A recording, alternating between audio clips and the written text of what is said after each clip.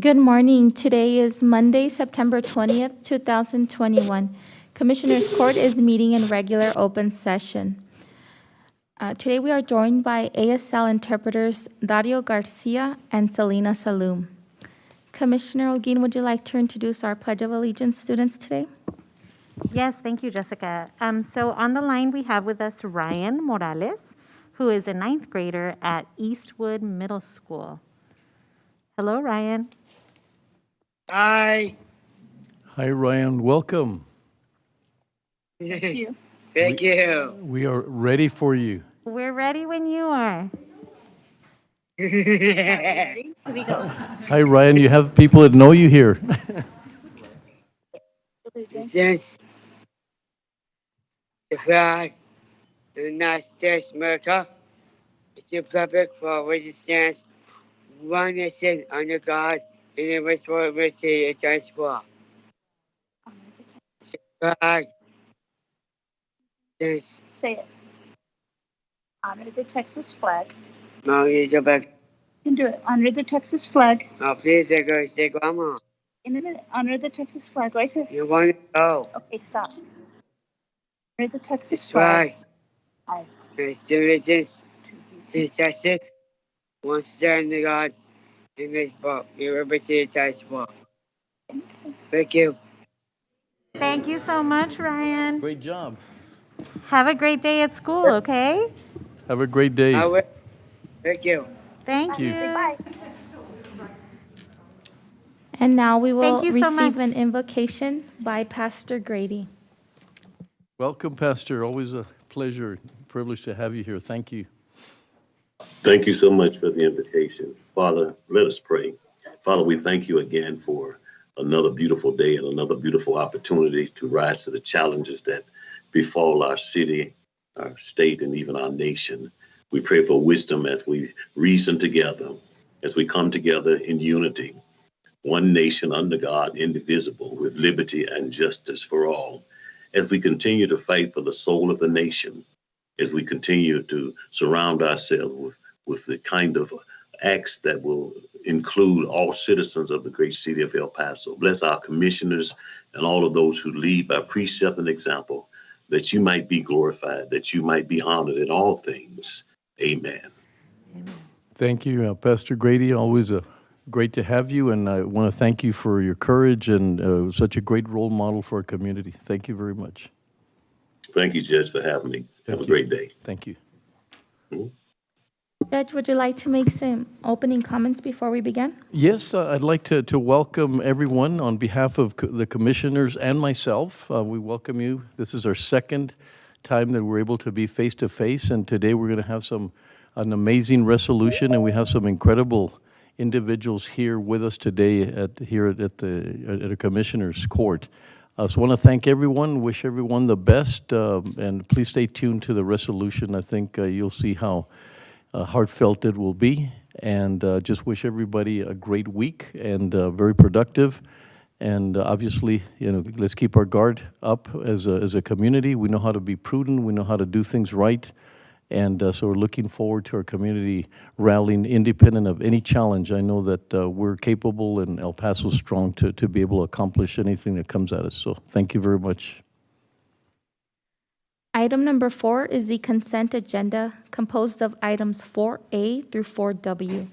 Are there any items members of the court or public would like to pull for further discussion? Commissioners? Hearing none, move to approve. Second. Commissioner Olguin? Aye. Commissioner Leon? Aye. Commissioner Stout? Aye. Commissioner Robinson? Aye. Judge Samaniego? Aye. Motion carries. Item 5A, resolutions. Approve and adopt a resolution declaring September 18, 2021 as Childhood Cancer Awareness Day in El Paso County, Texas. I have such an honor to be able to present this resolution. I know it means so much to the commissioners, and I know the support that each commissioner gives to this particular situation, this cause, and look forward to being able to support going forward. I think you'll find out the impact that it has on doing the right thing and what the Children's Hospital has done for so many years. Cindy Stout, we thank you for your leadership and all your team. And you'll be able to witness very close the kinds of things that happen when people have passion, when they have a heart, when they want to do what's right. It'll be amazing what happens when people come together with that kind of spirit. So it is my pleasure and honor to present the resolution. Whereas each year, thousands of children are diagnosed with cancer across the country, including here in El Paso County. Whereas the El Paso Children's Hospital supports patients and families who are currently fighting and have fought childhood cancer, which is not always treated like adult cancer. And whereas the Southwest University Blood and Cancer Center of El Paso Children's Hospital is the only certified children's oncology group center in 350-mile radius and remains committed to providing the latest care protocols to treat all pediatric cancer types. And whereas the medical and support staff continually work for the best possible outcomes for all pediatric cancer patients every single day. Whereas the Commissioners Court plays a vital role in supporting the fight against pediatric cancer at El Paso Children's Hospital. And whereas in 2012, the Obama administration proclaimed September as National Childhood Cancer Awareness Month. Now, therefore, be it resolved that the El Paso County Judge and Commissioners Court do hereby declare September 18 to be known as Childhood Cancer Awareness Day. Signed this 20th day of September, 2021. Second. Second. Commissioner Olguin, Aye. Commissioner Leon, Aye. Commissioner Stout, Aye. Commissioner Robinson, Aye. Judge Samaniego. Aye. Motion carries. Thank you. Cindy, I'd like for you to tell us a little bit about Children's Hospital and all the great things that are taking place, and also what the community needs to do to help out as we move forward. Thank you, Cindy. Absolutely. Good morning, Judge. Good morning, Commissioners. It's good to see you on this Monday morning. I'm Cindy Stout. I'm President and CEO for El Paso Children's Hospital. I have had the privilege of being at the hospital now for 4 years this month. And so with that, we continue to see significant growth in the services of the hospital. One of those in particular being our cancer program. But today, I know that we are going to recognize for Cancer Awareness Month, but also too, I'd like to make sure that you all are aware of some of these comprehensive programs that are being put into place so that our children can remain right here at home in El Paso to receive the highest level of care versus leaving our community for care. We have our craniofacial program, our brachial plexus program, spina bifida, scoliosis. The list is starting to really grow, again, with the whole aim of keeping our children right here at home. I grew up here in El Paso. My father was in the military. This is my home. This is where my children grew up. I know many of you all are from El Paso as well. And so we want to make sure that our children have that level of care. And thank you to each of you all. It has been instrumental having your support and your guidance as we continue to grow our El Paso Children's Hospital.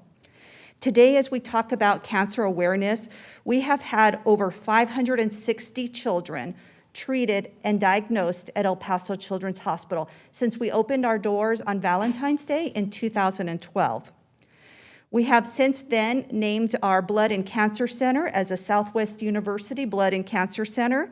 We have inpatient and outpatient treatment. Additionally, we have what is called a COG, a Children's Oncology Group. We are affiliated with the largest organization throughout the nation for clinical trials for our children, as well as developed pathways. And behind me, you will see many of our family members, as well as some of our children, and I will call them out in just a minute, that have received services at El Paso Children's Hospital. We also have board-certified and board-eligible physicians, the only ones within the region. I also want to give a shout-out to Gold Out El Paso, and our whole team here, Eric Montelongo and his wife Eileen, as well as several other family members created Gold Out El Paso in awareness for Cancer Month. Also, I want to mention that Eric was recently recognized at the Texas state level for his contributions. He was one of 10 nurses statewide who received that recognition for his contributions for cancer awareness. Eric, will you stand?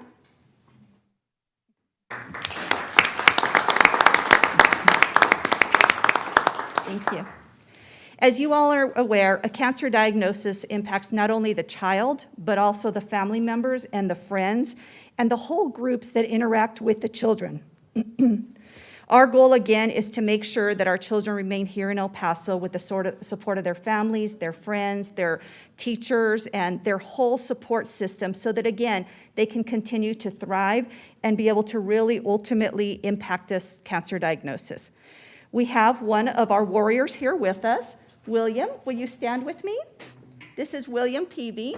Hi, and we William. are very fortunate that William is about a year out, Mom, from his cancer diagnosis, and he is very healthy, and he is doing extremely well.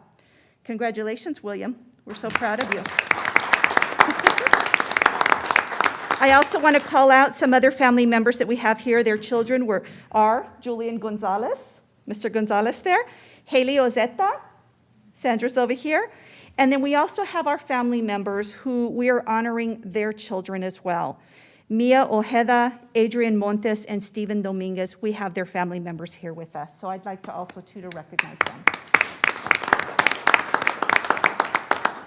You all probably saw just recently in the media, there was a story about Zai. He is a child that was diagnosed with neuroblastoma, and so he is being treated. He started his treatment at El Paso Children's Hospital. Consequently, he ended up having to go out of town for a bone marrow transplant or stem cell transplant out of the city. Our goal is to make sure that we continue to develop those services so that the children can remain here. You also have in front of you, I believe, some of the hospital's first annual reports. Our commitment is to share with you all once a year all the different services that are being put in place. So you have not just the hospital collateral, but the annual report. I'd like for the families just to come up real briefly and be able to be recognized by you all. Absolutely. Thank you.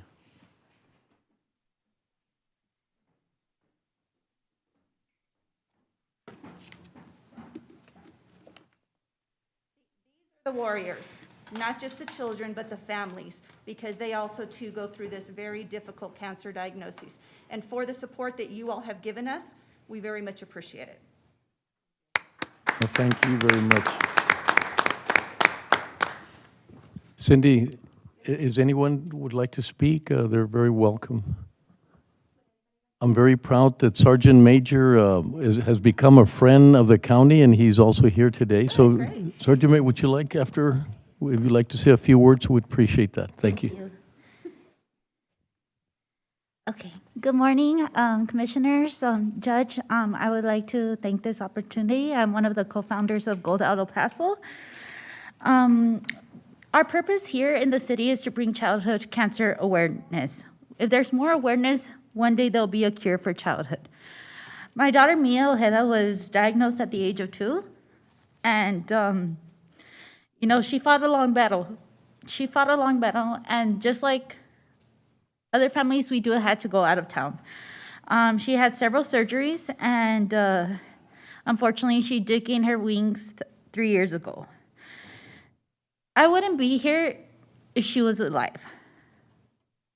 It took my daughter to pass away to honor her and to be part of this movement. That poor families that founded Gold Out El Paso had to be impacted by childhood cancer to bring this awareness. We're bringing this awareness because every child deserves to be a child. Every teen deserves to be a teenager. And the awareness needs to happen so these kids could be acknowledged for their bravery, for their courage. Chemo is a horrible, horrible medication that adults take that our children are taking as well. And I just want to thank you for giving us the opportunity. And Gold Out, we're here not for the we're here for the awareness, but also we have lost a lot of children. We have lost a lot of friends. And we believe it's our free ticket to heaven. So I just want to thank you guys for the opportunity of having Gold Out here, our families, and please continue this movement that we have for childhood cancer awareness. Thank you, guys. Thank you very much. Thank you. William. Hi, William. Can I take off my? Absolutely, William. Go right ahead.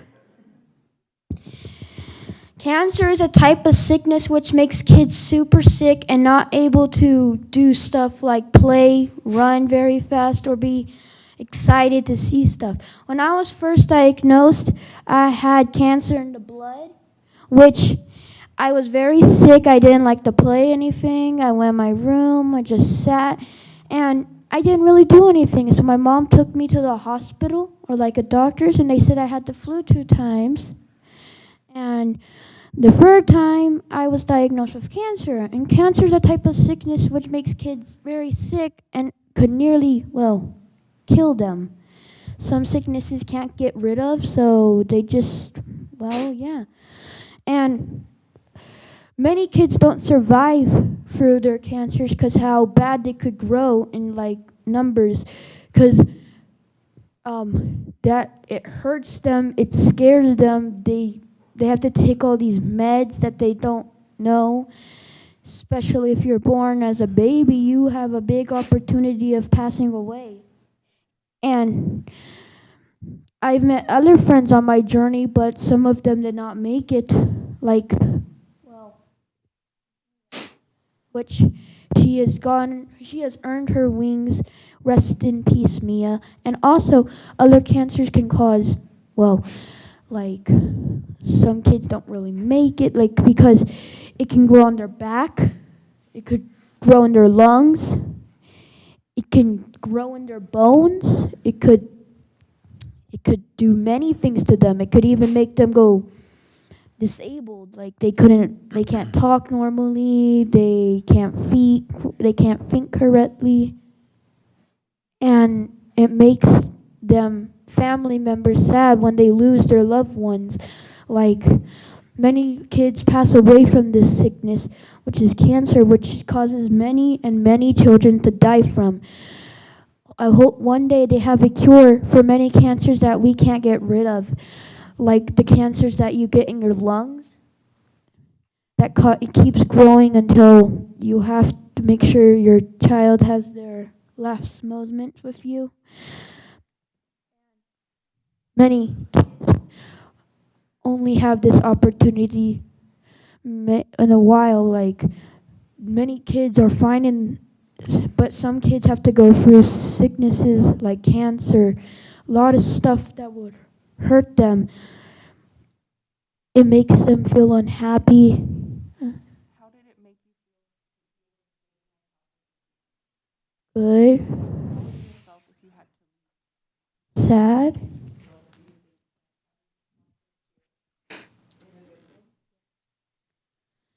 Also,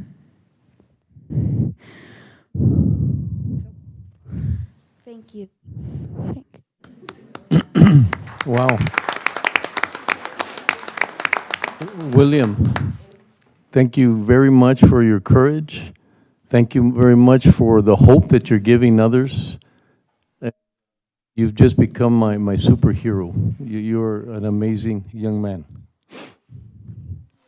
Thank you, William. Hello, my name is Eric. I just want to say thank you. Thank you for inviting us and doing this.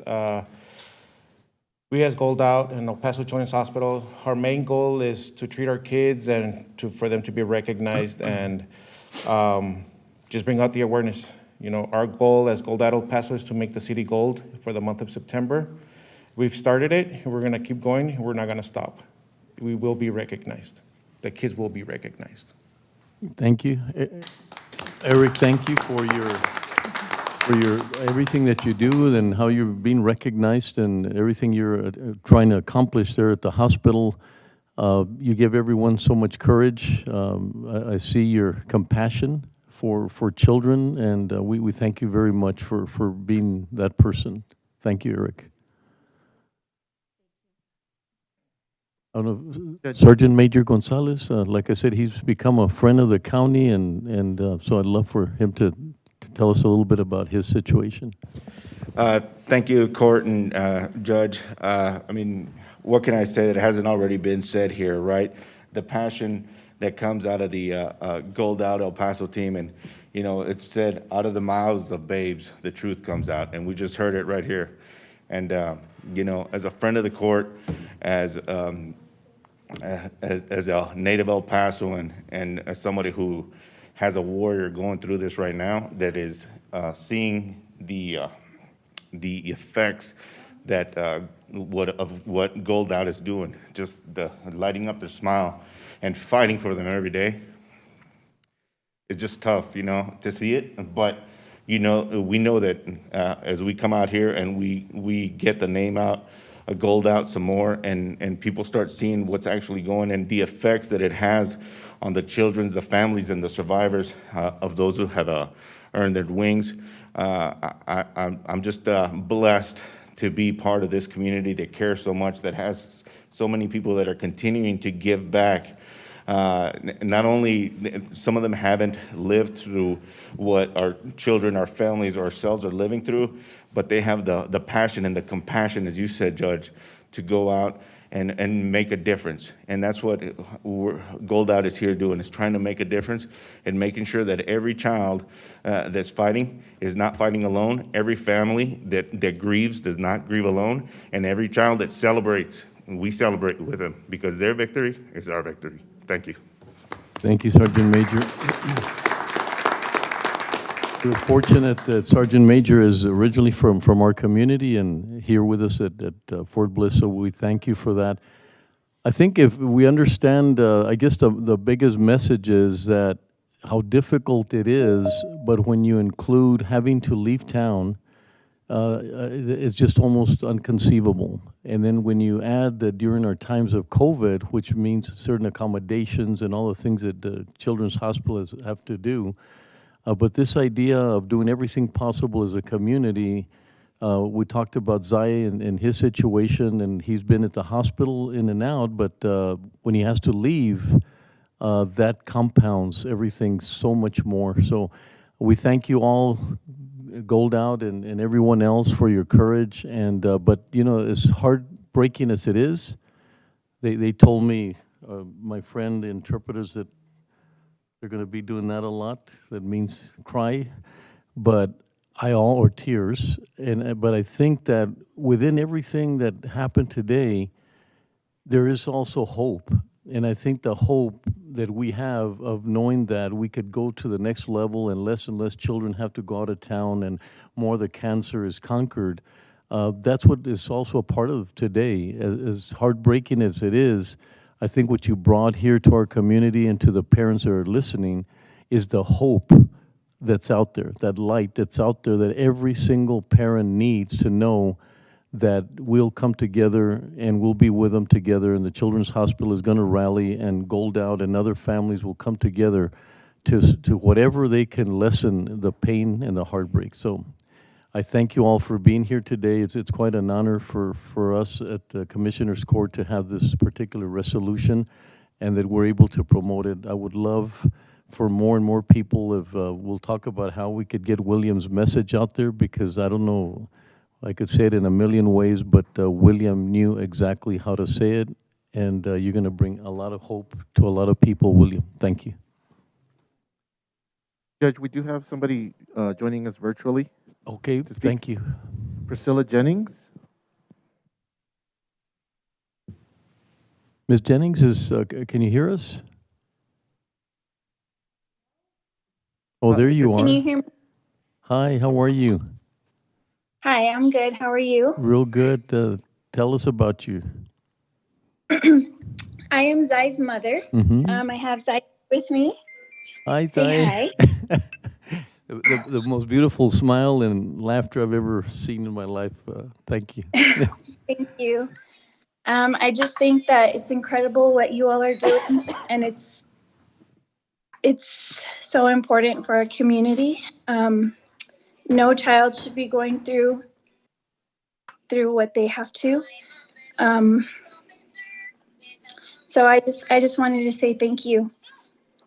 No, we thank you, and I got to see the news video and your courage and Zai's laughter and his ability to look at what he has, not at what he doesn't have, and I think it's a lesson for all of us. And you know, once again, thank you for your testimony and your courage, and for being part of this movement. And I think it should be a foundational movement to make sure that we eradicate cancer and that we eliminate anyone having to leave to get treatment. I think it should be in our hearts to make sure that each one of us does something about that. Thank you for joining us, and I thank all of you for being here today, and have a really blessed week. Thank you. Thank you, William. Very much. Thank you. Would you mind if you came up and we could take a picture of you, and we'll stand behind you here?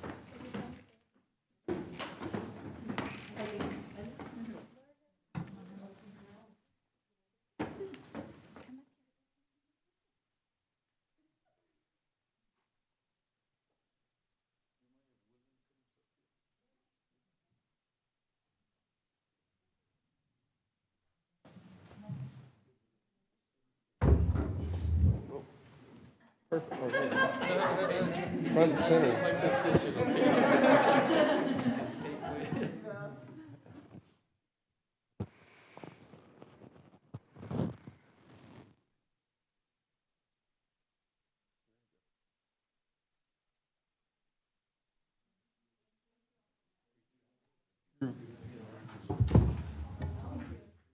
Thank you, William. Bye-bye. Bye, sweetie. Thank you.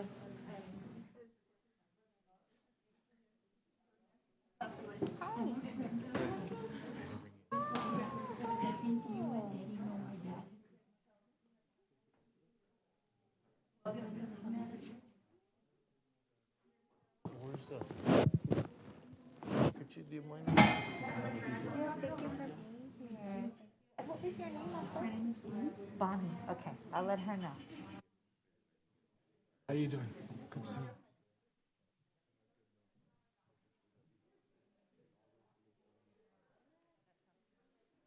Yes, I'll connect with you.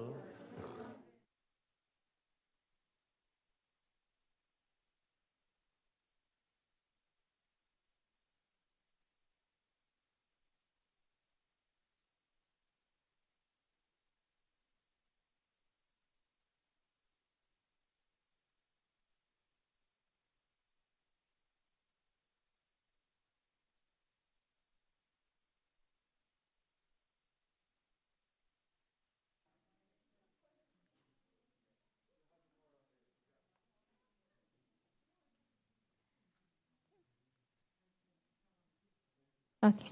Item number 6 is public comment. At this time, we do not have anybody signed up for regular public comment. We'll take no action for item number 6. And Judge, at this time, could we go ahead and take item number 25? Yes, we need to, Okay. I know the Chief Esparza, right? Is that the, yes, thank you very much. Okay, item number 25, Budget and Finance. Pursuant to Health and Safety Code, Section 775.305, discuss and take appropriate action to approve or deny the recommended FY 2022 budget and tax rate for Emergency Services District Number 2. Good morning, Judge and Commissioners. Jessica Garza from Budget and Fiscal Policy. Thank you, On Jessica. August 12th, during the budget hearings, the court received a presentation by the Emergency Services District Number 2 for their fiscal year 22 budget and proposed tax rate. Having met all the statutory elements, we request that the court approve the recommended FY22 budget and the FY21 property tax rate for ESD Number 2 as per Health and Safety Code 775.305. At this time, I would like to turn it over to Chief Esparza and Ms. Mariana Navarrete. Thank you. Go ahead, Chief. Good morning, Judge and Commissioners. Sorry that I requested it moved up as I'm out of town on some training. Thank you for having us. I believe there's a slide there somewhere just so we can give a quick recap. As you all know, we have a 32.38% increase by our budget approved on 7/30 of 21. Our capital improvements will go to $2,183,200. Our long-term debt will be $2,175,606.86. And our fire departments and district headquarters operational budgets are changing evolving every year. Clint Fire Department will be $82,594. The district at $4,933,614.09. Fabens at $88,103. Montana Vista at $85,000 with $20. Southern Side goes $72,508.74. And Socorro with $138,000. West Valley with $128,200. Our tax rate is proposed is at 10 cents for every $100 valuation. And our INS tax rate will be 0.048541. M&O tax rate will be 0.051459. The reserve balance will put us at 30% for fiscal year 21-22. Any questions on that, Commissioners? Any questions, Commissioners? None at this time?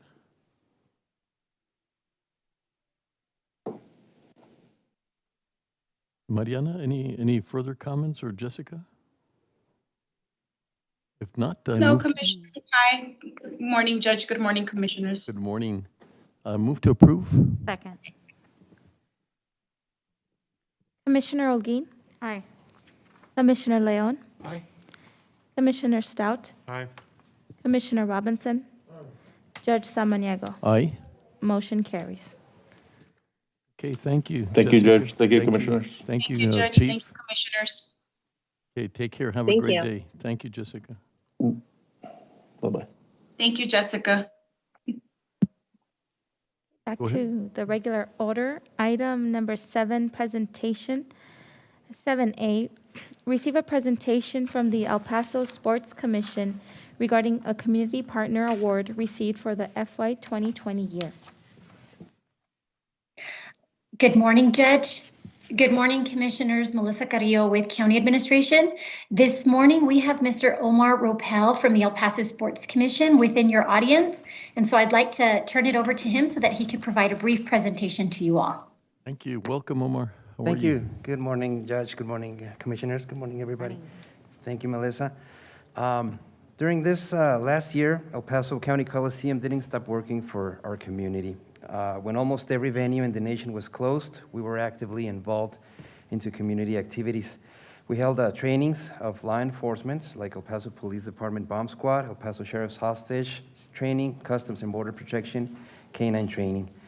In the month of April, we were where all the supermarkets have pretty much empty shelves.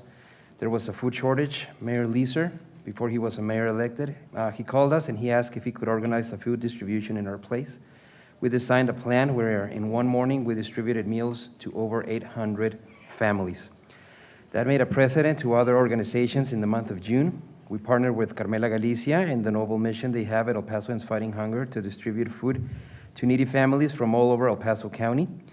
From June until October, we helped El Pasoans Fighting Hunger distribute over 3,255,594 pounds of food to almost 41 families in our community. These distributions were made drive-through style. Volunteers never had contact with the families receiving the food because it was drive-through food distribution. They just pop up their trunk, we put in the food, and they would leave. We met several families that were actually living in their car and didn't have anything to eat. So by doing this, we pretty much changed their lives. In June, we started our carpool cinema. El Paso County Coliseum was the only place that would provide family entertainment in a safe and healthy, socially distanced environment. When the El Paso Community Foundation found out about it, they decided to do the same. And in July, El Paso County Coliseum was part of the Plaza Classic Film Festival. In August, El Paso Sports Commission handled the placement of the stage and recommended production company for the event to unveil the Healing Garden in Escarate Park to honor the shooting victims. El Paso Sports Commission partnered with Tito's Vodka to distribute 10,000 bottles of hand sanitizer free of charge to community members. And that was when nobody could actually find hand sanitizing, if you remember.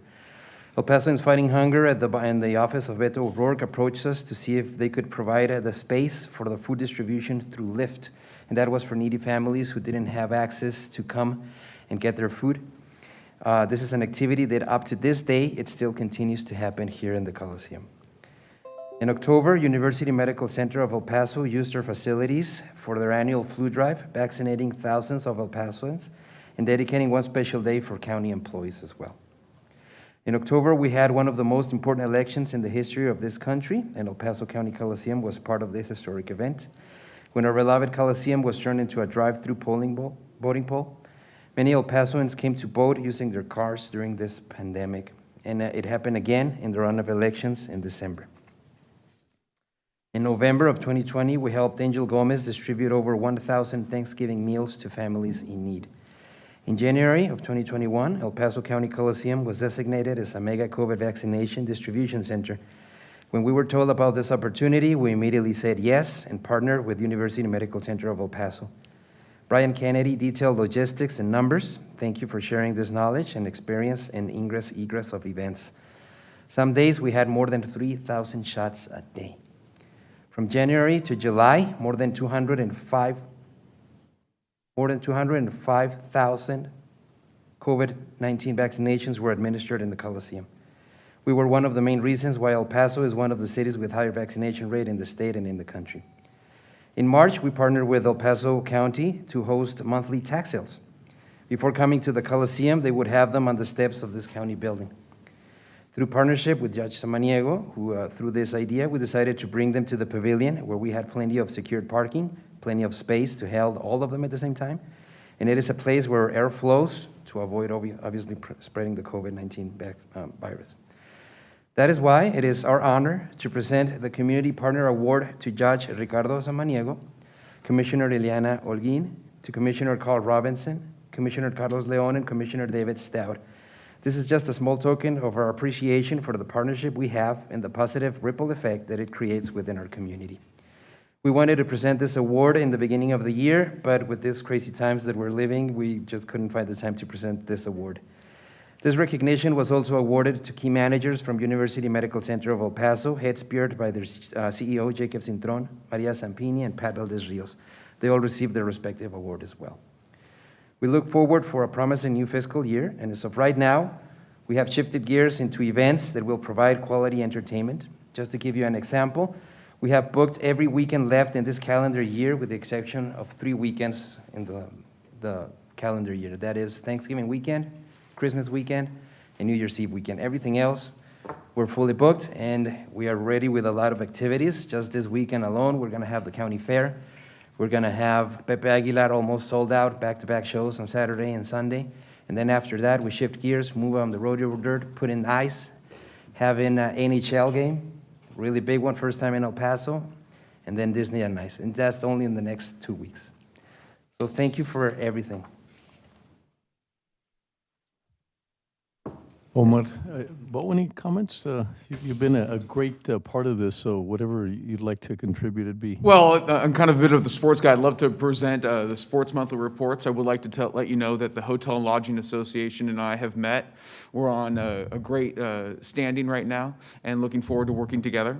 In terms of what, just to piggyback off of what Omar said, there's a great fulfillment in being partnering with UMC and the Coliseum and the Sports Commission and distributing the UMC or the COVID-19 vaccines.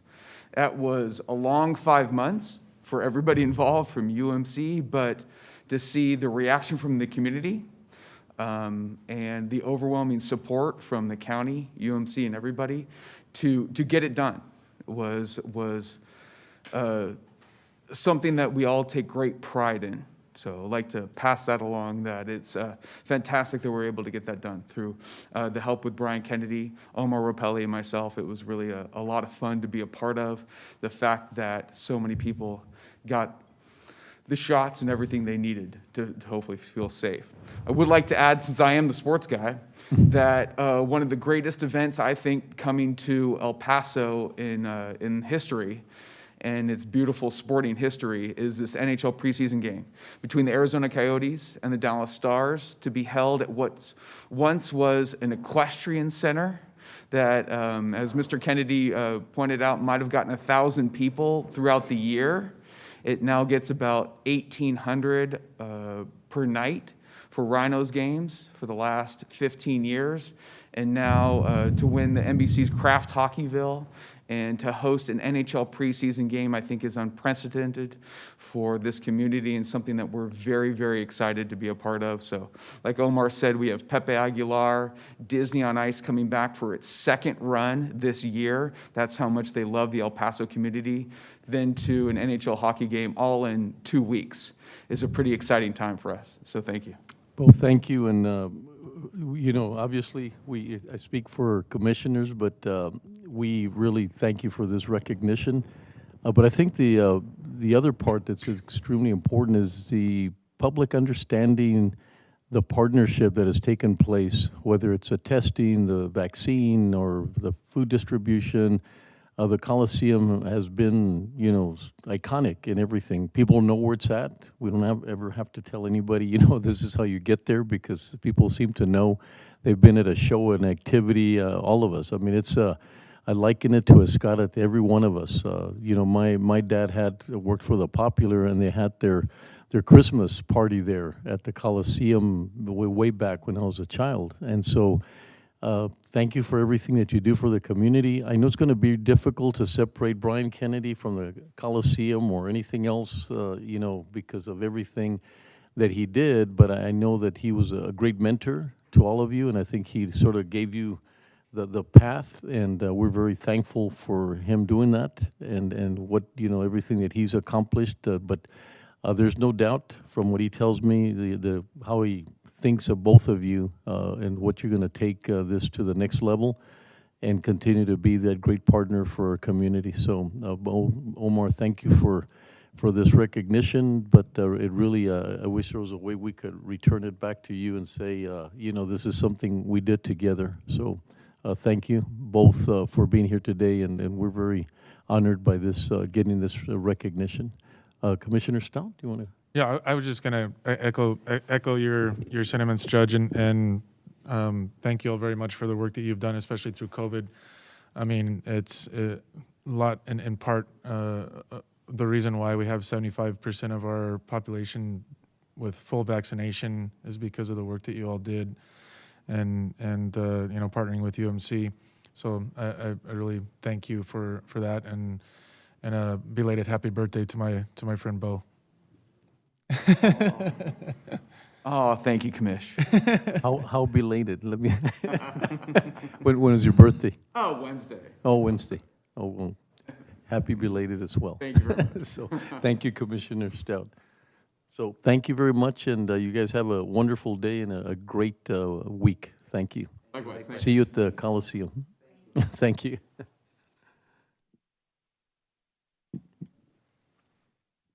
Item number 8, County Administration. Receive a report, discuss and take appropriate action regarding the CARES Act grant, the Coronavirus Response and Relief Supplemental Appropriations Act 2021, and the American Rescue Plan Act of 2021.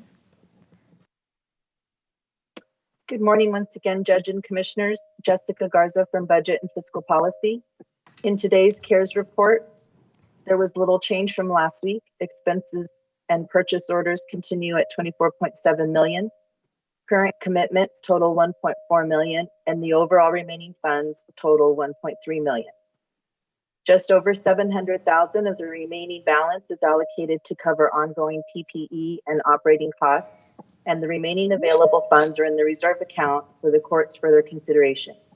Slight change from the last report is due to PPE expenses being paid and open purchase orders being closed. This concludes the CARES report for the week. I'm available for any questions you may have. Questions, Commissioners? If not, Jessica, thank you very much. Next is the American Rescue Plan weekly report. There have been no changes to the overall commitments and balances. The additional items regarding ARPA on today's agenda will allow the Auditor's Office and Budget to report on allocations already approved by the court to date. This concludes today's update, and I'm available for any questions. Okay, there are none at this time. Thank you. Thank you, Judge. Thank you, Jessica. And Commissioners. There will be no action for item number 8. Item number 9, approve and authorize the county judge to sign the award terms and conditions and assurance of compliance with civil rights requirements for the U.S. Department of the Treasury, American Rescue Plan Act, Coronavirus State and Local Fiscal Recovery Funds on behalf of El Paso County in the amount of $163,012,143 to be utilized March 3rd, 2021 through December 31st, 2024. No county matches required. Contract number 2021-0731. Thank you. Betsy, welcome. Thank you, Judge. We also have Jose Landeros on the line. He may want to add some to this, but this is a requirement for accepting the grant terms, or the grant, the terms and the requirements for accepting the American Rescue Plan funds. Thank you. Jose? Good morning, Judge, Commissioners. Jose Landeros. No, Ms. Keller covered everything.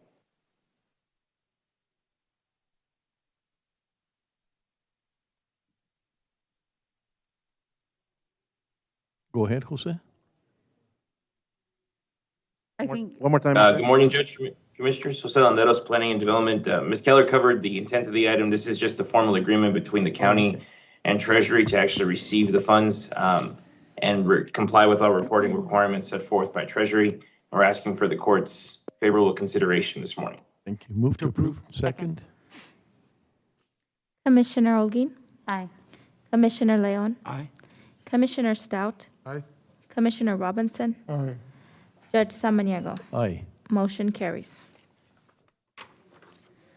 Item number 10, discuss and take appropriate action to amend the El Paso County American Rescue Plan operating budget.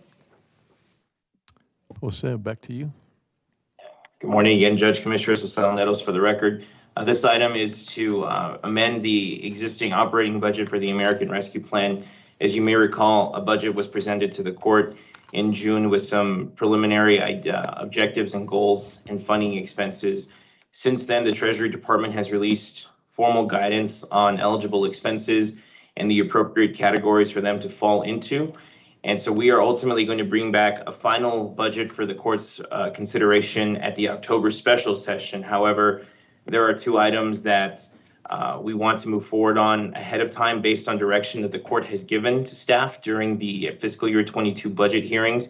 And those two items are the $34.7 million cash infusion to University Medical Center, as well as the transfer of funds to cover eligible expenses incurred by the county's risk pool fund or the health and life fund. So this budget amendment this morning helps us facilitate that by moving the appropriate amounts into those specific categories. And so the recommended action for the court is to approve and authorize operating budget amendments by transferring funds between expenditure categories as follows. And that's to transfer $1 million from category 6.1 revenue replacement to category 1.6 public health medical expenses. And this is specifically for the county's health and life fund. And this next one is to cover the UMC cash infusion.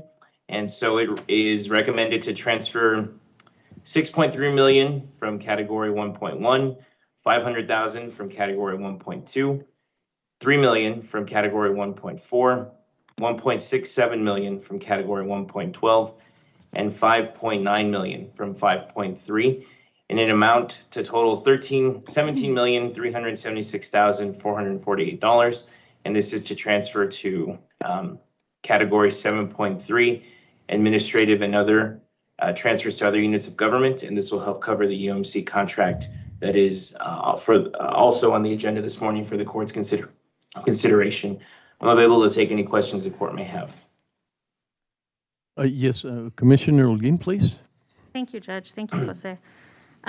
So when we were first having the discussions about the ARPA funds, certainly we all agreed that UMC had to be a huge priority, and I'm really glad that we were able to come to that agreement and set aside the total of $34 million for UMC. However, I also remember having discussions with the court where we decided that water and wastewater projects for our areas and our communities that weren't connected to these necessary services was also a very, very important and should be a huge priority for the county. So I'm really disappointed to see that we're going to move almost $5.9 million from our wastewater projects when we had identified that as a priority for these funds, when we were talking about how we wanted to do something transformational and life-changing for our residents that we didn't know if we were going to have the opportunity to ever do for them absent these funds. So I'm actually not in agreement with the movement of those funds. I think that we really need to look at what our priorities are. Public Works came to us with a very, very detailed budget for what they would use these funds for, the funds that we agreed to give them. So I'm not in agreement, Judge, with moving the almost $5.9 million from the wastewater projects. Betsy, you want to address that, please? Yes, Jose actually can go into greater detail. We're not proposing to reduce the projects. It's the timing of the funding. Jose, can you cover that, please? Yes, ma'am, and thank you, Commissioner. And that's exactly correct. Well, we have executed all the funding that we need from the first tranche for design services at this time. Most of the expenditures we're going to see out of that $34 million can be covered in the second tranche. And so what we are proposing at this point is to take the balance of that $17 million that we had in the first tranche to help cover the UMC expense. Really, this is just a cash flow issue that we're trying to accommodate, and we will reflect the revised amount in the entire budget at the October special session, but there is no intent to modify the $34 million from the water and wastewater projects. It's just splitting it up more accurately to backload the cost, and that creates some capacity for us to identify the funding necessary for the UMC agreement in this first tranche. Okay, so then the next tranche, the 17, I think it was, 17 million in wastewater, that's going to go up by these almost 5.9, right, million? Okay, great. Okay, then I'm okay with that. I just want to make sure that the wastewater projects are not going to be. No, and for the public, thank you for clarifying that, because it would seem that way, so a great opportunity to do that. Move to approve? Judge. Commissioner Robinson. Thank you, Judge. My comments are similar to Commissioner Hogan's comments in the same regard, as well as we, in light of what we happened a couple of months ago with the flooding we had here in El Paso. That leads me also, as part of my discussion and comments I made in regards to that, that we need to make sure that is a priority for our community, as well as we talked about, and I haven't seen it, but hopefully that we take action in regards to the letter that goes out to all the stakeholders in that regard. We need to collaboratively come together to come up with a solution to solve our problems throughout the El Paso County. So I would hope that I'll get some feedback on that regard as far as what's the status of that request that I made back a month ago.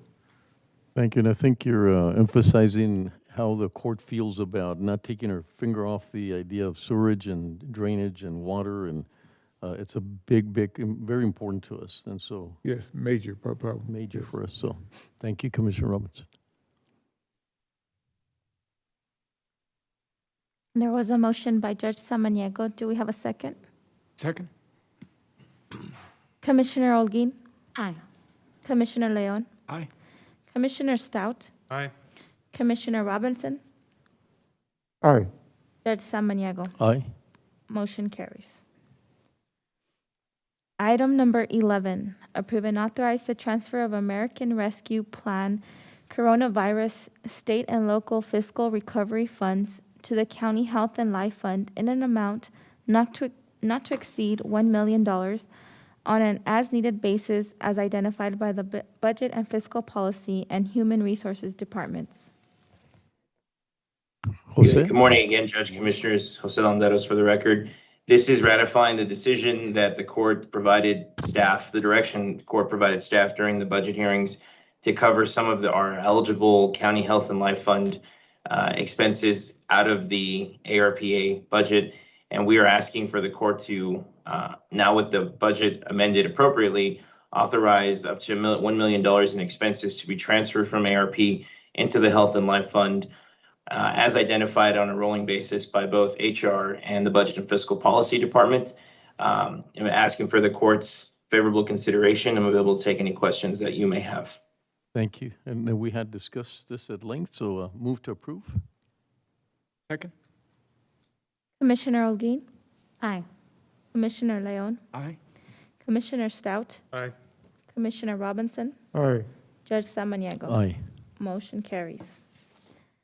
Item number 12, approve and authorize the county judge to sign the American Rescue Plan Act Coronavirus State and Local Fiscal Recovery Funds Subrecipient Agreement with the El Paso County Hospital District doing business as University Medical Center of El Paso in the amount of $34,752,896.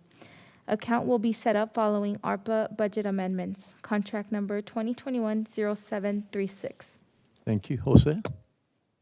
Good morning, Judge Commissioners. Jose Landeros again for the record.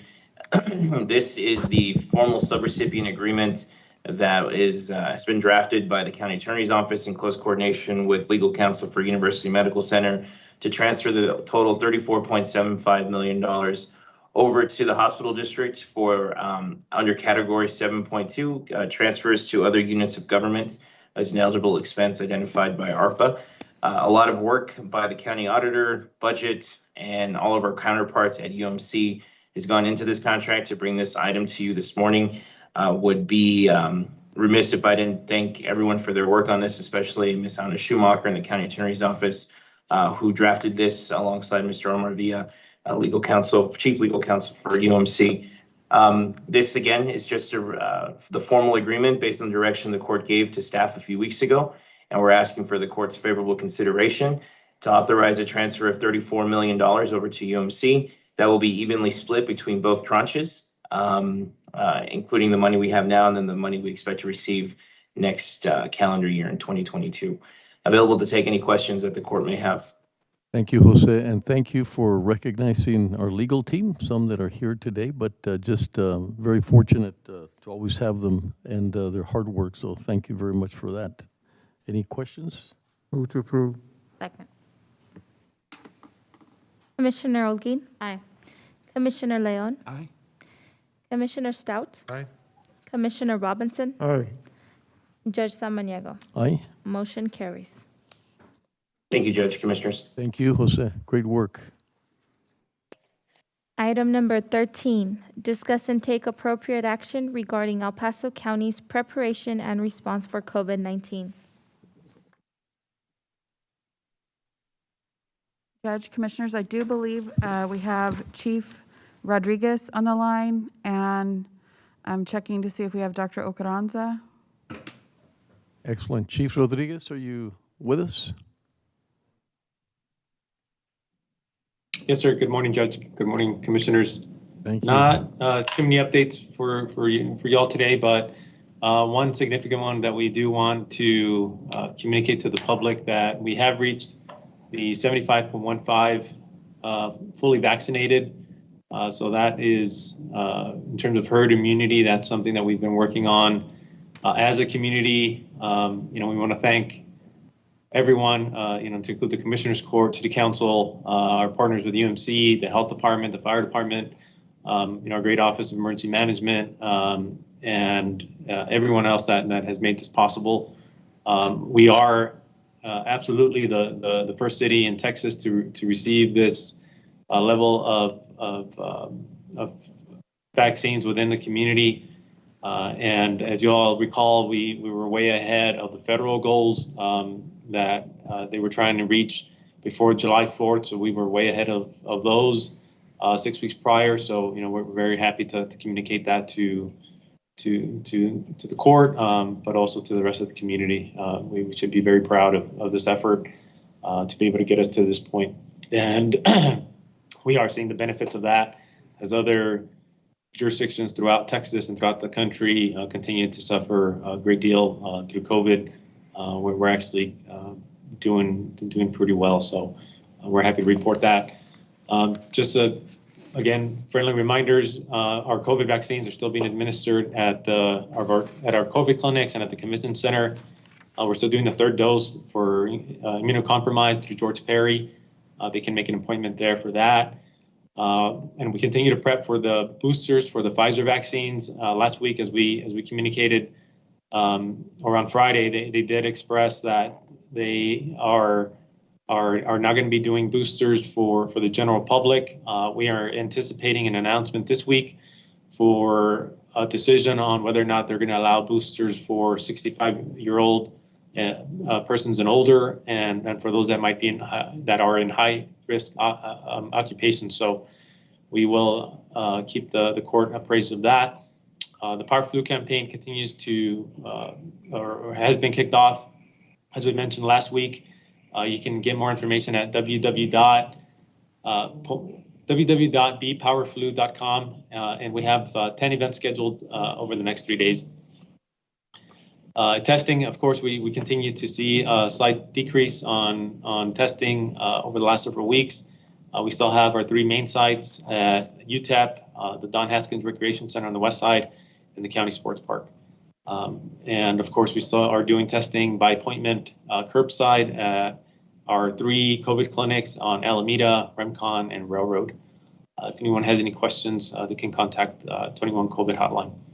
And that's my report for today. If y'all have any questions, thank you. Thank you very much, and congratulations, Chief. As you said, lots of partners coming together, and we thank you for that. Go ahead, Sure. Dr. Ocaranza.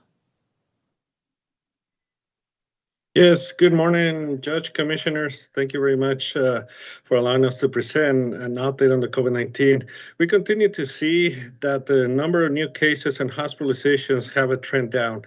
That is very favorable, and that is also because of the participation of the whole community in doing the preventive measures, whether it's the non-pharmacological approach, which is wearing their mask, washing their hands, staying home if they're sick, but also the very important and now, which is the foundation of all the prevention, which is the vaccination.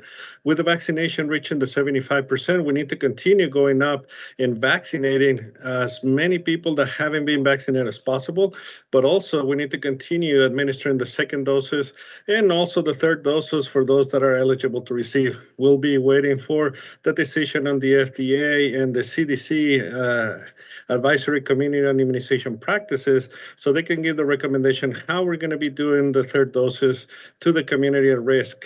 So they're reviewing the data, they're reviewing all the studies that have been presented to them. And we can, as Chief Rodriguez mentioned, we'll come and present that to the court with new information as we have it available. We continue to invite everybody to, if they know somebody that haven't been vaccinated, convince them, tell them how the vaccine is being effective. And fortunately, the vaccination continues to be very effective at preventing hospitalization and death. We're unfortunately seeing that 90% of the people that get admitted to the hospital in El Paso are unvaccinated, and 75% of the people that become positive are also from the unvaccinated ones. Vaccination is mostly effective in preventing death, hospitalization, and we're going to be seeing some breakthrough cases as far as the hospitalization and also the new cases because of the vulnerability that we have in our community. But nonetheless, we cannot discourage people from getting vaccinated. And we continue to tell the people that might be hesitant and asking, well, if I'm going to still be sick, why should I get the vaccine? Well, we should get the vaccine because that's the way that we're going to protect ourselves. We're going to be protecting our loved ones that most probably have the diabetes, have the high blood pressure, have the other conditions that makes them more vulnerable and more at risk of developing complications. So we'll continue to be sending that message to our community. We're very happy that we're not suffering as many other communities in the state of Texas. And from the largest metropolitan areas in the state of Texas, we're the first ones to achieve that 75%. So we want to continue because as more infectious variants we have circulating in our community, the higher the number or the percentage of people that will need to be vaccinated. So we don't have enough of these susceptible individuals to prolong or give speed to the spread of the virus around our community. And with that one, thank you again, and I'm happy to answer any questions. Thank you, Dr. Ocaranza, and you're a big part of the mandate. It's been the longest standing mandate so far, so congratulations on that, and I'm sure that's a huge part of our success, so thank you for standing up to do that, and thank you for everything else you've done, and you're a big part of the 75%. Thank you, Judge. Question, Judge. Yes, Commissioner Robinson, please. Doctor, we should be encouraging more people that have not had the vaccinations, the first one and the second one shot as well. But by the same token that I think what you said, until we get coordination or approval from FDA and the CDC, that we should not be in a rush to get the booster shot, particularly you got the Pfizer, the Johnson & Johnson, and you got the Moderna. So like in my case, I had the Moderna, I had the first one and the second one. So there had not been any announcement that the one that I took had been approved for the booster yet. So is that what the message we should be conveying to the community? Yes, sir. And we're waiting for the CDC and give the recommendation how we're going to be administering the boosters. We're doing third doses to those individuals that are considered immunocompromised, and those we continue to administer as they come and request the vaccination. So that we're happy to continue doing and get more clarification as far as the other booster shots that are for the rest of the population or the group of people that are considered to be at risk, which is the ones that the FDA advisory group have recommended to receive the booster shot. Okay, thank you. The ones that we don't have yet information is on the people that received the Johnson & Johnson vaccine. And those, we haven't heard much information. The company needs to submit the data and the information to the FDA so they can give and have the proper recommendation for those. A lot of people received the Johnson & Johnson, and actually the Johnson & Johnson is a very good vaccine, very effective as well, and it has been able to protect against hospitalization and death. So as we have more information in regards to the Johnson & Johnson vaccine, we will also bring it to the court and to the public so they can be aware. Thank you, Doctor. Thank you, Commissioner. Yes, Commissioner Holguin, please. Thank you, Judge. Hi, Dr. Ocaranza. So I thought I saw this morning an alert that Pfizer might be requesting emergency authorization for the vaccine for children 5 to 11, I think. I saw. Could you speak a little bit more about that, about what that process, how long it might take, what it might look like? I know we still have a lot of parents, as you know, who are worried about their kids who are back in school. Yes, Commissioner, and thank you. Definitely, they've been doing the trials for the population of 5 years of age to 11, in which they needed to determine the dose, they needed to determine the interval, and do the test to see the immunity and how effective the vaccine is. They're going to be submitting that information to the FDA, and it might take maybe a couple weeks or a little more weeks, so the FDA can review that information and give the recommendation to approve as an emergency use authorization. So it will be great. In this way, the parents can continue vaccinating those children that were not eligible to receive it, which are younger than 12. But in the meantime, they need to continue wearing the mask. And the parents that haven't received the vaccine need to really go and get the vaccine also so they can protect the rest of the family. So we might be getting that good news maybe in about a month, you think? I would think so. I would say. And which is what we had estimated, that either it was going to be late fall, which it was going to be probably in November, but hopefully it's sooner in October. Great, thank you. Thank you, Commissioner. Thank you, Doctor. Thank you, Commissioner. Does I have another question? Yes, Commissioner Robinson. Doctor,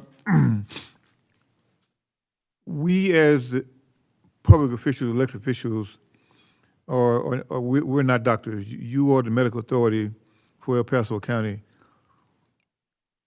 We should not be giving medical advice to constituents, particularly the kids who are going to school, as far as should they have the vaccination, should they, if they have symptoms, how long they stay out of school, et cetera.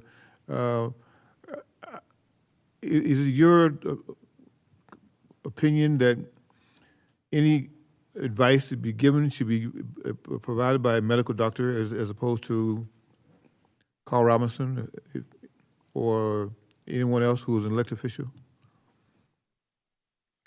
Well, thank you very much, Commissioner. And we have given the recommendations from the Department of Public Health to all the schools, and that sets the framework as how they need to handle those cases, how long they need to stay in isolation and quarantine, all the proper recommendations, and they were very detailed in regards to those that the schools can follow, and they're based also on the recommendations from the CDC, which is the leading public health agency. Well, if someone asks me, I always tell them to refer them to their medical doctor for medical advice, because I'm not a doctor. But we have some elected officials that have been giving out medical advice as far as what they should and should not do. So I would just encourage those individuals who are giving that advice out to refer them to you or refer them to their medical doctor for medical advice, because we are not doctors or scientists. Thank you, Commissioner Robinson. I just want to clarify something, and that is that we follow the guidelines. We don't, at any time advise or become medical professionals, but we do need to be very, careful. On the other hand, no one has the platform like an elected official. So if he's producing the right information, there's no one right now. It's the commissioners, it's the mayor, myself. We get hurt tremendously, and we don't want to lose the opportunity of things that are very succinct. They're not in the area of medical advice, but they're things, we always get speaking points as to what we need to convey to to our community. But we do have probably one of the best platforms, each one of us here, including myself and others. So we don't want to be so hesitant that we're not able to communicate information that has already been vetted and information that we feel, I said, we get a lot of speaking points that are very clear, so that we don't get into the advisory component, but we do have to communicate, what's happening in our community to the rest of our constituents. So I just want to clarify that we, as we're not medical doctors, but we do convey information that has been allowed for us to convey to the rest of the community through the public health. Judge, and if I make a comment, that has proven to be very effective, and I appreciate all those messages that each and every one of you provide to your constituents, because you as leaders also have a voice that is well heard, and it has a lot of weight in our community.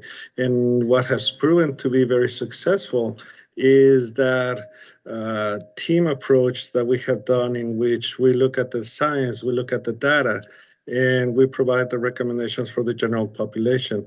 As Commissioner Robinson mentions, some people might have a very particular issue that can discuss with their medical provider and their medical doctor. And that is great, because we always recommend that you go seek advice, medical advice from the medical provider, but we make the proper recommendations, and everybody working as a team has been able to provide the best advice to the whole community. And as a community, following with the proper steps, we've been able to achieve many goals. Thank you. Thank you, Doctor, for your presentation. Thank you. Thank you, Judge. Back to you, Thank Betsy. you, Commissioners. Thank you. Betsy?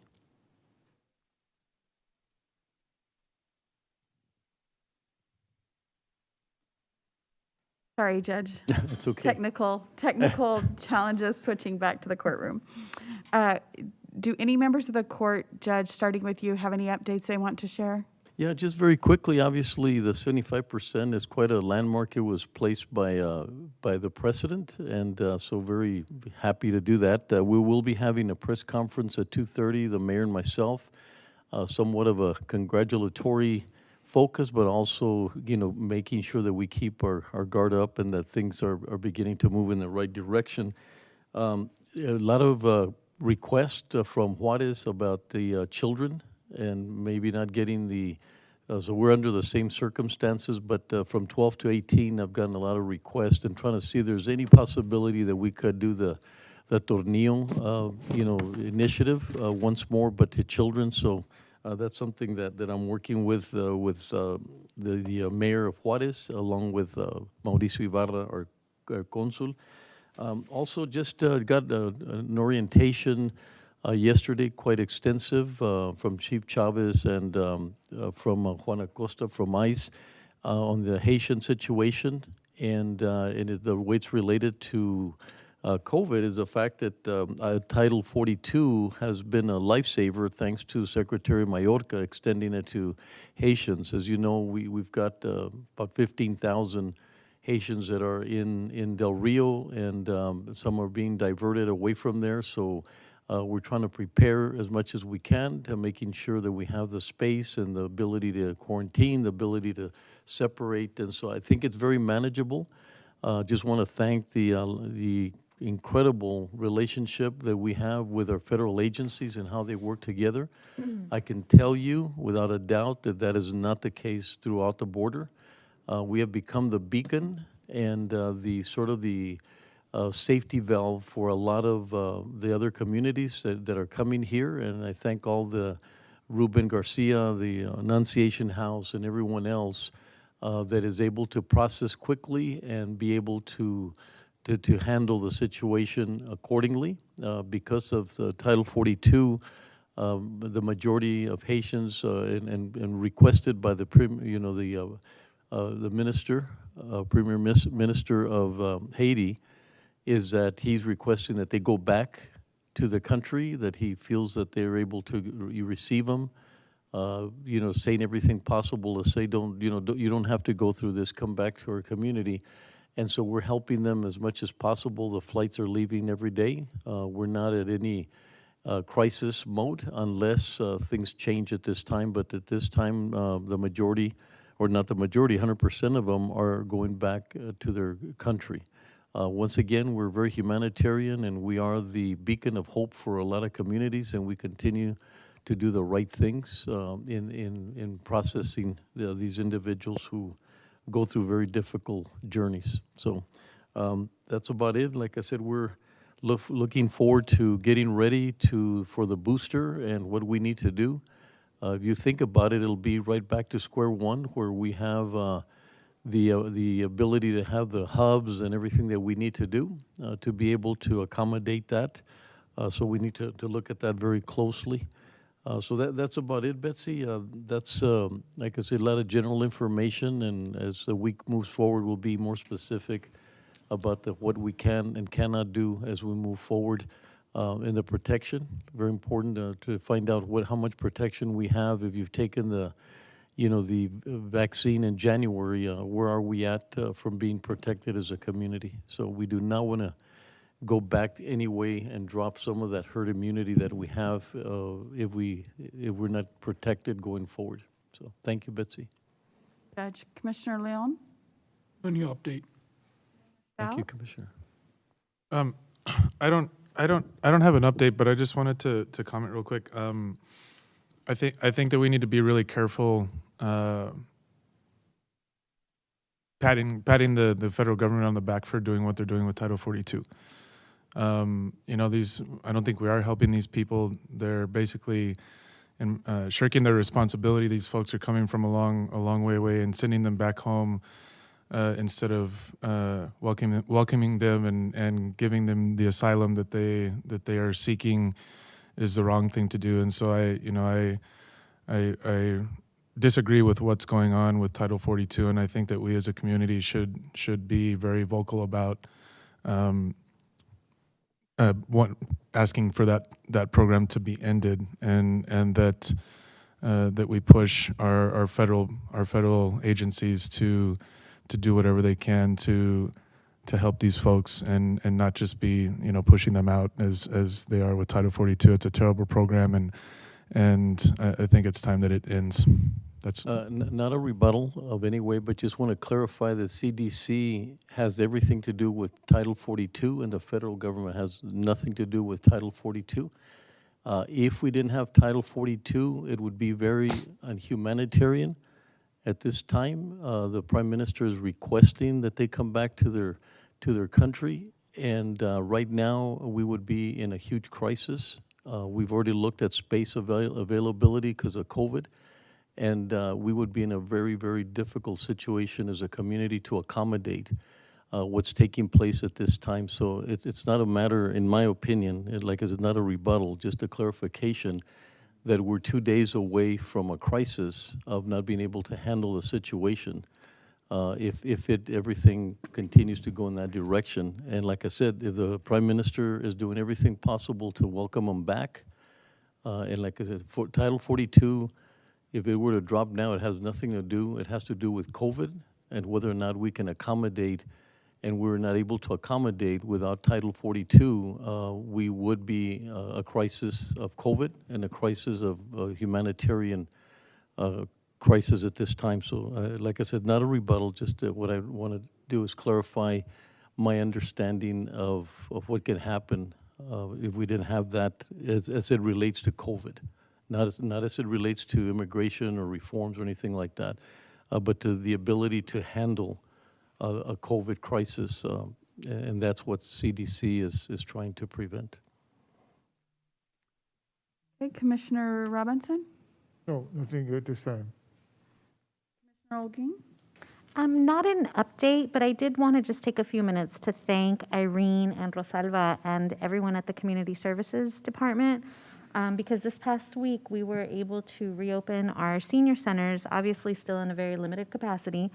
But on Thursdays, seniors are able now to go to the county's senior centers for a 2-hour period from 9 a.m. to 11 a.m. And they can play loteria, they can play bingo. It's basically a time for them to socialize. They're still not eating there at the centers, but the Community Services Department is giving them their food to go so that they can take that with them. But I just wanted to thank them for those efforts in getting our seniors back, even if it is only on a limited basis, because I know that so many seniors in our community were just really, really wanting to be able to come back and have that ability to socialize with other seniors, and we're really, really looking forward to this. So I'm grateful to them. And of course, it wouldn't be possible had we, El Paso as a community as a whole, had we not done such a great job of making sure so many of our seniors got vaccinated. I think their vaccination percentage is up in the 90s. So I'm really happy that they're able to come back, and thankful to Irene and Rosalva and the entire team at Community Services for that. I know it makes a huge difference in the lives of our seniors. Thank you for doing that. They're included in the hidden heroes because, my goodness, whether it's rental protection or being out there or food distribution, they're amazing. So thank you for bringing them up. It's very kind of you to do that because it's very deserving to recognize Irene and her amazing team. Thank you for that, Judge, and thank you, Commissioner Olguin. I also want to note they worked very closely with Dr. Ocaranza on that program, and we really appreciate his support because the social aspect of it is extremely important to the health of our seniors, and we're so thankful. So thank you for recognizing that. With that, this would conclude this item unless there's any other questions or any other updates. Thank you, Betsy. Jessica? There will be no action for item 13. Judge, at this time, we'd like to move to item number 26. Are they present here? Is Mario? I'm sorry, I thought you were referring to. Yes, sir, we are. We understood you wanted to go to this item at 11, and it's 11:10. Yes, I wanted that at 11, but I don't see. Do you see they're out there, Betsy, in the lobby? Let me see if they're online, Judge. They said they'd be at least the attorney. Said what, sir? They'd be here? Yeah, that Mario Gonzalez, the attorney, would be here present. Did they know we were moving the item up? Yes, sir. Yes, ma'am. Yeah. Yeah, we did notify him, and he said he'd be here. Is there one, Betsy, that you could we Yes, could we'd take be as glad- we wait? We'd be glad to do item number 14 and 15, the purchasing items. Sure. Jessica, you want to do that? Yes, sir. Item number 14, purchasing.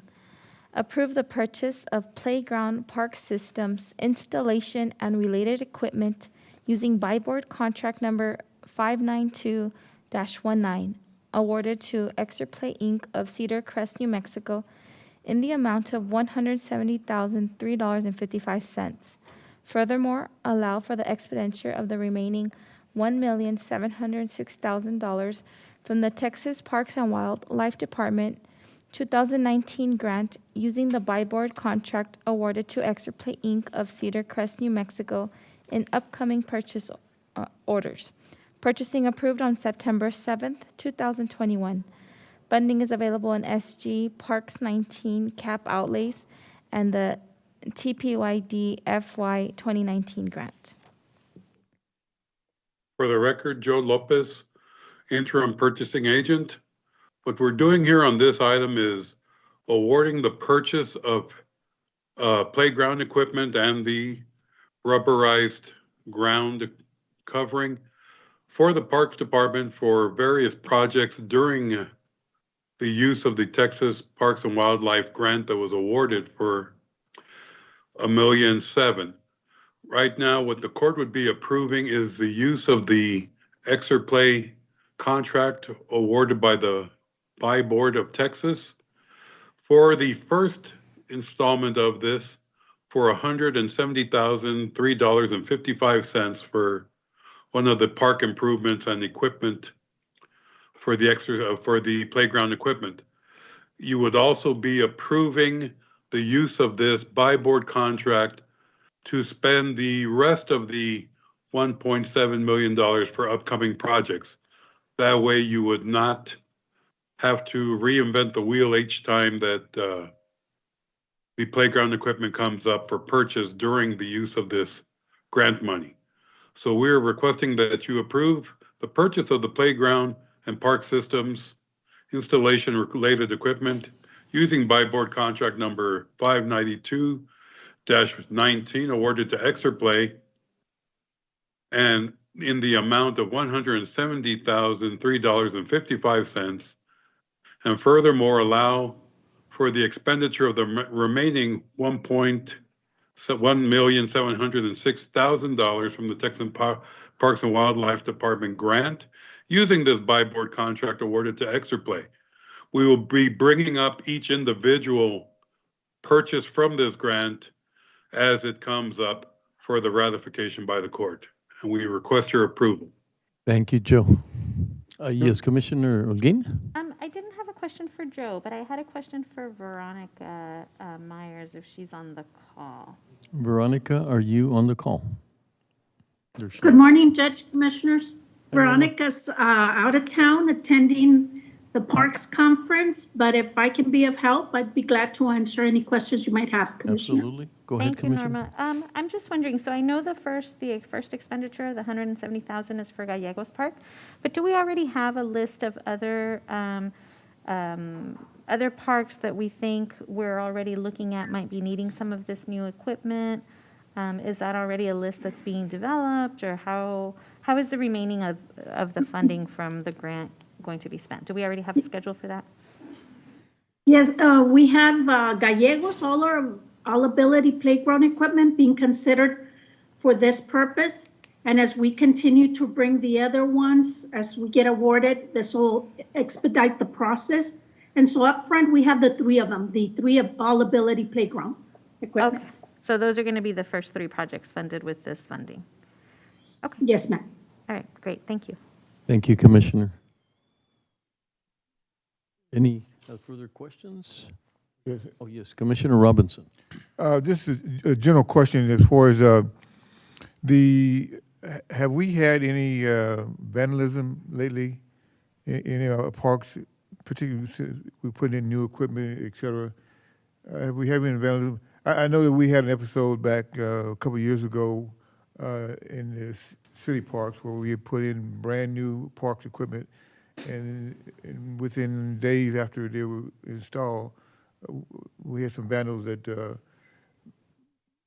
vandalized equipment. No. We had some fires that set fire to, particularly when you talk about the rubber padding you have. So that was one of the issues that we had. So just a curiosity question as far as what measures we have to curb our vandalism, if we have any. No, sir, none has been reported at this time. Like you are correct, some of our skateboard equipment was set on fire, but that was years ago. At this point, we have not experienced any of that. And we hope that this continues, that we don't experience anymore. Well, I hope not either. I just asked a question in that regard. Now, but at the same time, do we have insurance to cover? No, sir, we don't have that kind of insurance because our deductible is usually higher than the cost of some like minor damages. Mhm. Most of insurance policies we have, we're more self-insured. We also we also had a case where we put up some shade structures and one of those was cut not long after we put it up, but that's been a few years ago. The court did authorize and approve a position for the sheriff's office specifically for patrolling parks.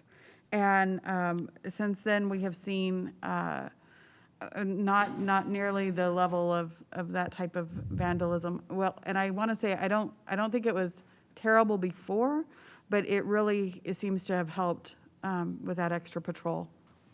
Okay, thank you. Thank you. I'd like Let's to pray sort that of we don't have any other episodes of that nature. Us too, thank I you. move to approve. I just wanted to expand that besides the patrol, I think the way that Norma and her team have gotten the community to get involved in the process of each one of the parks, I think that has really contributed to people protecting the park. And before it was a park that was out there, now it's become their park, especially in areas like the Tornillo and those areas. So I really believe that. I want to give kudos to that, bringing them together and, you know, helping plan things. And I think that's a big part of it. And I think we're showing the end result. So second to that. Commissioner Olguin? Aye. Commissioner Leon? Aye. Commissioner Stout? Aye. Commissioner Robinson? Aye. Judge Samaniego? Aye. Motion carries. Thank you. Thank you, Norma. Jessica? Okay, item number 15, approve the purchase of asset management software for Information Technology Department fiscal year 2022 using Sourcewell contract number 090320 SDI, awarded to Dude Solutions of Cary, North Carolina for an annual amount of $80,696.91 and 3 one-year renewable options. Purchasing approved on September 7, 2021. Funding is available in General Fund ITD Maintenance Repair Software. For the record, Joe Lopez, interim purchasing agent. What the county is doing is purchasing an asset management software system for the county to help maintain records and to do a study of all the county facilities to maintain better maintenance schedule, preventative maintenance, and to forecast capital replacements. This will be utilized by our facilities and public works people. This is off of the Sourcewell contract, and we are requesting that you approve the purchase of the asset management software using the Sourcewell contract number 090320, awarded to Dude Solutions in the amount of $80,696.91, and to approve the 3 one-year renewable options. Move to approve. Second. Commissioner Olguin? Aye. Commissioner Leon? Aye. Commissioner Stout? Aye. Commissioner Robinson? Aye. Judge Samaniego? Aye. Motion carries. Thank you. Have a good day. Jessica, we're going to move to item 26. Yes, sir. And I'd like to take about a 10-minute break just to get ourselves organized. Thank you. Okay. Thank you. Commissioners Court will recess for 10 minutes.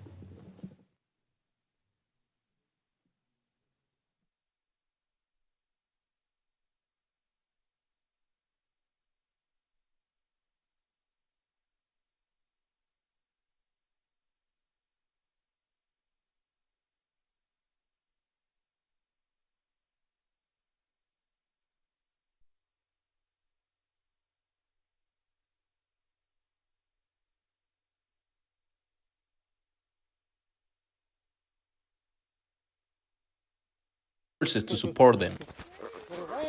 In 2020, the Animal Welfare Department rescued a total of 1,769 animals, of which 231 were returned to their owners and 418 were adopted. After giving the men information about the spay and neuter services, Heriberto takes the puppies and the little pig to a shelter on the other side of the county, where they will find a family for them. The name of the rescue here is Almost Home, and it's a big foster affiliate of ours. They help us a lot with our transition, so these dogs don't set foot at the shelter, at the animal services. After leaving the animals in good hands, Heriberto drives away to a new mission.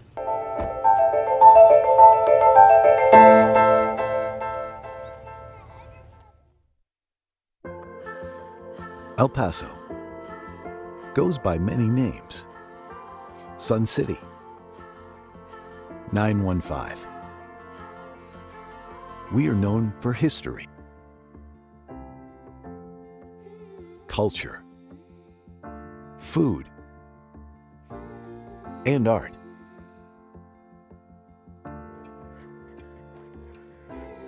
In the early 1900s, development and commerce in El Paso revolved around mining and trade. The nationally recognized mission trails are just one example of the many historic sites that portray our region's rich indigenous and colonial history. Since then, El Paso has evolved, and so has its people. We take great pride in nourishing a skilled and capable workforce, with 72% of our population being bilingual. We stay competitive among other large U.S. cities. The region's border location boasts a major trade port. It allows competitive local manufacturers to produce at maximum capacity. Fleet systems are capable of worldwide distribution of parts and products.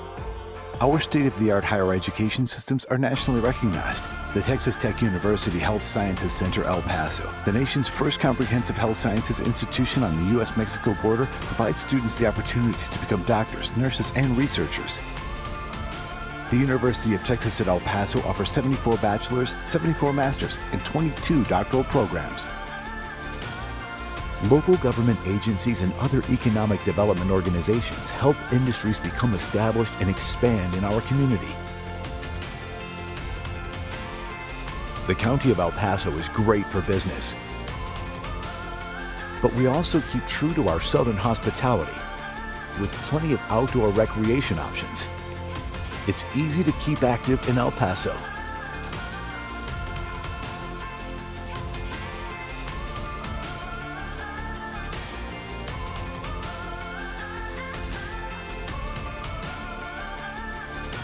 We are constantly looking for new industries interested in expansion. We want to offer our help and support in the process.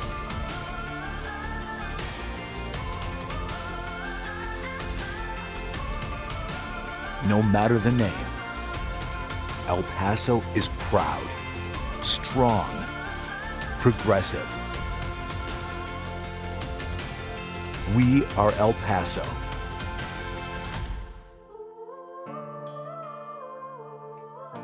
Come see what we can do together.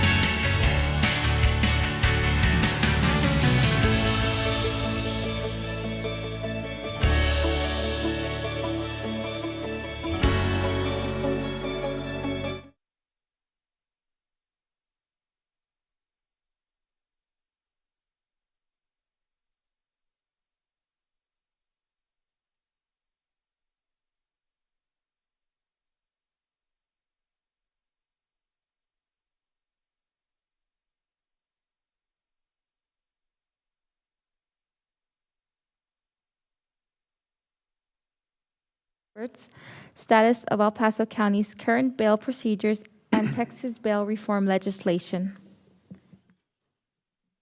Thank you, Jed. Go ahead. And good morning, County Judge, Commissioners. Jed Unterrecker, Assistant County Attorney. I am here to introduce this item this morning. After I speak, Mr. Gonzalez, I believe, is going to speak as well. Jed, do you mind if I just sort of lay out a little bit of the ground rules and then you can start going? Not at all. Okay, thank you very much. As you know, public comment is typically 5 minutes. I'm expanding it to 20 minutes for Mr. Gonzalez, and this is not unusual. We've done it in other occasions. I just have to be very strict about the 20 minutes because of public comment, that it's not part of the actual presentation. And so it's not a matter of balancing, like, you know, everybody gets 20 minutes kind of thing. It's just that I'm expanding public comment to 20 minutes. But I'll be strict on that, and hopefully we can get things accomplished that way. Then so Jed will present. Then we'll have Mr. Gonzalez will be presenting. And then I believe Judge Hamilton or Joel will present, and then finally Judge Hamilton. Is that correct? They both will, Your Honor. They both will. Mr. Bishop will, then Judge Hamilton, and then Ms. Lopez. Okay. And they'll Ms. Lopez. provide further Okay. context. Thank you. Like I said, it's something that we haven't done, you know, very often, but we have accommodated just so the public knows that we feel it's important to expand it to 20 minutes. So thank you, Jed. Go ahead. No, our pleasure. And I can't see, is our PowerPoint up? There it is. So County Judge Commissioners, how the county administers bail in El Paso is important for many reasons. One such reason is that the county is in charge of maintaining the criminal justice system. It's a core function of the county and a significant part of the county's budget. It can also lead to expensive litigation if we're not in compliance with the law. This is what happened 5 years ago when we were not in compliance with the law. We had failed an indigent defense audit. We were not adhering to mental health regulations, as well as numerous additional statutes. And the unfortunate reality of what we had 5 years ago was that indigent defendants were unnecessarily spending more time in jail, up to 5 to 10 times longer than those who were not. And so because of this, the Commissioners Court 5 years ago took the bold steps to create the Jail Mag and the Criminal Justice Coordination Department and the processes that we have today. And so now in 2021, not only are we in compliance, but we're also ahead of the game here in Texas. We have won numerous awards, and many of the new provisions in the bail reform legislation that just passed out of the Texas legislature, we're already doing. So the result is we have a system now in El Paso that not only complies with the law, but it maintains the judicial independence that Judge Hamilton is going to speak to, as well as it enhances pretrial justice that Mr. Bishop is going to speak to. And ultimately, everyone is treated equally, no matter how much money is in their bank account. As far as compliance goes, there's a lot of pressure on the county to do a lot of things in a short amount of time. We have to gather information, we have to process that information, analyze it, have a hearing, make a decision on what a bail should be for a particular arrestee. This is governed by the Code of Criminal Procedure that outlines it out for all counties here in Texas. However, most recently, courts have weighed in on the constitutional rights of arrestees, specifically the liberty interests that cannot be interfered with or deprived by the county and their pretrial system. I'm going to touch on the case that started this off. It involved Harris County. It resulted in a multi-million-dollar settlement, close to $5 million for the plaintiffs in that case. I think the county's own legal fees were close to $10 million. It was extremely high. And this is coming from the Fifth Circuit itself. It went up, it went down. However, what the conclusions they came to were several. I'm going to touch on two here. One, county judges are county policymakers. And when I say county judge, I'm not referring to you. I'm talking about county legal judges who, even though they're not here making executive decisions about the county, and nor is Commissioners Court having anything to do with how they're setting bail, whether it's across the street or in their courtrooms, they can still bind the county by their actions. And that's what happened in Harris County, and that's how Harris County wound up in that settlement. The second thing that the Fifth Circuit came out with is that in order to protect someone's due process and equal protection rights, you have to have an individualized bail hearing within 48 hours of arrest. So that was something that had never been decided up until a few years ago.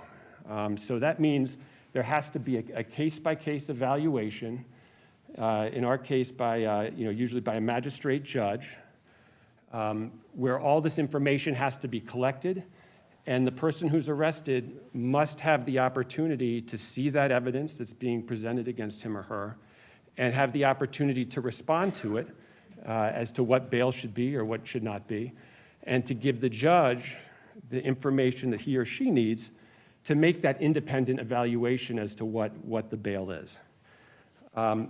This is not a get-out-of-jail-free card, just if you have heard this about the state of the law here in Texas. Just because someone's indigent doesn't mean that they automatically get a PR bond or are released. What all these decisions regarding bail reform talk about is it's having that individualized hearing and allowing the magistrate judge to make that decision as to what the bail should be. Most importantly, El Paso County is already doing this. And after Mr. Gonzalez speaks, Mr. Bishop and Judge Hamilton and then Ms. Lopez will go into more detail on exactly how we are complying with the law, how we're maintaining that judicial independence, and ultimately how we're enhancing pretrial justice. Mr. Gonzalez.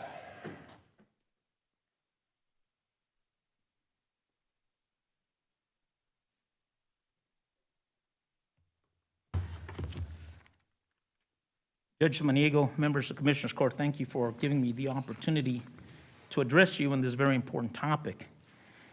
There's several things I'd like to address about what El Paso does and the new legislation and the claims that were made by the previous speaker. Let's start with his statement that the lawsuits and litigation in Houston were somehow applicable to El Paso. The Harris County litigation is because they had a completely different system than what we were doing in El Paso traditionally.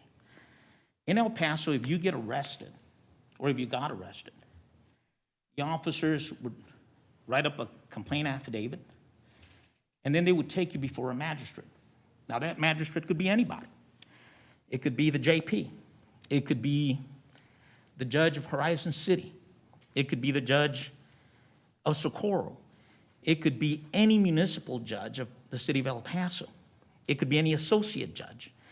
Anyone that the Code of Criminal Procedure describes as a magistrate. And that's the way it was done. So every arrestee in El Paso County was taken to a judge, a magistrate, and they received their individualized hearing right then and there. The judge evaluated, got to ask questions. I know that when I sat as a magistrate, I would often ask them any number of questions. I'd ask them if there was anything they wanted me to consider. Did they need to call somebody? We went through great pains to give them an opportunity to be heard. And of course, you consider that. You would also consider the kind of offense that was charged and also the quality of the evidence that was presented in the affidavit. Nonetheless, once this information was obtained, and we were fixing bail under 1715 of the Texas Code of Criminal Procedure. The Code of Criminal Procedure calls for the following: bail shall be sufficiently high to give reasonable assurance that the undertaking will be complied with. The power of bail is not to be used as an instrument of oppression. The nature of the offense and circumstances under which it was committed are to be considered. The ability to make bail is to be regarded, and proof can be taken on that point. And so it was important that we knew whether they were working, not working, something about their economic status, and whether they had any help. So that was important. And then we were also to consider the future safety of the victim of the alleged offense or the community. Those were the 5 things that 1715 asked us to consider, and we did.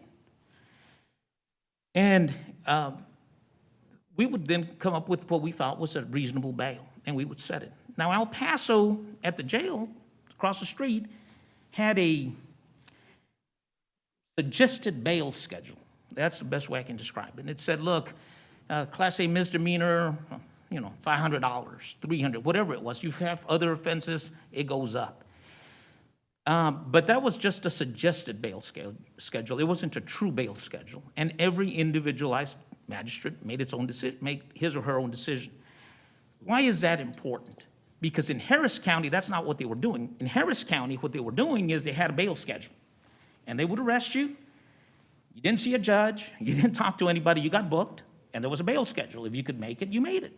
If you didn't make it, you didn't make it.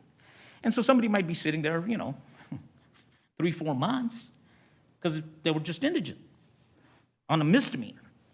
Now, that is a problem. And so the federal lawsuit basically said to Harris County, hey, Harris County, you can't do that. You cannot do that. And the reason they were required to give them individualized hearings is precisely because they weren't.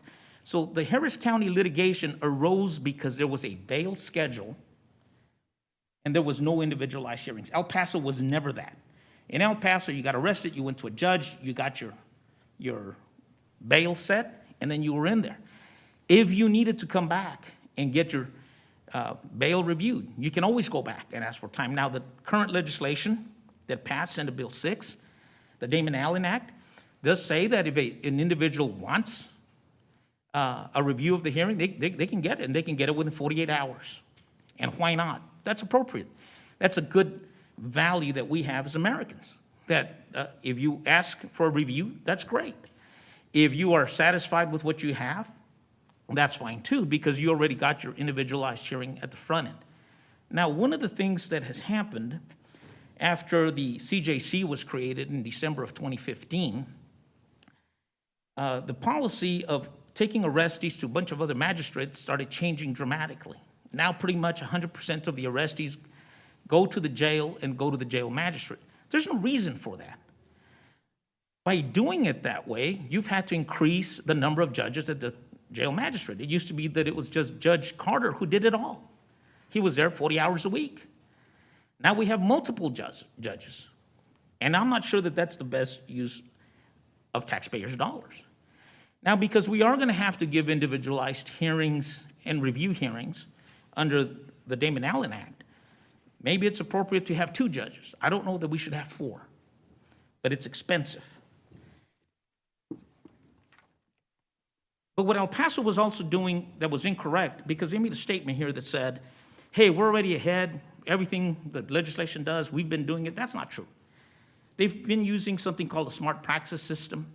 It's a point system to determine whether or not you should get a bond. And what they'll tell you is, and I'm sure Judge Hamilton and others will say, well, it's still up to the judge. Yes, but that point system on the smart practice told you the level of supervision, somebody who gets a bond, a PR bond, and whether or not they should be getting it to begin with.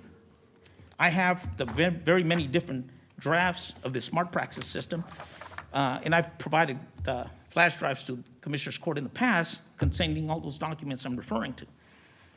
And it tells you whether it's a low, standard, medium, high, or intensive supervision. What's interesting is that the legislature, 2 sessions ago, the session 2 years ago, also would not do a smart practice type tool.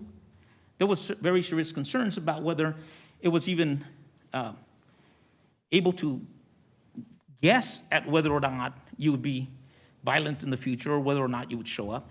There was a problem of civil liberties, right? And so the legislature said, we're not going to do that. This time, the Damon Allen Act, the legislature said, you know, we are going to create a tool for judges, any judge, not just the ones across at the jail, but any magistrate, to be able to have this tool to know what the criminal history is of this defendant and other information. That's really important for judges to have.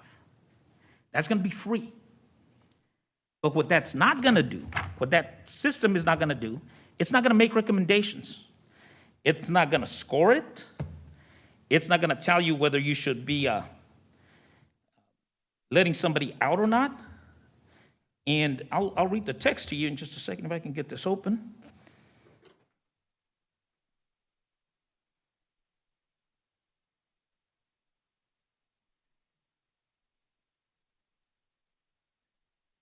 The text of this act in particular prohibits that risk assessment tool that is being created at the state level and is to be used by every magistrate before setting a bond.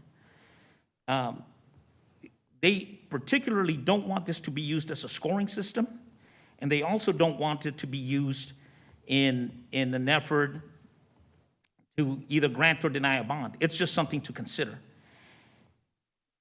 That is important because praxis does the exact opposite. This smart practice system, one cannot actually look into the future and tell you whether you're a good bet for a PR or a bad bet. In fact, by the own numbers of the CJC, PR bonds fail at a higher rate than surety bonds. So the whole smart practice system that was set up doesn't help. It's a waste of money. It's a waste of time. And it does nothing. And now the legislature says, don't do it. And so smart practices has to go away going forward. That also means that the amount of administrative time that is spent on this can be redirected elsewhere. There's many departments within county government that need additional help. And I think we should redirect the efforts and the funds to those departments. Now, one of the things that is really important when thinking in the context of what's happened here, if you consider that since 2015, personal recognizance bonds have taken over half of the bail industry in terms of surety bonds. Now, I'm not saying that somebody has to have money to get out, but what I'm saying is when somebody has skin in the game, they're more likely to show up. And that is borne by the facts that PR bonds fail at a greater rate. And that's from the numbers that the CJC itself reports. Now, there's something that's troubling about the CJC, and I've had this issue time and again. They will not report when somebody on PR bond does not show up to court. It doesn't matter that 1742 of the Code of Criminal Procedure requires it, mandates it, in the reports that they should be giving you and filing with the clerk's office. They just don't do it.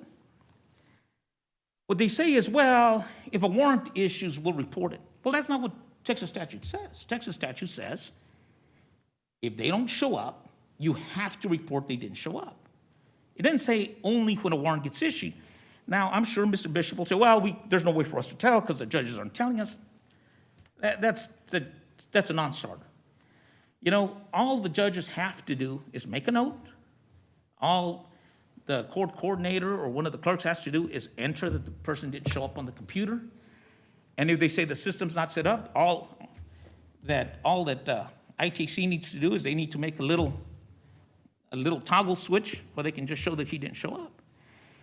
And so I asked myself, why, since 2015, has that not been reported? I would hazard a guess that the reason that hasn't been reported is because the failure rate is so much higher than what is actually reported. And if you were aware of the true magnitude of that problem, you would be having questions like you're having today. And I'm glad I'm here because that has to change. I cannot see how the CJC can continue to be funded the way it is with tremendous staff at a great cost. Look, El Paso has spent, between the money that it has spent on additional judges, on the CJC, and the money it hasn't collected on PR bonds, there's over $40 million since December of 2015. That's a lot of money. And that's something that needs to be addressed because we can't keep spending it like this. We need to get a change. If we're going to have the CJC, what they ought to be concentrating on is after people are in, if they request an individualized hearing after their first individualized hearing, they should be helping them fill out the paperwork, right? So that they can give a true financial picture of what it is or where it is they are, and then a judge can make a decision on an individualized hearing within 48 hours. But my point is that right now, all this guessing game that some people should be intensively supervised, some partially supervised, some should just call in, all of that creation, very expensive creation, has not helped. The sheriff's office is backing up on warrants of failed PR bonds. So there's a hidden cost in having to have officers chase these people down. And you think, well, it's just part of the job. No, it's not just part of the job, because when a person is out and a warrant is out and they're not showing up, I would think that makes them more dangerous. I mean, we did have an officer down in the Lower Valley get killed by somebody who had a warrant. There's no reason for that. We don't need to have our law enforcement officers have any extra danger brought on their already very dangerous careers. So if people are not showing up, we need to know the extent to which they're not showing up, not just when warrants get issued. And the CJC needs to fix that. They haven't done it, and it's important that they do. Now, one of the things that we think about the bail industry, and think about this. Nobody's going after the PR bonds except the sheriff's office. They don't actually go and take a judgment and go and try to collect millions of dollars from these people who violate the PR bonds. That doesn't happen. It only happens with the industry. The bail bond industry in 1982 issued, I think, 9 licenses. I know Mr. De La Chica was number 9 back then. Since then, there have been 135 bail licenses issued, but yet there's only 11 bail bond companies. Why is that? Because a bail bond company, the minute a bond goes bad under Texas law, you can't write. You're done with your business. So they can't afford to do that. And they provide a very valuable service to this county, and they have traditionally. They go and make sure their people show up to court. And that's why you see lower rates of non-appearances for surety bonds. And if a bail bonding company does not take care of business, there's a real consequence. They're out of business, or they have to pay the bond. And they do. And those that are good businesses for this community, that take their business seriously, they last. And you see Mr. De La Chica and other bail bondsmen here. Out of 135 licenses, only 11 exist now. Now, why should we worry about Senate Bill 6? Because the praxis system is exactly what this law prescribes. You can't do it, but they're going to do it anyway. Then they're going to tell you, oh, it's just extra information. It is exactly a point system. It's a recommendation system. It is the kind of thing that if it continues to be in place, it's going to get all those people at the margins disenfranchised. I mean, if you get a point because you haven't lived in your same address for a year, that makes you riskier. You know, what if I just bought a new house? But my point is, if they're saying we're trying to have equity and justice, well, there's no equity when you use a point system, because every time someone's on the margin, they're going to lose.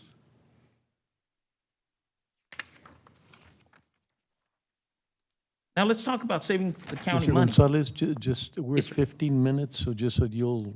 Oh, I have 5 left? Yeah, 5 minutes left, just so you'll know Okay. the time limits. Thank you. Thank you, Judge.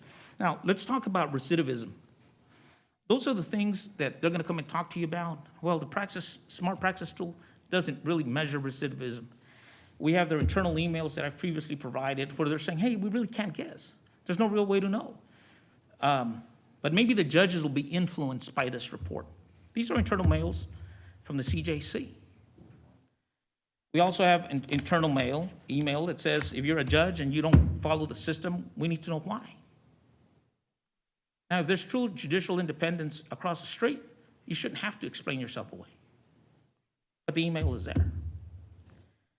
If we really want judicial independence, we need to get back to the system that all those judges, all those JPs, all those city judges get back to doing the magistration.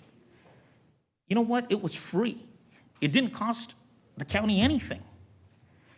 And so you didn't have to have 4 judges down there to do this. And we can go back to that. We can save millions of dollars by going back to using all the magistrates that are at our disposal. Interestingly enough, the Damon Allen Act also provided for additional education for the magistrates to make sure that they had it done right. Now, one of the things I will ask you, because I'm about to run out of time, as we talk about how we're going to implement Senate Bill 6, the Damon Allen Act, I'm going to ask the Commissioners Court to set up a committee that'll have at least these people involved: the Sheriff's Office, a representative from the bail industry, a representative from the CJC, a criminal defense lawyer like myself, and a judge. And I think if we get those 5 people, we can see how we're going to implement it. But if you don't have the true stakeholders involved, it's not going to happen. Now, they'll tell you they had stakeholders when they did this practice system. Well, the Public Defender's Office does not speak for me as a private criminal defense lawyer. They have a budget, and a growing budget, and a much bigger budget, because every time anything has happened, their budget has continued to increase. Now they have to have PD people there 24/7. My point being that if we're going to implement what the legislature said, we should have us involved. And if the CJC is going to play a role in it, they should start by actually reporting the real numbers. 1742 of the Code of Criminal Procedure, it's not that hard. And for them to suggest that the judges would balk at it, I think is disingenuous. At the end of the day, you hold us purse strings. You are Commissioner's Court. If a district judge didn't want to report it, hey, maybe there's no supplement for him this next budget. If a county court at law or a county criminal court at law judge didn't want to do it, maybe their salaries ought to be cut, right? Now, I'm not suggesting you actually go and do that today, because I don't think that's necessary. I think if you ask that these numbers be reported, they will report it. And CJC will have no excuse. But I've been telling them this for years. They don't care, but more importantly, I think they do care. They just don't want to show the true extent of the problem. I will say to you that they're going to talk about how great this their system is and why it's so good. It's none of those things. But one of the great mistakes is to judge policies and programs by their intention rather than their results. That was Milton Friedman who said that. And I want you to consider that, because these whole programs of the CJC have not contributed either to the safety of our citizens, they have not contributed to the efficacy in our government because it's that expensive and we get nothing in return.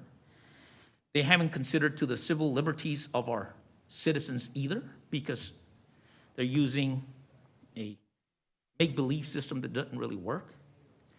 And it's also contributed, ironically, to having people out on PR after PR after PR after they don't show up, and more PRs. That's very dangerous. It's dangerous for sheriff's deputies, it's dangerous for law enforcement, and it's dangerous for members of our community. I will ask you to please hold the CJC and anybody else's feet to the fire. I will ask you to look closely at the budget and redirect it maybe to emergence, people who do have mental health issues at the jail. Maybe we should spend some of that money with folks from emergence and get them in there. But my point is, we need to, first of all, get them doing things as required by law. We're not going to get sued. El Paso didn't get sued. And the reason we didn't get sued is because we weren't following a bail schedule. That's why. That's the bottom line. Same issues in a couple of other cases that are before the Fifth Circuit. But at the end of the day, if you don't have a bail schedule, you don't need to worry about the Harris County model. I am going to ask that when people get magistrated and a bond gets set, that we allow our bonding industry, the time to try to bond them out. Give them that 48 hours. After it gets said, give them that 48 hours. And as individualized hearings are needed, they will be had during that period of time. But give the bonding industry a chance to also get them out. It's better for all of us, I think, and safer for all of us. If you have any questions, I'd be happy to answer any questions. I have all my exhibits here, and I can talk to you through them one by one if you'd like me to. Questions? Yes. Present, sir. Okay, my name is Mario Gonzalez. I'm an attorney. I'm representing the bail bondsman of El Paso here today. I'm also representing myself as a criminal defense lawyer and somebody who is incredibly interested in what happens with this system. Thank you. Thank you, Commissioner. Yes, sir. Mr. Gonzalez, thank you very much, your professionalism and for keeping that time frame. We really appreciate that. Thank you, Judge. And for those of you from the bail bond industry, thank you for participating. We always appreciate having you here at Commissioner's Court. Thank you. Go ahead, Joel. Judge and Commissioners, Joel Bishop with County Administration.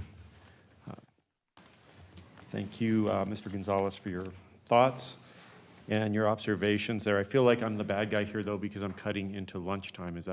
Are we okay, or do you want to take a break?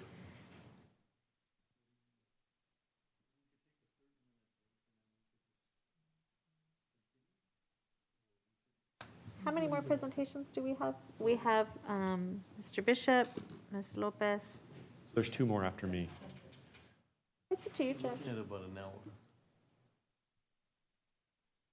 I'm fine with staying.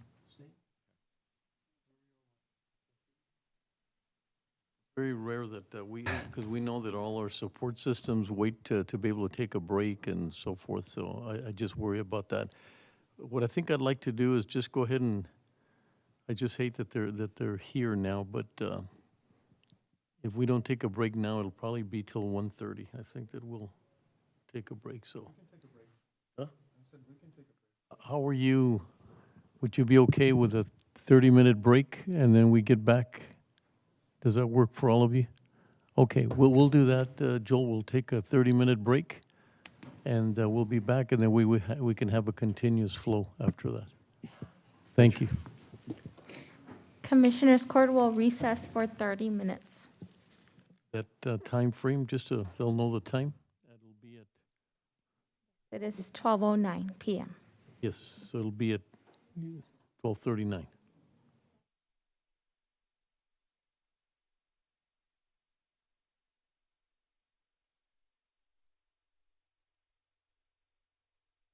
With love, but when our resources are not enough, we need to find out a better life for them. Fortunately, here in El Paso, the Animal Welfare Department is here to help.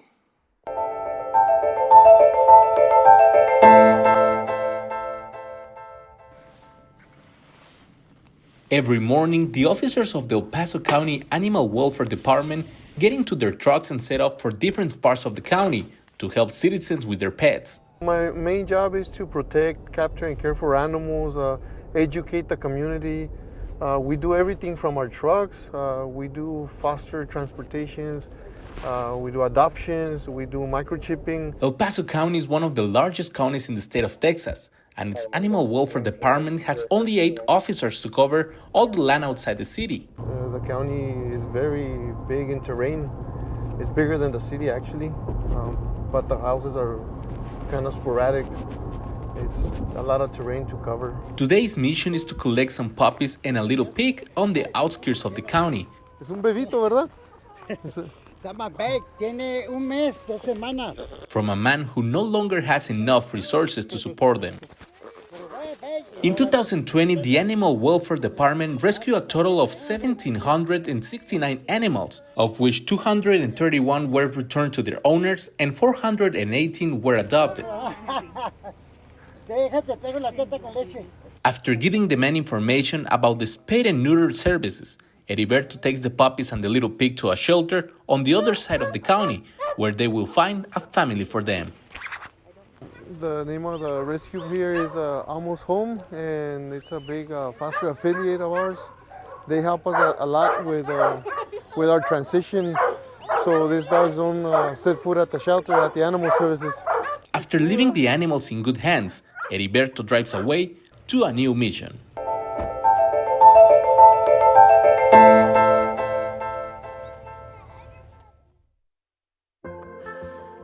El Paso goes by many names. Sun City, 915. We are known for history, culture, food, and art.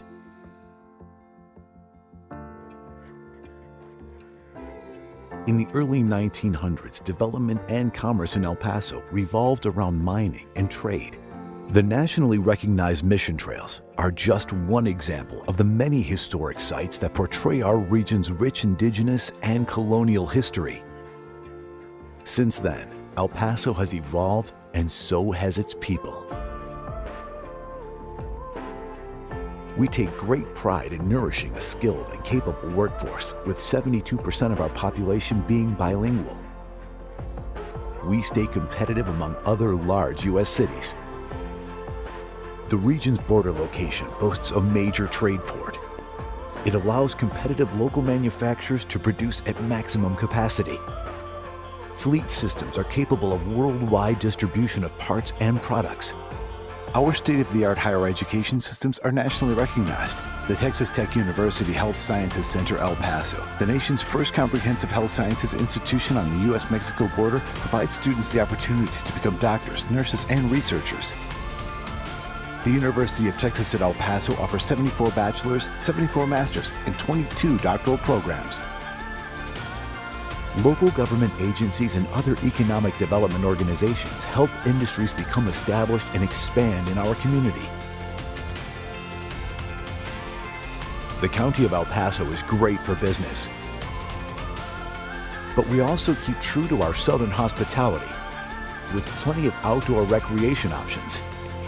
It's easy to keep active in El Paso.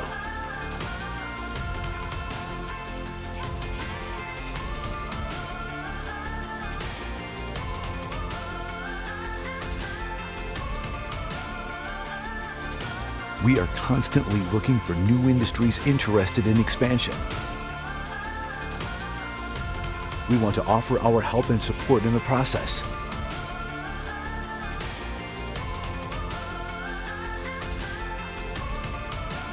No matter the name, El Paso is proud, strong, progressive. We are El Paso.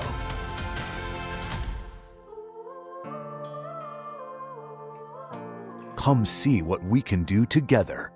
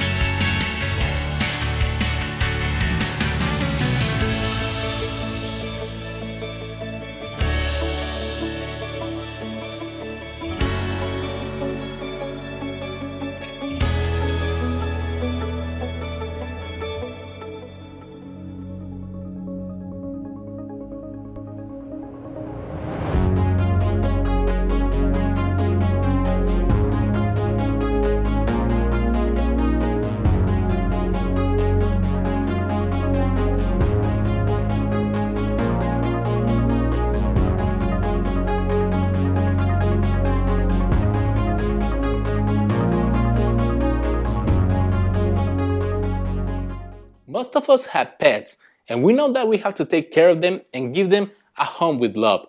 But when our resources are not enough, we need to find out a better life for them.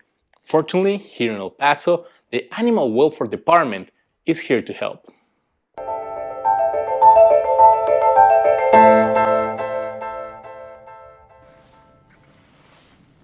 Every morning, the officers of the El Paso County Animal Welfare Department get into their trucks and set off for different parts of the county to help citizens with their pets. My main job is to protect, capture, and care for animals, educate the community. We do everything from our trucks. We do foster transportations. We do adoptions. We do microchipping. El Paso County is one of the largest counties in the state of Texas, and its Animal Welfare Department has only 8 officers to cover all the land outside the city. The county is very big in terrain. It's bigger than the city, actually, but the houses are kind of sporadic. It's a lot of terrain to cover. Today's mission is to collect some puppies and a little pig on the outskirts of the county. Es un bebito, ¿verdad? Está más big, tiene un mes, 2 semanas. From a man who no longer has enough resources to support them. In 2020, the Animal Welfare Department rescued a total of 1,769 animals, of which 231 were returned to their owners and 418 were adopted. After giving the men information about the spay and neuter services, Heriberto takes the puppies and the little pig to a shelter on the other side of the county, where they will find a family for them. The name of the rescue here is Almost Home, and it's a big foster affiliate of ours. They help us a lot with our transition, so these dogs don't set foot at the shelter, at the animal services. After leaving the animals in good hands, Heriberto drives away to a new mission.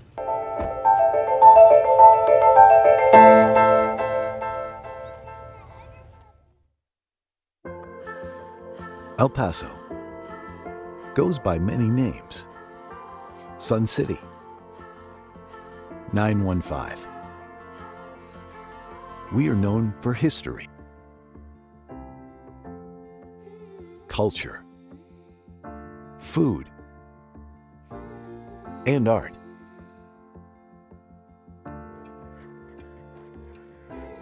In the early 1900s, development and commerce in El Paso revolved around mining and trade.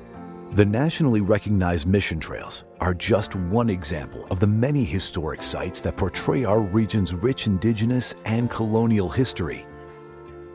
Since then, El Paso has evolved, and so has its people. We take great pride in nourishing a skilled and capable workforce, with 72% of our population being bilingual. We stay competitive among other large U.S. cities. The region's border location boasts a major trade port. It allows competitive local manufacturers to produce at maximum capacity. Fleet systems are capable of worldwide distribution of parts and products. Our state-of-the-art higher education systems are nationally recognized. The Texas Tech University Health Sciences Center El Paso, the nation's first comprehensive health sciences institution on the U.S.-Mexico border, provides students the opportunities to become doctors, nurses, and researchers. The University of Texas at El Paso offers 74 bachelor's, 74 master's, and 22 doctoral programs. Local government agencies and other economic development organizations help industries become established and expand in our community. The County of El Paso is great for business, but we also keep true to our southern hospitality with plenty of outdoor recreation options. It's easy to keep active in El Paso.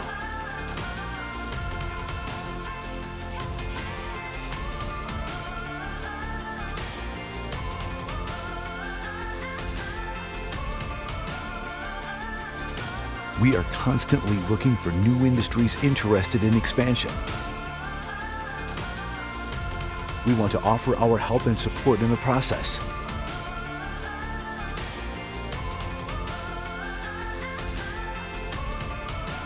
No matter the name, El Paso is proud, strong, progressive.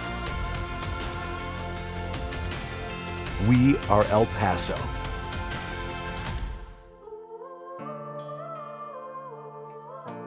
Come see what we can do together.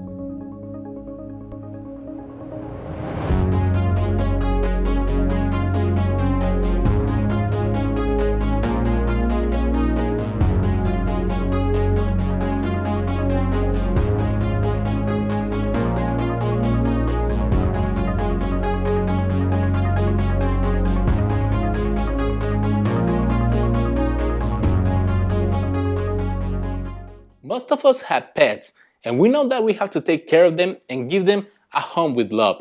But when our resources are not enough, we need to find out a better life for them.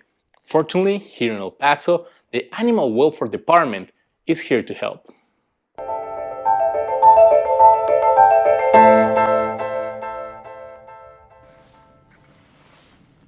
Every morning, the officers of the El Paso County Animal Welfare Department get into their trucks and set off for different parts of the county to help citizens with their pets. My main job is to protect, capture, and care for animals, educate the community.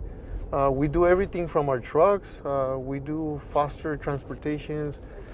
We do adoptions. We do microchipping. El Paso County is one of the largest counties in the state of Texas, and its Animal Welfare Department has only 8 officers to cover all the land outside the city. The county is very big in terrain. It's bigger than the city, actually, but the houses are kind of sporadic. It's a lot of terrain to cover. Today's mission is to collect some puppies and a little pig on the outskirts of the county. Es un bebito, ¿verdad? Está más big, tiene un mes, 2 semanas. From a man who no longer has enough resources to support them. In 2020, the Animal Welfare Department rescued a total of 1,769 animals, of which 231 were returned to their owners and 418 were adopted. After giving the men information about the spayed and neutered services, Heriberto takes the puppies and the little pig to a shelter on the other side of the county, where they will find a family for them. The name of the rescue here is Almost Home, and it's a big foster affiliate of ours. They help us a lot with our transition, so these dogs don't set foot at the shelter, at the animal services. After leaving the animals in good hands, Heriberto drives away to a new mission.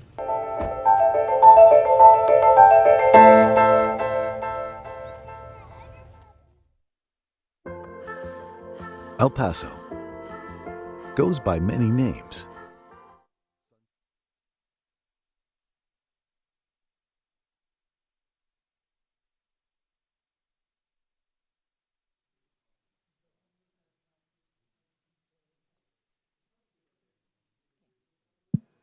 Commissioners Court has reconvened into a regular open session. We are on item number 26, receive a presentation and have discussion regarding El Paso County's bail reform efforts, status of El Paso County's current bail procedures, and Texas bail reform legislation. Break that we took and for your patience. Joel, we'll be back to you now. Thank you, Judge and Commissioners. Joel Bishop with County Administration. Carrying on with this presentation, I just had a nice conversation with Mr. Gonzalez about something we agree on for sure. A couple of things we agree on. One is that failures to appear should be documented, both with or without warrants. That's been a very hard thing to track down. As far as I know, El Paso is leading the state in trying to document failures to appear because they aren't documented in the court system. If somebody misses court, there's not a uniform way to document it if a warrant isn't issued. So the only way, as Mr. Gonzalez mentioned, the only way we've been able to track it is through warrants. It is a best practice to look at warrants because when a warrant goes out, that's really when the disruption hits the system. Officer has to arrest that person, the person gets arrested, and that's when the costs begin. But the other metric is important, is how many are there where there is not a warrant issued. There is currently an event in Odyssey that allows that to be documented. And the challenge will be just to get the judges to use it in a uniform way. The other thing that's noteworthy that's in the new law is that the clerks will be responsible for tracking failure to appear data. So that may help resolve some of that. But we track and report failures to appear by warrants every month, though I do agree we would like to have the complete data of missed court appearances that don't result in a warrant. Thank you, Joel. So pressing forward here, in fact, I also want to agree with the quote from Milton Friedman that we should judge policies by their results, not their intentions. That could actually probably be the name of this section of the presentation. What you see on the screen now is the expected results that were presented to the court in 2015. This was before I was here. This was when you were originally, the court was originally considering this. They said some of the expected outcomes you could see would be improved public safety, potentially, reduction in recidivism, potentially, reduction in pretrial population by 10% was the estimate, promote efficiency, expediency, and modernization, and increased jurisdictional coordination and communication. So those were some of the expected outcomes. So with that in mind, we've tried to follow some of that and say, what can we report on here regarding what have been the outcomes since the reform began? And I also want to mention that the quandary of the pretrial period is a major problem, not only for El Paso, for Texas in the United States, with the presumption of innocence and most our jails being filled with pretrial individuals who have not been convicted. It creates a judicial quandary that's hard to deal with, and it's being challenged here. Many lawsuits across the United States, not just in Texas, challenging this and often winning their points regarding, especially when it comes to people sitting in jail merely because they can't afford the bond while people with money get out. So that creates an equal protection issue, and we are dealing with that here, trying to get ahead of it. Judges often say that the hardest decision they will make is a pretrial bail decision. Very difficult decision. It's hard for the bail bondsman. It's hard for those in the government. It's hard for judges. So when we talk about a reduction in the pretrial population and efficiency in modernization, the expected outcome was a 10% reduction in the pretrial population if we did this. Now that's significant. That's 150,000 roughly jail bed days in several years if we were to reduce it that much. What actually happened was the misdemeanor population in the 4 years following, this is the pre-COVID analysis, 4 years following the reform, there was a 32% reduction and 90,000 misdemeanor beds saved pre-trial. With the state jail felonies, which are the middle level, lower level felonies, there was a 31% reduction in pretrial bed days saved and a 55,000 jail bed days saved. And in the felonies, which is the highest class of crimes, there's actually an increase in that group, which cost us 13,000 jail bed days. So those outcomes totaled an 8% reduction. So the prediction was it would reduce by 10%. It actually only reduced by 8%, but it was close in the prediction at that time. The jail population looked like this in 2015. This was for the entire fiscal year, a snapshot of who was in our jail. Now, felonies, you say, if you look at this, you might go, that actually looks like a pretty good proportion because most of them are the higher level felonies, less of the misdemeanors and state jail felonies. Well, how did the population change between 2015 and last year, 2020, for the whole year? This is the drop. The change was dramatic.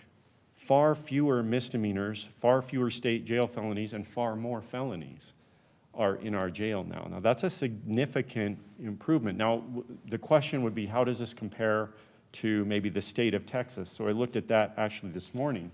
Texas has this publicly on their website. You can get on there. The misdemeanor population is 10% on average for all the jails in Texas. Ours now is 7%. Before the reform, we were significantly higher than the Texas average, what the Texas average is now. State jail felonies for the state of Texas is 12%, we're at 6%.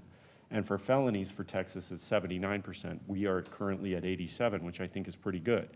One of the things I like to emphasize with this is we are not promoting, or I have never promoted, release everybody pretrial. We just have to be very smart about who's in the jail pretrial. We shouldn't be holding people who don't need to be there. We need to make sure we have the high-risk people in and the not so high-risk people out if we can, and many times it's represented by these crime types, which you see here. Now, the judges have judicial discretion. They make these decisions, but we need to give them really good information on how they make these decisions so they can make better decisions, which I think is represented in this outcome. What else did we see in the disproportionate population in the jail before reform. Well, before reform, those who were granted a PR bond sat in jail for an average of 36 days in jail before they were granted a PR bond. Why? Because they couldn't afford it, whatever the cash bond was at the time. 36 days. Now, the lawsuits, one of the major lawsuits in Harris County was somebody who sat in jail for only 4 or 5 days. Our average was 36 days. We did have a big problem in El Paso, and it was easy to find case examples that would cause us problems. In fact, we have already dealt with problems of people who should have been released but were not.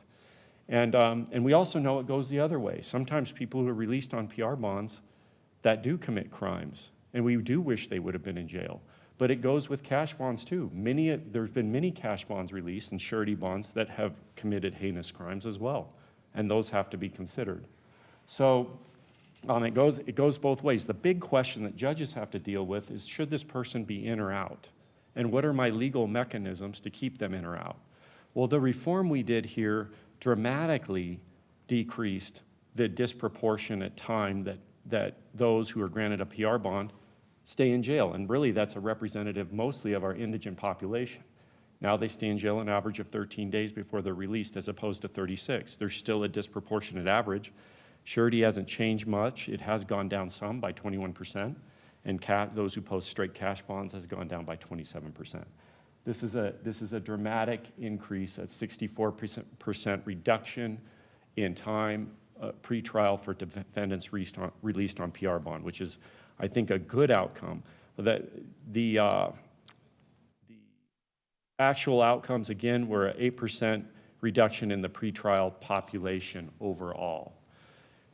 So that saved us about 130,000 pretrial jail bed days, which were proportionally filled with federal beds. And you can see that in the data. That allowed for us to house more federal people in El Paso rather than the private prisons.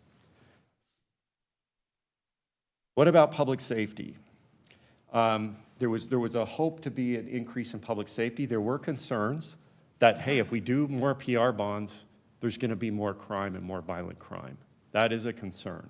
And in some cities, you see it, if pretrial reform isn't done right, you can run into those problems. We definitely see an increase in PR bonds over time. If you look since 2012, it's gone up, especially after 2016, when the magistrates and the CJC were created. There has been a significant increase in PR bonds. We compared this with what's happened with violent crime over time. There has been a slight decrease in violent crime. In fact, our lowest violent crime in 10 years was actually in 2019, the year of the shooting, of the August 3rd incident. Even with those 40-plus cases that were added to it, that was the lowest year of violent crime. At the same time, it was the highest year of PR releases. So we did not see an increase in violent crime, nor did we see much fluctuation in jail bookings. We aren't claiming that because there's more PR bonds, that's why violent crime went down. We're not saying that at all, because there's lots of factors that can affect that. But it did not result in an increase in violent crime. Each year it got lower after the reform. There's a lot of, you heard, some of what you heard represented about the risk assessment and the SMART practice are confusing the two. I just want to clarify here what El Paso's risk assessment is. It's 6 questions, it's transparent, there are no hidden weights, it's not an algorithm. There are no hidden weights, it's totally transparent, you can see the questions. In fact, all the questions are weighted the same. They're accurate for El Paso's population. One of the researchers is sitting right here. It is accurate. They did very excellent work. It was reviewed by several PhDs and who approved of it. It considers public safety and flight risk, and it gives the court actual outcomes from the research. All it is a research assessment of the El Paso's population. Shows them these, if you care about anything empirical, about evidence-based practices, this is their key to look at. The SMART practice is not the risk assessment. It uses the risk assessment to recommend supervision levels only. It does not recommend bond types. It does not recommend cash bonds. It does not recommend PR bonds. It recommends supervision levels if a judge believes supervision is appropriate. And what's interesting is many other counties, it's not even necessary that a judge give a PR bond to provide a supervision level. Many other counties, judges will do this with cash bonds. They will put conditions on cash bonds. The new law makes it abundantly clear that judges can do that. They don't even have to issue a PR bond to issue some sort of a supervision condition. It considers the seriousness of the charge, which was collaboratively developed with system stakeholders, judges, attorneys, and criminal justice professionals. And we didn't have to do that. We could have come up with a system ourselves that made recommendations. We just thought it would add more credibility if we do things collaboratively. So that's why we did it that way, and it was approved collaboratively to be implemented. So please don't, the SMART practice does not recommend holding people in jail, nor does the risk assessment do that. It's never done that. It does not recommend bond types. I don't know why that keeps getting said that it does, because it doesn't. If a judge has full judicial independence, and they can go with the recommendation or not. So judges maintain full judicial independence. Nothing that we did would take away from that. Risk assessments are, the best practice is to locally validate them if you're going to use them, and they're recommended across the board, especially when this was implemented. This was a nationally known best practice recommended by lots of different agencies in order to do that. So this wasn't something fringe that El Paso was doing. These are done all over the United States. We know there's controversy surrounding them, and we've done everything we can to address that, and we continue to. Regarding public safety and the pretrial reforms and these outcomes, I'm just going to jump forward real quick. I don't want to take too long here. So the actual outcomes of our pretrial reform in El Paso is a decrease in overall time spent in jail. There is an increase of supervision of defendants, but we've been able, the SMART practice has allowed us to whittle that down a lot. Before you had, and by the way, I say the SMART practice, all it is are supervision level guidelines. That's all it is. It's supervision level guidelines. Before we had that, it was often that defendants had to check in twice a week and do 2 UAs a week, which was very onerous. Now the most intensive level only requires twice a month, and there's a lot of flexibility there. So it whittled that down and it allowed more flexibility, and we could focus the county's resources on defendants that really need it. If a defendant gets a PR bond, they are much more likely to get mental health resources. They're referred to through the Takumi program and other mental health programs through EHN. If they're on a PR bond, they are much more likely to get substance abuse treatment support services if they wish. Our staff refer those all the time. The whole goal is to help them be successful. We do not, and when conditions are onerous and cause them not to be successful, we agree that that's a problem. And we want to keep working on making sure that it is working in the way it was designed to work. So where are we at now? We've seen a reduction of time in jail, pretrial overall. We've seen an increase in pretrial jail time for defendants charged with serious felonies, which is a good outcome. We've seen a reduction in recidivism for defendants released on PR bonds, and that's in the high-risk group. And I want to stop and talk about that for a minute, because that was a point that was made. One of the problems is, in El Paso, we have looked at recidivism. In fact, we have some of the best recidivism data in the United States on our jail releases. And we really haven't seen an overall decrease in recidivism. We haven't.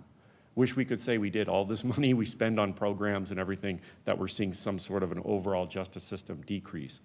But what Dr. Fabello pointed out in his analysis was that in the high-risk PR group, there was a significant decrease in recidivism after we started these practices and using the risk assessment.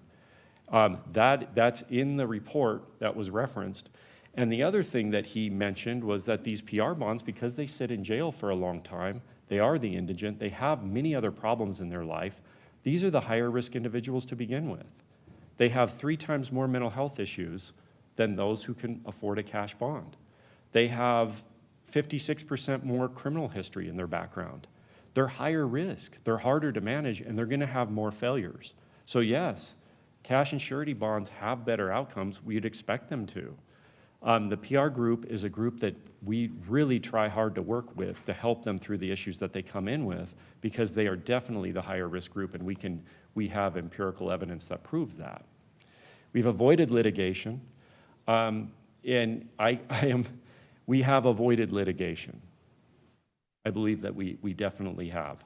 We could have been sued, and you can see that in our overall, and even what you heard from the county attorneys.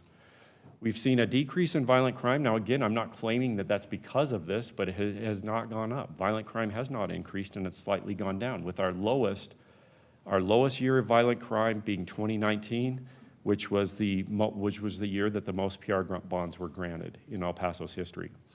We are in compliance with relevant laws, standards, and best practices, and as much as we can be, understanding we have to make adjustments for SB 6. We are now in compliance with TIDC Indigent Defense Audit, which was another good outcome of this. In fact, we got a lot of positive media attention for that. We had significant failures, and with this reform, we came into full compliance.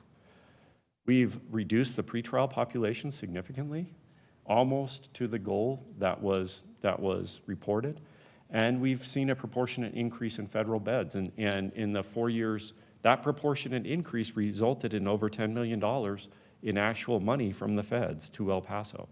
Now, that wasn't a goal. The county wasn't saying, let's decrease the pretrial population so we can increase federal beds, but that was an outcome.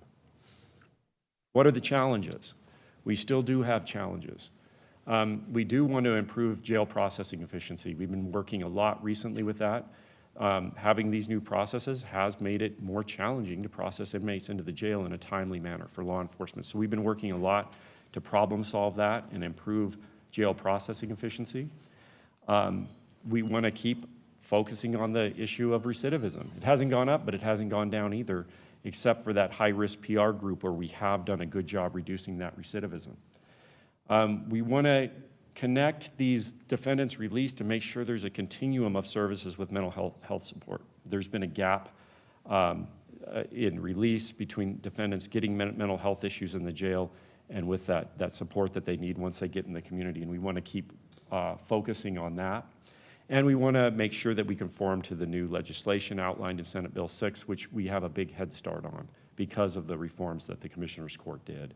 So with that, I'm willing to answer any questions from the commissioners if you saw anything that you may have.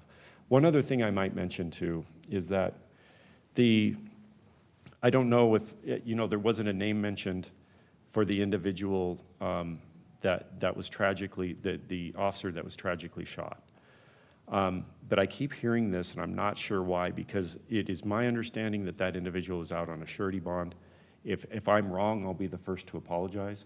And I'm not even saying it's the surety bond's fault.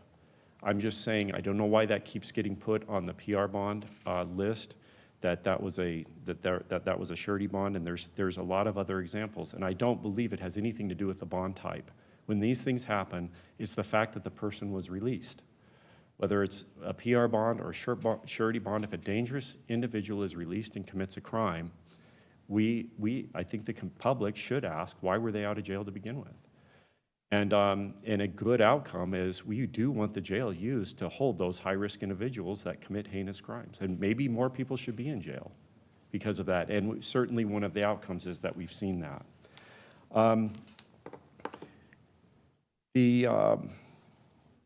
I think I hit my other points, commissioners. If you have, the one other point I would like to make is that you heard Mr. Gonzalez quote that the power of bail is not to be used as an instrument of oppression.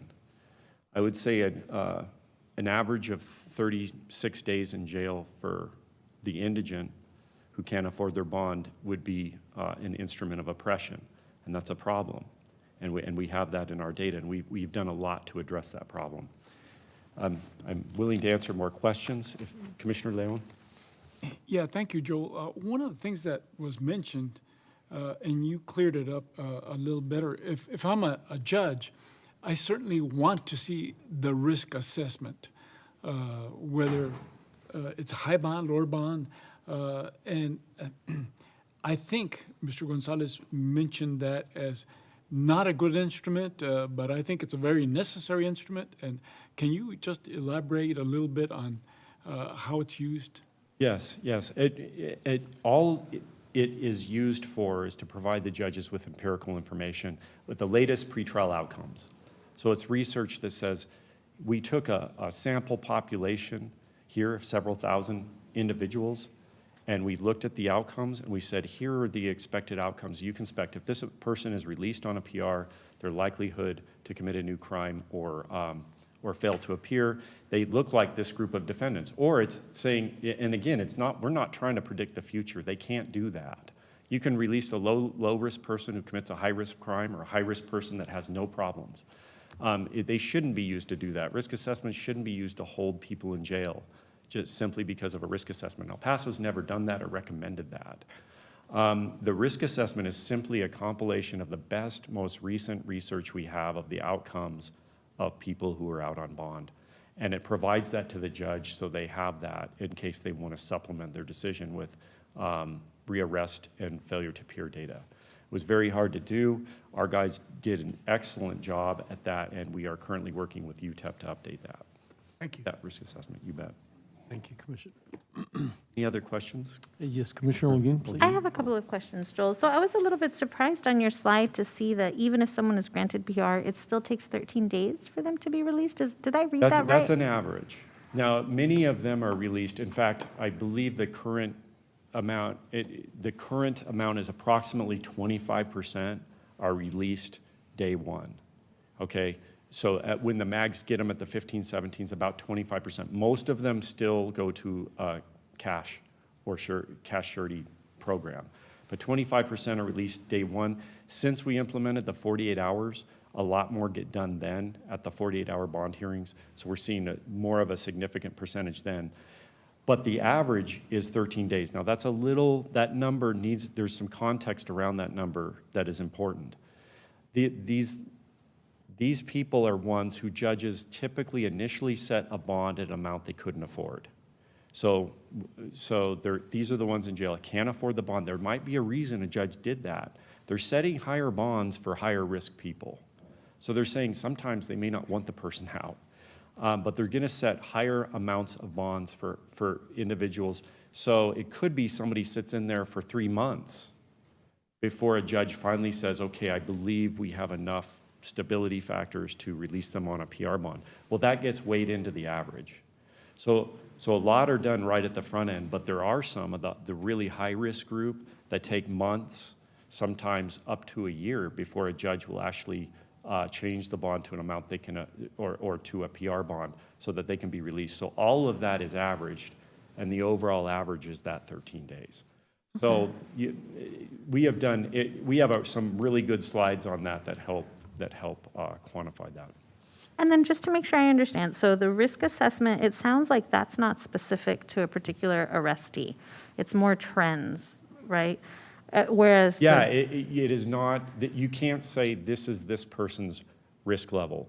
You can't say this is how they're going to perform in the future. What it does is it says this is how individuals that were the most similar to this defendant did in the past. Okay. And it informs you based on, okay, here's their outcomes for rearrest and likelihood to appear in court. But the smart praxis is specific to an arrestee. Is that what collects all of the data that the judge then uses in making their determination? No, all the smart praxis does is it says, here's a recommended level that this group of stakeholders worked on. It said, if somebody charged with a misdemeanor and they have this level of risk, then this level of supervision is recommended if a judge thinks that's appropriate. So that's all it does. It recommends a supervision level, which a judge may or may not follow. A judge may say, I know of factors that I want more supervision or I don't want any supervision. That's totally at the judge's discretion. It just provides a level, and that allows the staff to spend most of their time on the individuals that are potentially more likely to fail and to help them succeed. And is that was that prohibited by the new law? Or is that what Ms. Lopez is going to talk to us in a little bit about, I guess, the new law? Was there restrictions on the smart praxis specifically? No, there's no restrictions No, on, no, no. on that. It's just a supervision level recommendation. Okay. The new law doesn't address that. Okay. I know that's what you heard, but I don't think that applies at all in the new law. You do have to follow what, and I had a conversation with Mr. Gonzalez about this as well, is we do have to provide that public safety report required in the new law, and that can't have anything like that in it. But it does not, the law specifically says it doesn't, judges are required to consider other things. So they don't have to look at this, but they can still if they want to.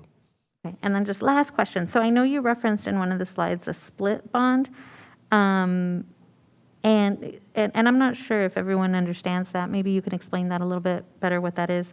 And does the new law have an effect? Does it limit the granting of split bonds? Is there going to be a difference in how those are handled? Well, it's an excellent question. I think it's probably better answered by one of our attorneys or the judge. But I will just say it's my understanding that a split bond is when a defendant for basically the same incident gets both a cash and a PR bond, both. And so they may post a cash bond with a bail bondsman and then also be required to be supervised by the PR office. And judges, that often happens in cases where they're like, I'm going to set a $100,000 bond or $50,000 bond, but just in case they make it, I want supervision services to this person, so they'll do a split bond. I think the new law makes it clear that a judge can release PR with no conditions, PR with conditions, cash with no conditions, cash with conditions separately. So that may or may not be necessary, but judges have a lot of reasons. I think Judge Hamilton has some reasons why judges do that here. It's not necessarily a common practice in Texas, though. So it is something fairly unique to El Paso, I believe. Okay, great. Thank you. Okay, you bet. Joel, just a quick, for the public, I think it's difficult to understand. There's not going to be rebuttals. There's not going to be any discussion like that. But one of the things we were talking with Mr. Gonzalez, so I'm sure they're going to be taking notes. And I think this is a great opportunity to see their presentation and some of the concerns you might have with the opportunity that we said that we would sit at the same table and maybe begin to dialogue about, this is what I think, this is what we're thinking. And so I just want to make sure that the public doesn't feel that there's, that we're eliminating the possibility of more interaction from Mr. Gonzalez or the bail bonds. Because this is more of a presentation, but then we can go forward with the idea of sitting at the table and trying to get closer to understanding each other. So I just wanted to clarify that, please. Thank you. Yes, sir, Commissioner Can I Stout. ask a question? Thanks.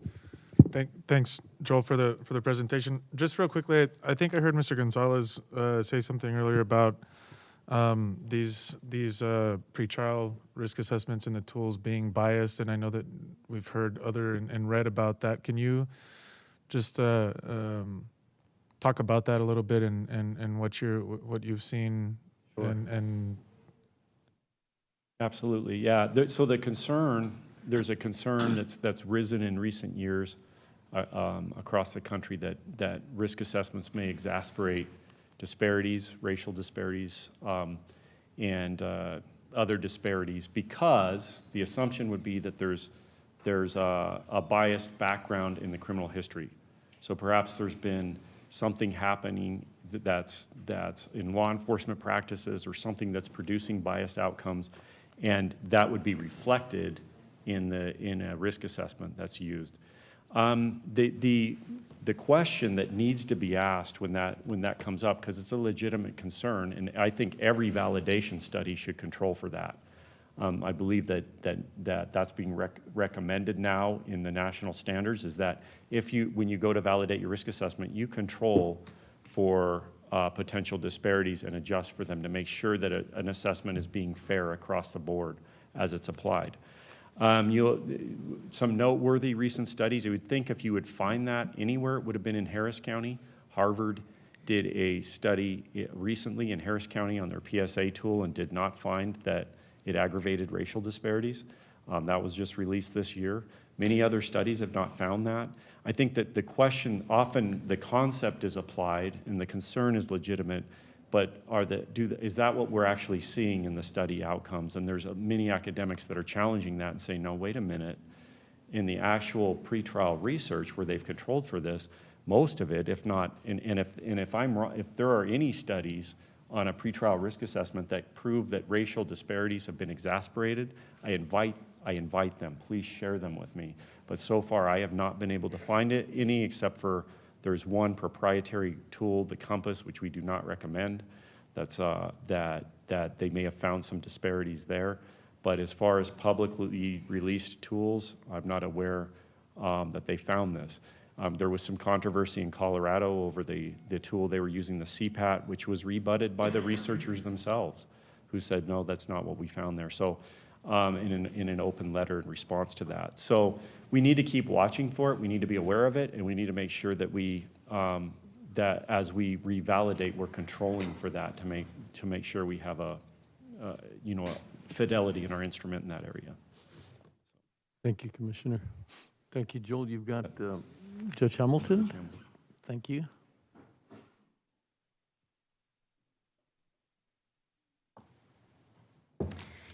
Good afternoon, Judge, Commissioners. Thank you for having me here today.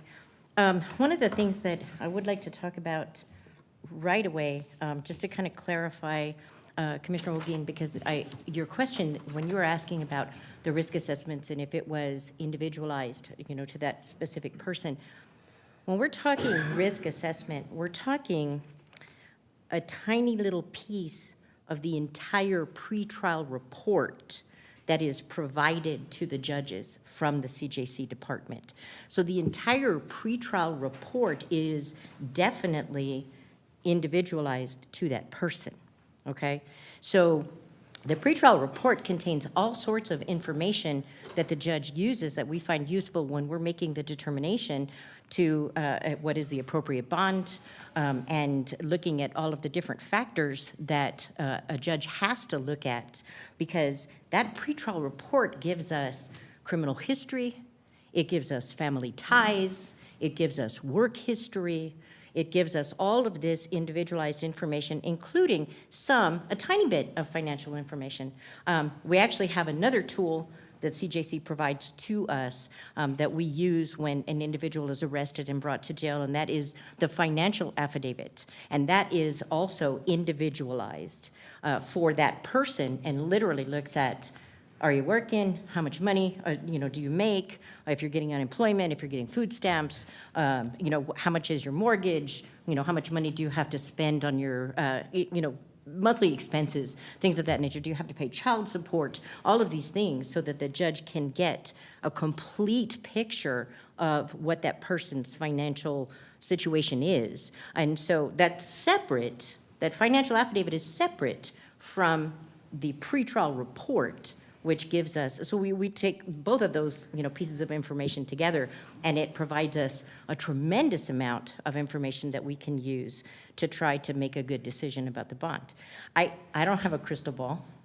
I don't, I can't tell you what a person is gonna do when they turn around and walk out of the jail. I can tell you on behalf of the judiciary, it is one of the toughest decisions that we make as far as the bond situation, how much of a bond, the conditions that we put an individual under, because no one wants to wake up in the morning and find out that we got it wrong. And that somebody made that poor choice and they went out and they did some sort of horrible offense. And so, I mean, there's not one judge that would ever tell you, we ever want to see that happen. We do everything that we can to try to make it right. And I'm very proud to say that the creation of the jail magistrate court, the 24-hour-a-day, 7-day-a-week jail magistrate court, and the CJC department, taking those departments together along with the information that we get from law enforcement, has put us in so much of a better position than we ever were before. So I will say that when Mr. Gonzalez talked about, and I will answer your question, I'm sorry about the split bonds too. I will get to that part. Because we do use them, and yes, it is kind of unique to El Paso. I recently had the pleasure of going and presenting to on a judicial seminar on making adjustments to bonds, and it was put together by the Texas Center for the Judiciary. And so I had an opportunity to meet with and talk with a lot of the magistrates, from all over our state. And they were like, oh, what's that? I like that. So I think that, we're not only ahead of the game with a lot of the stuff that we're doing, but I think that is something that we do uniquely here in El Paso that is of great benefit, public safety-wise and for our community. Because Joel said, okay, we could add conditions onto surety bond, and this is true. There's nothing in the law that says that we cannot. However, if I say to a surety bonding company, I want you to supervise this guy and make sure that he gets an interlock device installed in his car, and I want you to check those readings on a daily basis, they're not going to do that. They don't have a mechanism to do that. That's what our CJC department is for. That's what they do when they are supervising individuals that are on PR bond, and we are imposing these conditions that are designed for public safety. And so having the split bonds gives us the freedom to be able to do that. I want to go back to something that Mr. Gonzalez said, because he wants to go back in time. He wants to go back to the way that it used to be. And what he said was, well, an officer could write up a complaint affidavit and then take it to anybody. A JP judge, a municipal court judge, out in Horizon, whatever. And everybody got their individualized hearing at that point. And it was free. And they were using all of the conditions that are listed under CCP 1715, which is the law that governs what we're supposed to do with the rules fixing bail.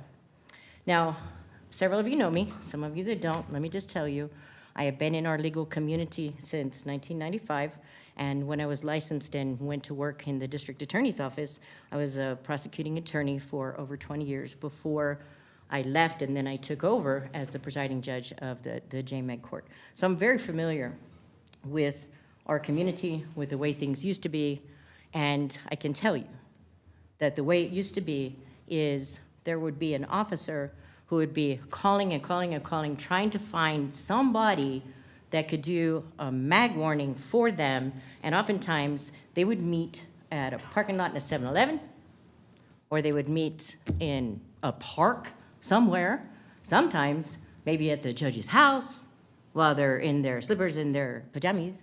And I'm sorry, you can't tell me that you're going to get an individualized hearing in a 7-Eleven parking lot, and you certainly are not going to get any kind of consistency. And you are not going to be in compliance with the law, which is the most important part. And that's what happened when the Commissioner's Court did allow for the creation of the JMAG court, the 24/7 operation, and having the CJC department to give us the information and tools that we need to follow CCP 1715 and to apply all of the rules that are in the law that we must look at. Because let me tell you, 1715 not only says that the bond should be sufficiently high to give a reasonable assurance that basically somebody will show up to court, or that the undertaking would happen, right? But it's not to be used as a tool of oppression. I agree with what Mr. Gonzalez said and what Joel said about that.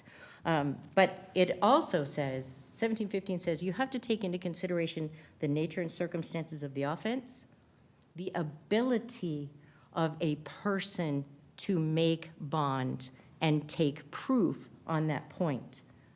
And we should not make any mistake. The reason why Harris County got sued was not just because they had a bail schedule. Harris County got sued because they didn't take into consideration whether or not a person could make a bond. And there are those horrific videos that are out there showing some of the hearing officers in Harris County, don't, Judge, I'm gonna lose my kids, I'm gonna lose my apartment, I'm gonna lose my job, I'm gonna lose, I don't have, don't talk to me, don't say a word, get her out of here, move on. It was horrifying to watch, but that is in reality what exactly was happening. And there were individuals who were charged with low-level crimes that were low-risk offenders that were stuck in jail for unreasonable periods of time before they got any sort of meaningful bond hearing.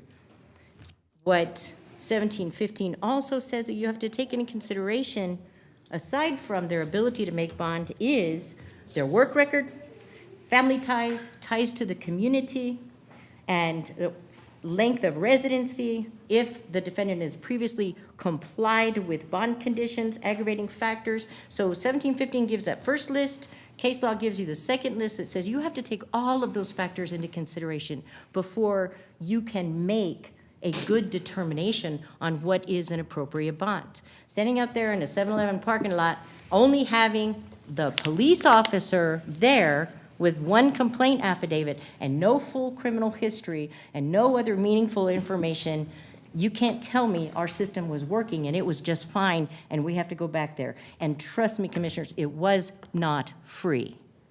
Somebody was paying for those JP judges, somebody was paying for those municipal court judges, everyone that was there, and they weren't always on duty and they weren't there 24/7. So when you allowed the court to be created and go 24/7, then what we did was come into compliance and we were able to take all of those factors into consideration and do so much more.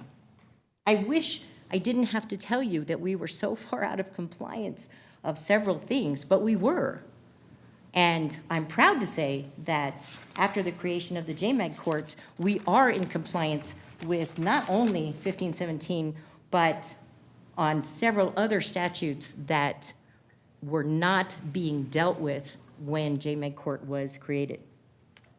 You know, the 1517 magistrate warnings require several different things that could not and would not and never be done in a 7-Eleven parking lot. Not only do you have to make sure that you inform the defendant in very clear language what they're charged with and what their bond is and what their rights are as far as their right to remain silent and their right to have counsel and when they can have counsel. 1517 has always also required that there be an interpreter available for an individual who does not speak the English language, something you're not going to have in a 7-Eleven parking lot, I guarantee you, and a sign language interpreter if the person is hearing impaired. When you have a courtroom that is open 24 hours a day, 7 days a week, and you have a judge on duty, and you have the ability to provide the interpreter, which we do through the language line contract that we have for not only individuals who speak Spanish, but individuals who, I mean, we've had people that speak Mandarin Chinese. I mean, I wish I could think of the most exotic. Some of the places in Central America that have these like really weird dialects that I don't even want to try to pronounce, but we've managed to be able to accommodate that as well because of our ability to be able to do this. So we are in compliance completely with 1517 and those warnings in being able to comply with that portion of it. The appointment of counsel, 1517 requires that a judge not only tell the person what they're charged with, what their bond is, also it requires that we tell them they have the right to get appointed counsel if they can't afford to hire one, and how to do it. That was not happening before JMAG Court was set up in 2015, at the end of 2015, and starting in 2016. And so the appointment of counsel is taken care of now within the statutory confines that we have in the laws. And I mean, I could give you all of the different citations, and if you ask me, you know, if there are questions, I certainly can tell you which one of the laws require, and also the timeframes that we are bound by once an individual requests a court-appointed attorney, that we comply with those statutes, because we are doing that now, and we are doing it actually within about 30 hours from the time that an individual is booked into jail. And that is even before the 48-hour bond hearing. There are mandatory bond conditions that should be imposed on individuals to protect our vulnerable populations. And that is something that is being done on a daily basis, 24 hours a day, 7 days a week, by the judges that are working in the jail magistrate court. It was always a law that for children who are victims of sexual offenses, that they have an absolute no contact order as part of a condition of their bond to try to protect them from the individual who is accused of sexually abusing them. Prior to 2015, when I took over that court, that was not being done, not by any magistrate in this community. That's one of the things that split bonds does for us, Commissioner Holguin, is it gives us the ability to put that condition on there to protect those vulnerable individuals. It gives us the ability to be able to order an interlock device for those individuals who are driving while intoxicated and they have been previously arrested, so that we can try to protect our community from these individuals committing these crimes. I mean, very recently it's been in the news that there was a case that now this individual is charged with murder. It was a DWI third or more. This particular individual had been arrested several times and actually had gone to prison. And then here we are. Now we have a member of our community that is no longer alive because of that choice. So at least we've got these tools that we can try as judges to put the conditions on these individuals and the supervision levels that are suggested, not mandated by the smart praxis, but to let us decide not only on that individual assessment and all that information that we get, but also looking at the factors of the case, looking at the aggravating factors, looking at all of those other things to make those decisions about their supervision level and then the conditions. Not everybody needs a drug test, once a month or twice a month. And if their offense isn't a drug offense, then why are we wasting the money, to even do those type of conditions? This is what this bail reform has done for us in helping standardize a lot of this information. People that were booked into jail in the olden days did not get the benefit of these things. A lot of them were booked, and if they were lucky enough and they had the money to be able to be released, then they would get out. Some of them not getting court hearings for 2 or 3 or 4 months, depending on how backlogged the system was, and they never even knew that they could ask for a court-appointed attorney. They'd show up to their first court hearing and they wouldn't have anybody. Everything gets delayed while they go downstairs and they try to do some sort of application or something so that they can find out whether or not they could get an appointed attorney. That's the way it used to be. And fortunately, we are not there now. And Mr. Gonzalez didn't talk about all of the other things that we do. Magistrate court does so many more things than just magistrate warnings. He didn't talk about all the officers that go out seeking arrest warrants, search warrants, and particularly blood search warrants for those individuals who have been pulled over, suspected of driving while intoxicated, and they refuse to give a breath sample, so we have to get the blood search warrant to find out what their blood alcohol level was. If you don't have somebody that's right there on duty 24 hours a day, 7 days a week, this is a time-sensitive thing. The blood dissipates in the circulatory system after a while. If you are looking for a judge for 6 hours and you can't find anybody on duty, well, then that is huge, and it can have a tremendous impact on a case.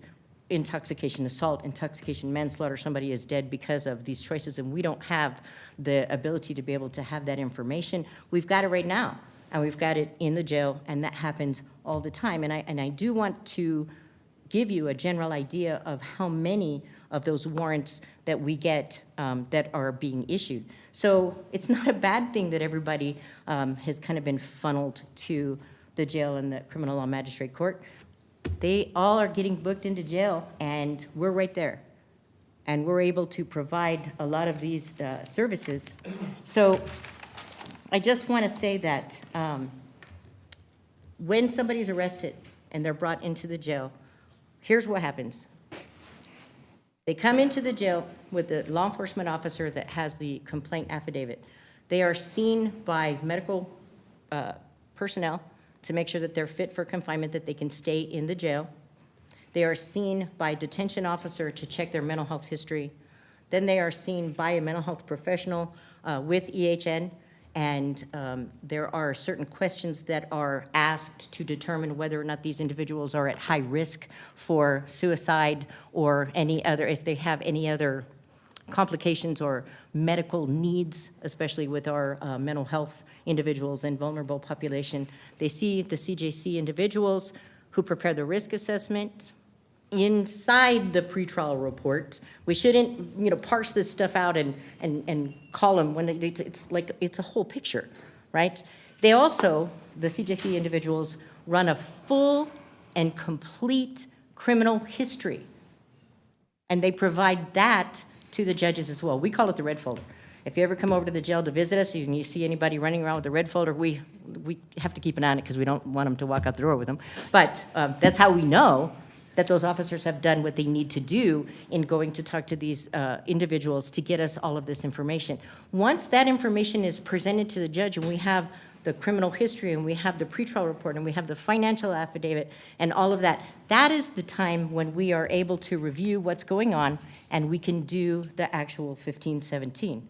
So I don't want to bore you with a bunch of duplication, but I do want to tell you just a little bit more about the court, and I want to make sure that I do this right. So I'm going to try this and see. There you go. I picked the right button. So just going back, just in case you don't know what the courtroom looks like, if you haven't been over to the jail, that is a picture of my courtroom. And then we're doing almost everything virtually now. So that's a picture of what it looks like whenever we do the virtual hearings.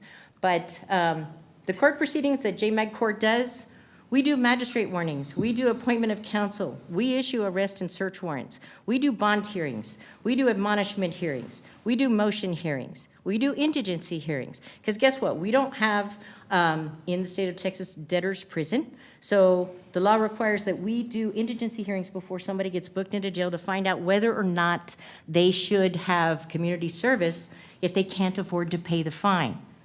And we're finding a lot of that, especially now with COVID. And none of those indigency hearings were being done prior to the jail magistrate court being created, okay? The motion hearings were not being done. The guilty pleas were being done, this is true, but it was a system that we found faulty, and it appeared, it could have been interpreted that, hey, the only way you're going to get out of jail is if you go ahead and plead guilty, because we had jail pleas on the weekends. And so that practice was stopped, back in 2015. The examining trials, those have always been monitored by the jail magistrate, and when Judge Carter was there, they were being monitored. However, they were not being monitored to the extent that we got the results from the district attorney's office, and we were able to release individuals who were stuck in jail if their case didn't get filed by the examining trial date. That happens now on a daily basis. The emergency protective orders, this is another thing that was not ever in compliance with any of the magistrates. In a 7-Eleven parking lot, you can't do this. The law requires, if there is an emergency protective order that is issued because somebody is arrested because of family violence or any offense, not just a family violence charge itself, but perhaps burglary of a habitation when it's a family violence aspect, that sort of thing.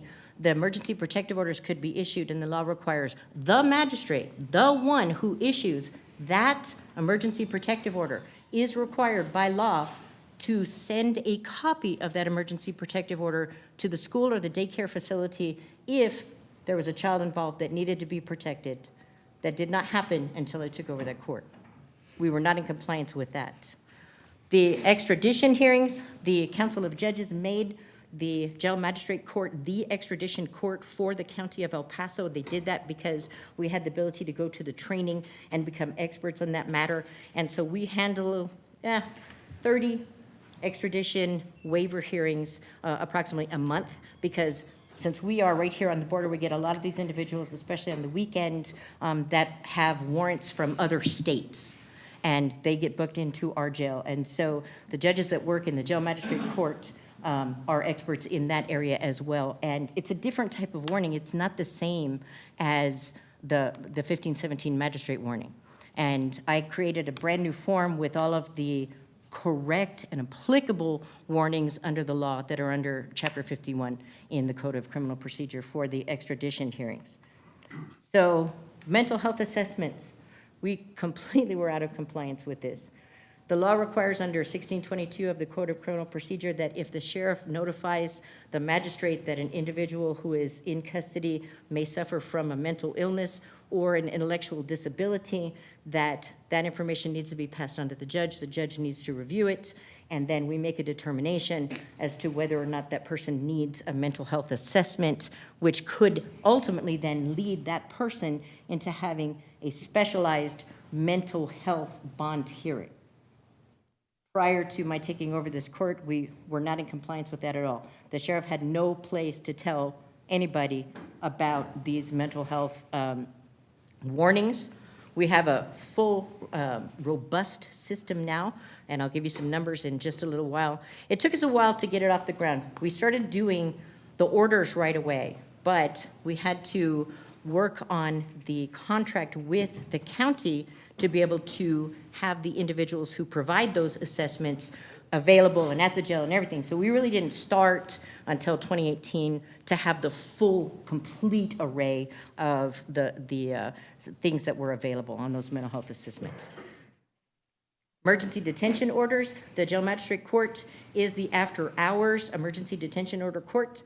All of our individuals that are in our community that are suffering from mental health crisis, the jail magistrate judge that is on duty reviews that information. We get them the request for those warrants from the facilities, the hospital facilities, here in town.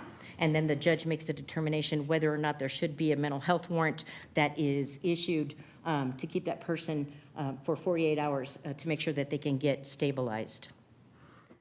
Class C pleas, this is something that benefits the county greatly because, and this was a program, I'm going to take credit for a bunch of this, but I'm not going to take credit for every single thing. And I can't take credit for the Class Cs because that was set up before. But the reason why it's important is because the JP courts all over the county, if the sheriff had to transport all of these individuals who got arrested on their warrants to all of those different places, then obviously the jail escort service and the costs would balloon. But we take care of that in the jail magistrate court. We have a docket every single day, Monday through Friday at 1 o'clock, and so we handle that for all of the JP courts so that the county is saved that money. And of course, bond forfeiture hearings, we have those on a regular basis. So this is an idea, snapshot of everything that we do. I can tell you we're a very busy court, and we always have something to do 24 hours a day, 7 days a week. And it is not just restricted to the magistrate warnings and the 48-hour bond hearings. We, all of these different statutes, I just wanted to, I'm not going to go through every single one for you, but just so that you can get an idea, these are the statutes that we are now in compliance with that we were not in compliance with before when that audit came about and when the Commissioner's Court decided to go ahead and take this step to create the Jail Magistrate Court 24/7 and also in conjunction with the CJC department. So all of these laws are now, this is a protection from us being sued for any one of the failures to comply with every single one of these statutes. So let me just tell you a little bit about what happens at the 1517 warning. As I told you, CJC provides a full criminal history, the pretrial report, and the financial affidavit, which enables the court to be in compliance with the following Texas laws. 1715 for the rules of fixing bail. And this is the first consideration of the bond type. And if we choose a PR bond, then the supervision level and the type of conditions that would be applied. So as Joel was telling you, we have several now that are getting a PR bond on the front end. And these are individuals that are low-level offenses, and they are low-risk offenders. A lot of the misdemeanor cases, and the difference between what we're doing here and what's happening in Harris County is Harris County, they were ordered to open up their doors and let everybody out that were charged with misdemeanor offenses initially. when the federal mandate came down initially, because they were out of compliance. But we are looking at these situations now, and we get the financial affidavit, so we have a very robust ability to be able to tell, can somebody pay the bond or not? And so we can make that determination to be able to let them out on PR bond. When they do, I think, and Joel can correct me, I'm sure, because I don't want to mess this up, but I think it's about 90 cents a day, maybe $1 a day to supervise somebody on PR bond, as opposed to 90, $100 a day to keep somebody in jail. I'm not a proponent of PR bonds either. I am a proponent of what is best for our community and what is best looking at all of the factors with this individual that has been arrested on an offense. But let's face it, it still does come down to a lot of times dollars and cents. And so, that's the reality of the situation. So we are in compliance. These are the statutes that we're in compliance with the appointment of counsel.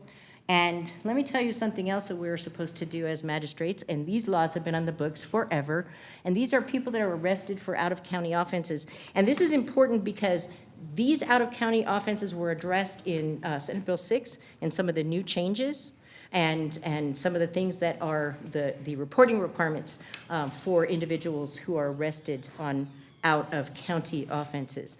But the statutes say the magistrate who gives the 1517 warning for somebody who's wanted out of Bexar County or Dallas County or Tarrant County is required not only to give them their magistrate warning, we are required to notify the sheriff of that county if they cannot post bail. And if there is a request for a no bond, then we have to send that notice. I'm gathering them. I think I have about 150 fax numbers for sheriffs in the state of Texas. I'm trying to get to the whole 220, and that'll happen eventually. But every time we get an individual who is booked on an out-of-county warrant, they get that notice, and that was never happening before. They're also getting released by the 11th day of their arrest, which is also a requirement that is in CCP 1521. 1519 says we have to give them their Tarrant County's form requesting for a court-appointed attorney, their indigency form, not the one that we use. So we have access to the TIDC website. The CJC staff go onto that website, they print out that form, that indigency form, and they give it to the judge so that when I'm talking to somebody who's wanted out of Travis County, I can explain to them exactly what's going on. I can make sure that their application for that court-appointed attorney is sent through our indigent defense coordinator. None of that stuff was being done in the good old days. And obviously, we are in compliance with 1715, the rules for fixing bail. And those mandatory conditions that I was talking to you about for children who are victims of sexual abuse or adult victims of stalking or some of the other offenses, this is important because those provisions have been expanded in Senate Bill 6, add some additional ones, and additional no-contact orders that have to be issued by the judge who is doing the 1517 warning and issuing those bonds, which is something we're already doing right now.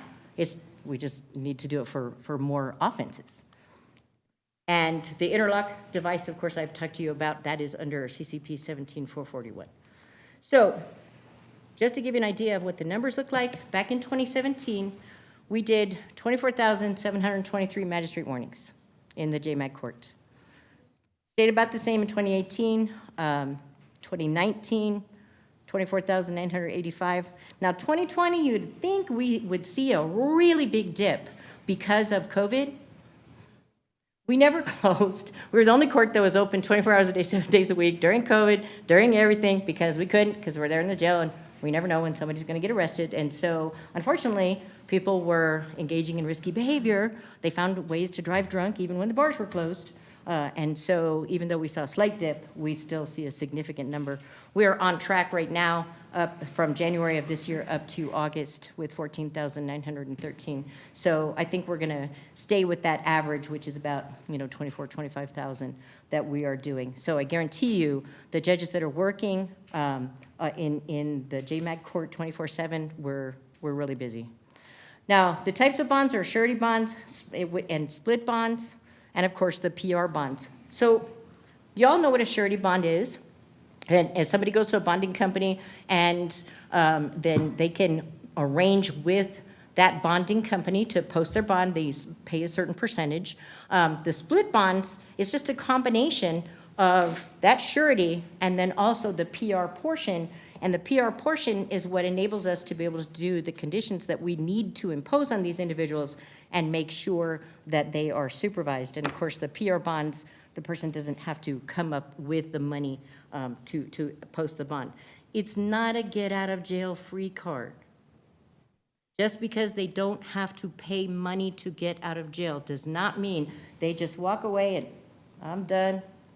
They are supervised, and they are supervised according to their criminal history, the charge that they have, their needs, whether it's mental health needs. I know Joel talked about Takumi, which is a program that helps the mentally, people that are suffering from mental illness. OSAR is another program that helps individuals with drug abuse issues. Punto de Partida is another program that is out there and available for individuals. We use all of these when we are issuing these PR bonds. We are putting those conditions to try to assist that individual in being successful in their journey through the criminal justice system.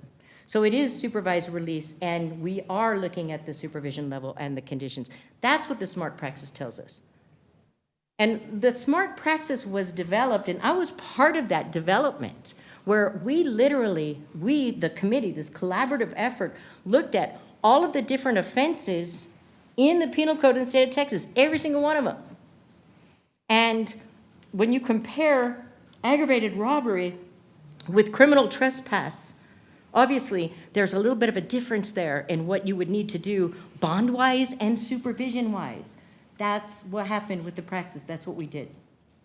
And we did it for our community based on what we were seeing with the offenses. And that's what, when CJC is talking about it being validated for us, that's where that comes from. Now, this public safety report that has to be issued, on Senate Bill 6, it requires a lot of the same stuff. Senate Bill 6, the public safety report says that public safety report has to tell the judge if that person is eligible for a PR bond. It says you can't give a risk score. They don't like the numbers. Okay, I get that. But it still has to have that information. And that information has to be gleaned from everything we are getting right now today, this minute. I can walk over there right now. You could all come with me and you could see how that happens in real life with individuals that are getting booked into the jail. So it's a consideration of everything, all of the factors. That's why we're so far ahead of the game. Now, the bond hearings, let me just tell you, when Mr. Gonzalez was talking about, if somebody was stuck in jail, they could get a bond hearing, and it's true.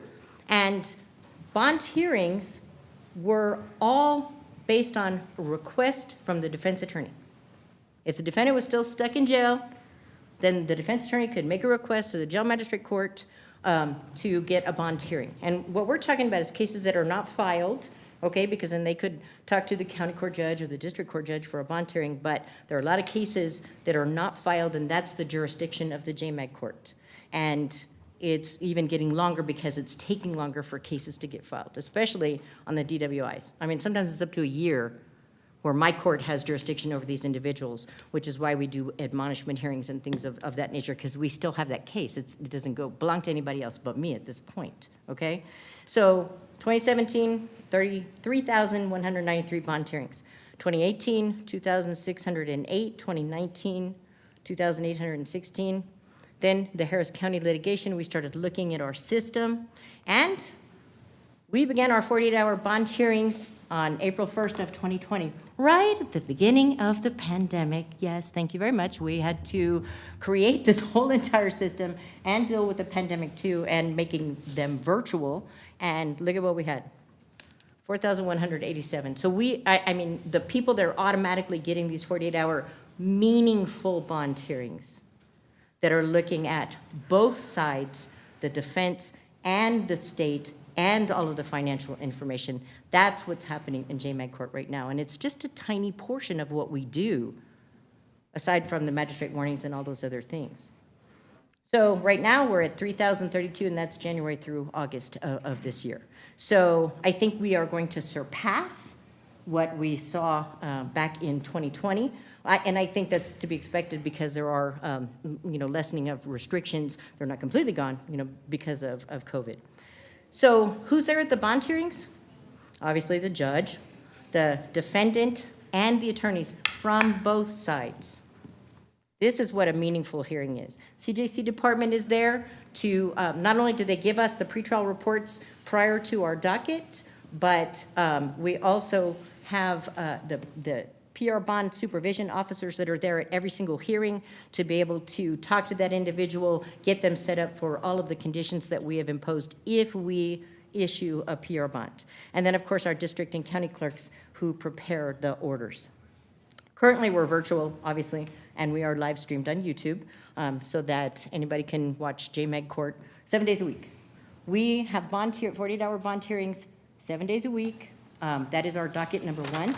Monday through Friday, we have a second docket in the afternoon for any other hearing that we have to have, whether it's admonishment hearing, a motions hearing, modification of PR bond conditions, modification of emergency protective orders, all of those. So all day long, we've got dockets going on, and we have new individuals that are getting arrested that we are giving these considerations I just explained to you. Just a little bit, and I'm sorry, I didn't mean to talk so long, but I'm almost done. The mental health assessments, I think this is really important because that is one of the things that we were not in compliance with. And so we received, in 2018, 6,250 notices from the Sheriff's Department. Now, I'm not telling you that every single one of those notices resulted in the judge ordering a 1622 mental health assessment. I'm saying that's the total number that we reviewed, okay? And we reviewed all of the information that was presented by the sheriffs and they looked at their mental health history and all of that to make a determination whether we should order a mental health assessment. In 2019, it was 6,810. 2020, it dropped a bit, 6,223. Again, I think part of that was because of COVID, because we did see a little bit of a dip. And then January through August, right now we're at 4,329. So I think we'll probably get up to that 6,000 range again. Now, we are doing about 75 to 100 mental health assessments a month. That's what we're ordering. And that's what EHN is providing to us. So it's about that number of individuals who qualify for those specialized mental health bond hearings. But I don't want to leave you with the impression that this is the only way you get a mental health bond hearing. I see individuals every single day that are suffering from mental health issues, and it's quite obvious. So we will address those concerns if those individuals are released on PR bond, and we get them, or at least we refer them to the help that they need without waiting to get that assessment if it's necessary. So this is just the specialized version that we were out of compliance with, which now we are in compliance. So just to give you an idea about the arrest and search warrants, back in 2016, 6,160, we jumped to 8,000, then 9,000, and then 2019, 9,000. We had still 9,000, so we were staying pretty steady with, and this is a combination of all arrest warrants and search warrants that were sought by the law enforcement community everywhere. El Paso Police Department, Sheriff's Department, Horizon PD, Anthony PD, Socorro PD, UTEP PD, DPS. Everybody comes there and we issue warrants for all of them. So right now, we're at 9,965. We're seeing a definite increase in the number of warrants that they are requesting. This has to do partly, I think, with the DIMS program that is not functioning at this moment with El Paso Police Department. And so as long as these trends continue, I think that's what we're going to see. And we're going to see an increase. We'll probably see about 15,000 warrants this year, which is the highest that we've ever had. So I'm going to end with just giving you an idea, because I told you about all these things that we do, aside from the bond hearings and the magistrate warnings. The emergency protective orders, in 2020, we issued 960. We did 884 indigency hearings. We issued 795 emergency detention orders. We conducted 426 miscellaneous hearings. We handled 309 FFJ, or these are the extradition hearings for individuals who were booked into our jail on out-of-state warrants. We issued 4,342 miscellaneous orders of all different types. We did 879 Class C pleas, and we rejected 761 warrants because they lacked probable cause. So every one of those 761 warrants, if they weren't corrected, we prevented those individuals from being booked into jail on a faulty charge. So that's what jail magistrate court does. And I'm sorry I went a little bit long, but do you have any questions? Any questions? So is there a requirement of when the magistration has to happen? It does have to happen within a reasonable amount of time, but no longer than 48 hours after the person is arrested. We do it immediately. So we've never had to worry about some of the other litigation. There's litigation in Galveston County, and of course Harris County was the premier one. There's also litigation in Tarrant County, Dallas County. And part of that is because they weren't seeing the magistrates immediately. And so that's why we just decided we would do that up front. Did we ever look at, instead of the 24/7 magistration, did we ever look at maybe 6 a.m. to 10 p.m., or did we feel that that 24-hour, that there were a lot of folks that were needing to be magistrated? You know, we talked about that, and I was a part of a group that went to Harris County to look at how they were doing it, because they were also kind of splitting at some of their bond hearings. The problem is there's no way to know exactly when somebody gets arrested, and so our numbers are supportive of a magistrate being there 24 hours a day, 7 days a week. We have, you know, we are busy in the nighttime. And so rather than restricting law enforcement from being able to effect an arrest and having to wait or having somebody sit in a holding cell for a long period of time, we decided that this was much more efficient and it would keep us in compliance.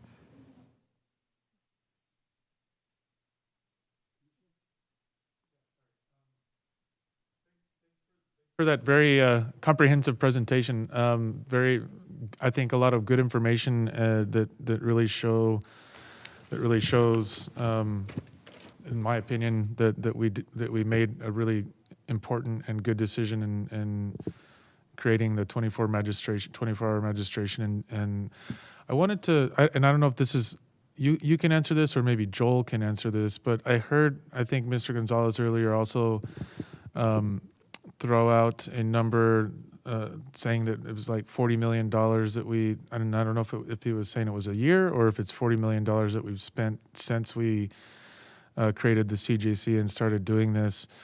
And I wanted to have a clarification made as to whether that is $40 million additional that we've been spending on this, because from what I remember is we took a lot of positions from other departments and moved them into this department, and so we were already spending a lot of that money as it was before we actually created these programs, and so I want to make sure that that's very clear as well, because I don't want the public to misunderstand and think that we, just every year or even over the last 4 or 5 years we've spent $40 million additional above and beyond what we were spending before on this program.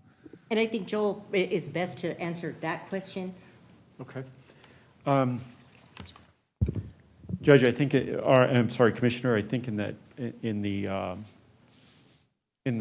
pot, that $40 million pot he referenced, and he's written you about this as well, is the PR bond forfeitures, which are basically what we would call a pot of uncollectible money. I checked with budget, and they try to collect those forfeitures, but not over 99% is uncollectible. This is, a judge may say, I'm going to give you a $20,000 PR bond. If they miss the court, the bond was forfeited, that number would go into that pot, and over the years it builds up.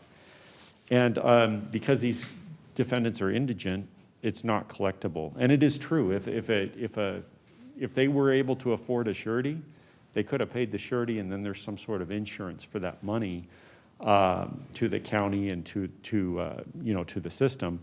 But they couldn't afford, as you saw in the data, The defendants couldn't afford that to begin with, so the alternate is to hold them in jail on an average of 38 days. The ones they can't afford. So when you do more PR bonds, you are going to have more PR bond forfeitures. And that money just builds up and builds up, but some of the judges call it monopoly money. It's uncollectible. We didn't lose it. Now, we could have, if they would have posted a bond, maybe we would have collected some of it back, some of those cash bonds back. But it's important for the public to know that money never existed to begin with. That's just money an arbitrary amount that a judge sets based on whatever the person, I shouldn't say arbitrary, but it's based on what they think that the security is warranted there. Try to collect it, but we can't. Regarding the initial CJC, you're right, 31 positions were already existing. Right now, I believe there's 44, so there was 13 additional positions added that weren't existing there, so that is an additional expense to the county. But a lot of that expense was, it was pretty impressive to see the efficiency of the court and the way they drew those positions together without creating 44 new positions. So that's an efficiency that needs to be considered. So yeah, in all of that, and it's pretty complex. The other thing that wasn't weighed in, as I mentioned, as the pretrial population went down, actual revenue for the county went up because those beds are replaced, at least through 2019. A lot has happened since 2020, and we're still analyzing that. But those first 4 years, those were replaced with those federal beds, and that wound up being what we estimate is over $10 million in revenue to the county. And can we also consider that the cost avoidance of 130,000 jail beds. Yes, of 130,000 jail beds. So you add the cost avoidance plus the amount of money, additional funding we were able to bring in from the federal contract, and I mean the cost avoidance. I mean, just I did, back of the envelope, calculation, looking at, from what I think I remember. What it cost us was around an average of like $80 or $85 a night to back in 2015 to now probably over $125 a night. So that's anywhere between $10 and $16 million probably that we've avoided in costs by reducing the number of jail beds that are being utilized, plus the $10 million that we've brought in. With having those beds open to be able to utilize them for federal inmates, right? Yeah, and even if you use a variable cost calculation at $16 a day or $20 a day, whatever it is, it's still an impressive amount of cost avoidance. Thank you. Judge Hamilton, thank you very much for taking so much time with us. Appreciate it. It's absolutely my pleasure, Commissioner Leon. Thank you so much. Not to mention the lawsuits that we've avoided as well, which were probably, I mean, I don't know how much the Harris County settlement was, but it was millions of dollars. And so. And the legal fees to litigate that. Defend them, yes, Yeah. absolutely. So I am across the street. I am your public servant. Anytime you need any information, you know where to find me. Thank you so much. Thank you. Ms. Lopez?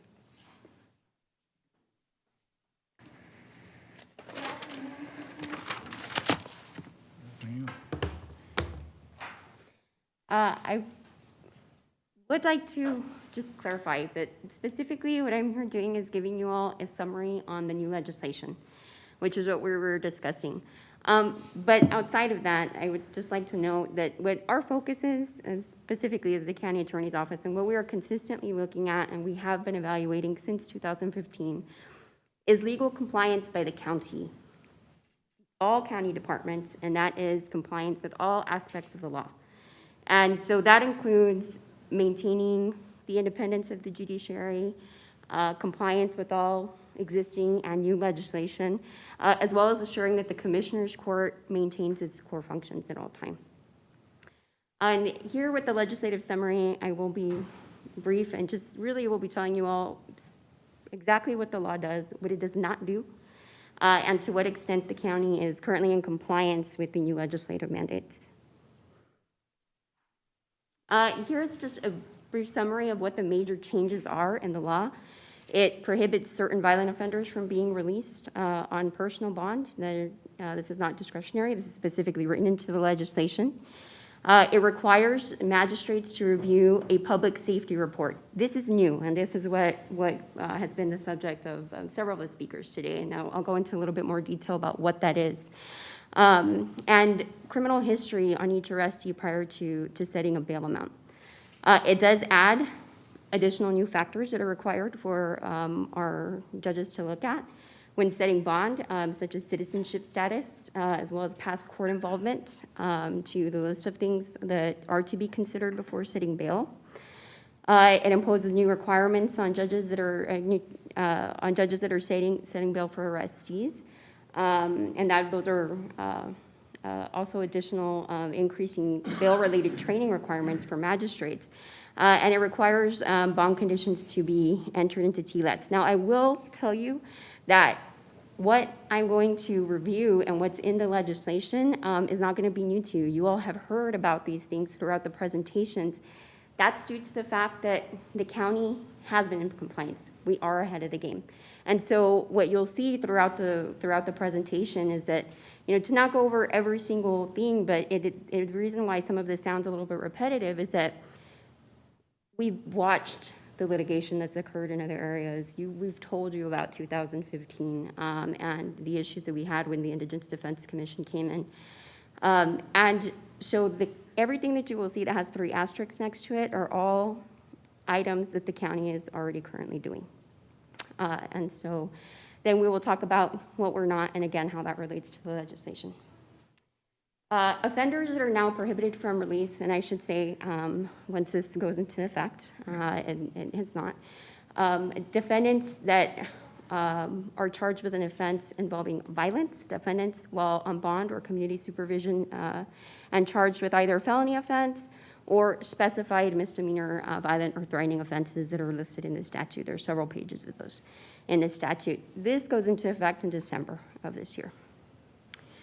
What is this public safety report that we keep talking about? And I'd like to just really distinguish what this is. This is brand new. It is an electronic report that's going to be developed by the Office of Court Administration. The county will be given access to the system. This form is, because it's created by OCA, is also a form that the county will be given access to. However, when it comes to the county, it is an unfunded mandate.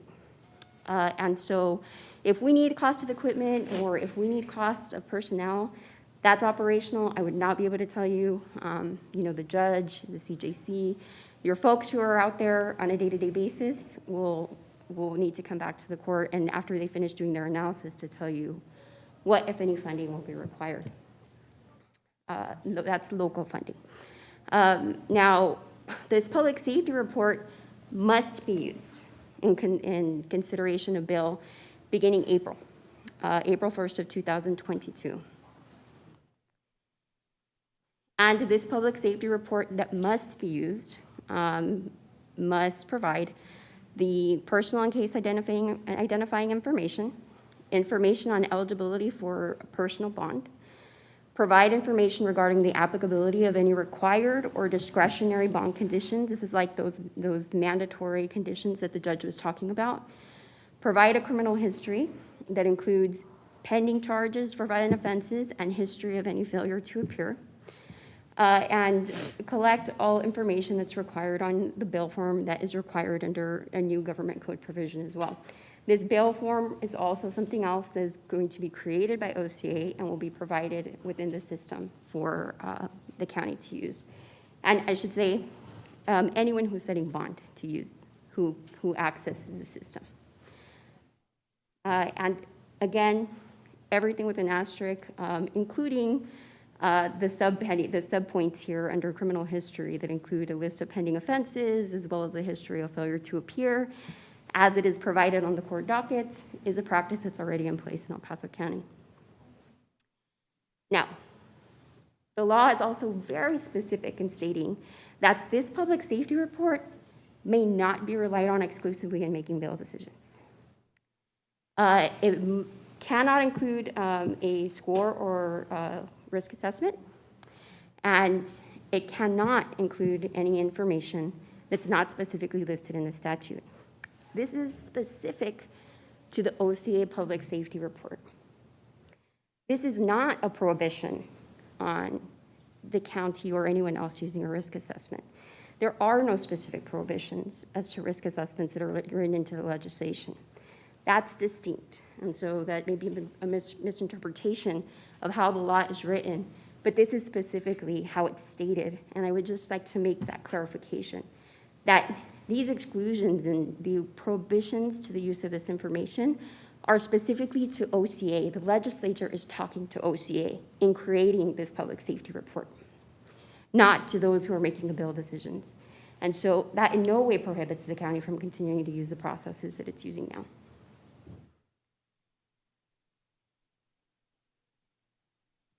Now, in setting bail, a judge or magistrate must now also consider these new conditions. These are also new things that have been added to the legislation. The nature of the offense, and that includes violence or violence against a peace officer, the ability of a defendant to make bail, the future safety of victims, law enforcement, community. Again, criminal history is something that has just been added, and citizenship status, which will also be effective in December of this year. Additional requirements added by this legislation are that a defendant must be informed of their right to file an affidavit of indigence. It must, the court or the decider of the bill, whatever judge that may be, must ensure that the defendant receives reasonable assistance in completing that affidavit.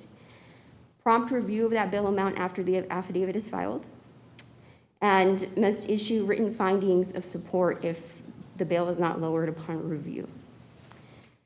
A bond decision must be made within 48 hours after individualized consideration. I'd like to pause here for just a moment just to note to you all, this 48-hour hearing, you all know that's what the county investment was about. It was to create this 48-hour hearing. This is where we're ahead of the game, where we've been ahead of the game, is that the county of El Paso was watching the litigation.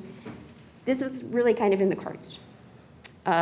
And we expected that at some point we were probably going to see this come into the law, hence the recommendations that were made. And so the county is already in compliance with this.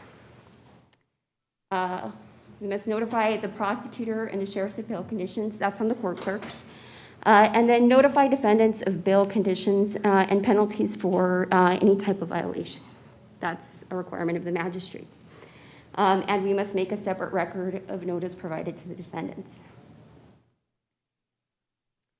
These are the new magistrate training requirements. They must have a new 8-hour initial course that's going to be developed by OCA, and then every biennium they must take another 2 hours of continuing education. Additional court requirements, these are court reporting requirements. So again, this is something else that's administrative in nature that our departments would have to come back and tell the court kind of what the needs are and whether they can staff this or if we're going to need additional funding for this. But we will have to start reporting to OCA. The number of defendants whose bail was set, this includes the number for each category of offense, personal bonds, and surety bonds issued, the number of defendants released who subsequently failed to appear, the number of defendants who violated a condition of release, number of defendants who committed an offense while on bond or supervision. And so, in conclusion, just to kind of summarize, really due to the Commissioner's Court previous investment in the county, we're largely in compliance with the new bail reform legislation. In addition, the fact that we are currently in compliance means that this Commissioner's Court is also still in compliance with their mandate to fund our criminal justice system. And additionally, and just, it bears repeating because I cannot speak to funding that may be required, is that additional local funding may be required for any of the unfunded mandates that are required for the county to comply with the new administrative requirements of the legislation. Do y'all have any questions? I had one. Absolutely. Ms. Lopez, and we made reference to it earlier. I thought I was muted. The history of failure to appears. Yes. I understand there's a problem in getting exact numbers. So if a magistrate is looking at this, but he doesn't have good numbers, is there a problem there? I will tell you that this has been something that, I mean, I was in a prior life, I was a prosecutor, and this is something that we cannot exactly account for. And I will tell you, I'm even hesitant to say that we can't exactly account for, because truly, what is a failure to appear is up to the court, right? And prosecutors, defense attorneys, the CJC, the judges that are not in the court that the defendant is showing up to really can't make that decision. We don't know if someone has called. We don't know if there was an excuse, I can tell you just from, personal experience, walking in and out, maybe somebody didn't show up. Maybe a defendant wasn't there. Maybe a defense attorney wasn't there. But the court clerk knew, right? And so there is not in the law really a definition. We have, right, our basic textbook definition of what a failure to appear is, Commissioner. The way that that is tracked is when a warrant is issued. And hence, that's what our CJC department is reliant on to collect. So however an individual court documents their failure to appear, that's the documentation that's relied on. And the law has not been expanded, to, explain further or to state specifically. I think it's I don't think that there's any question that, a failure to appear means not showing up. And it's failing to not show up to a hearing without excuse. What we don't know is the individual facts related to that case and whether it's been excused or not. And frankly, again, going to the independence of the judiciary, each court and each judge has the ability to decide how to document that and when they have found that there has in fact been a failure to appear. So I don't believe that the manner in which we're currently conducting business is an issue, Commissioner. Okay, well, thank you. Commissioners? Just one quick question. So on the slide where it listed the reporting requirements, I think it was maybe just a couple before this one. Sure. So there weren't any asterisks next to any of those. So were we not collecting this information, or? This is all brand new. So, and the reason why, and I can't say that we're not collecting it, again, that would be operational in nature. So I don't know exactly what we're collecting, but the reporting requirement is brand new. Yeah, the and so OCA is now creating this new system where we'll start reporting. So hence we're not reporting yet because the system has not yet been created. But we are collecting some of Yes, it? maybe? I'll just, regarding, as we talked about before, the failures to appear are being tracked for warrants issued.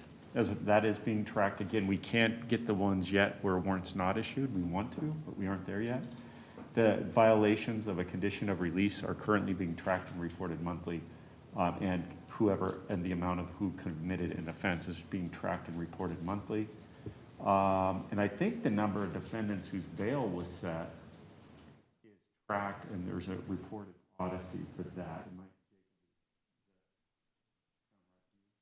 as far as the first bullet. Yeah, so I think we are tracking most of these. We still have the challenges with the FTA, and we're going to have to come up with something that works for when a warrant is issued. So, Thank you all for coming. Patsy, Joel, Mr. Gonzalez, Mr. De La Chicas, thank you all for staying here this long. You're certainly welcome to remain here. Mr. Gonzalez, did you want to speak some more? But before you do, you spoke under public comment. Is he allowed to speak even though he was given a finite amount of time? Yes, actually, that's at the discretion of the presiding chair. In Judge Samaniego's absence, I would imagine that he's left that discretion to you, Commissioner. Okay, I'll have to decline on that, Mr. Gonzalez. You gave us the information in the time allotted. We've heard from our county representatives, and I really thank you all. It was a very it was an eye-opener for myself. So again, thank you very much for coming today. Is there any other public comment that we need to take, though?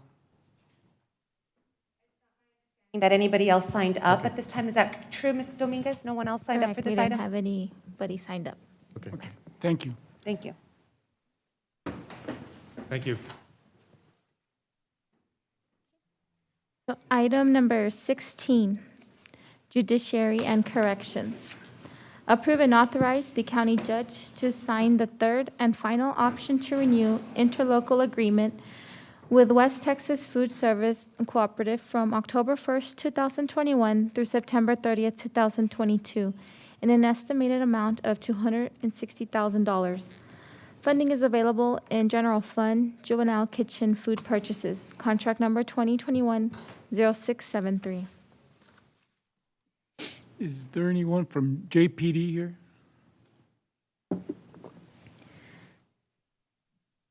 Betsy, do you want to postpone that and maybe we can get a hold of somebody? Call in? Yes, if you'll just leave it aside. I do know that this is a renewal.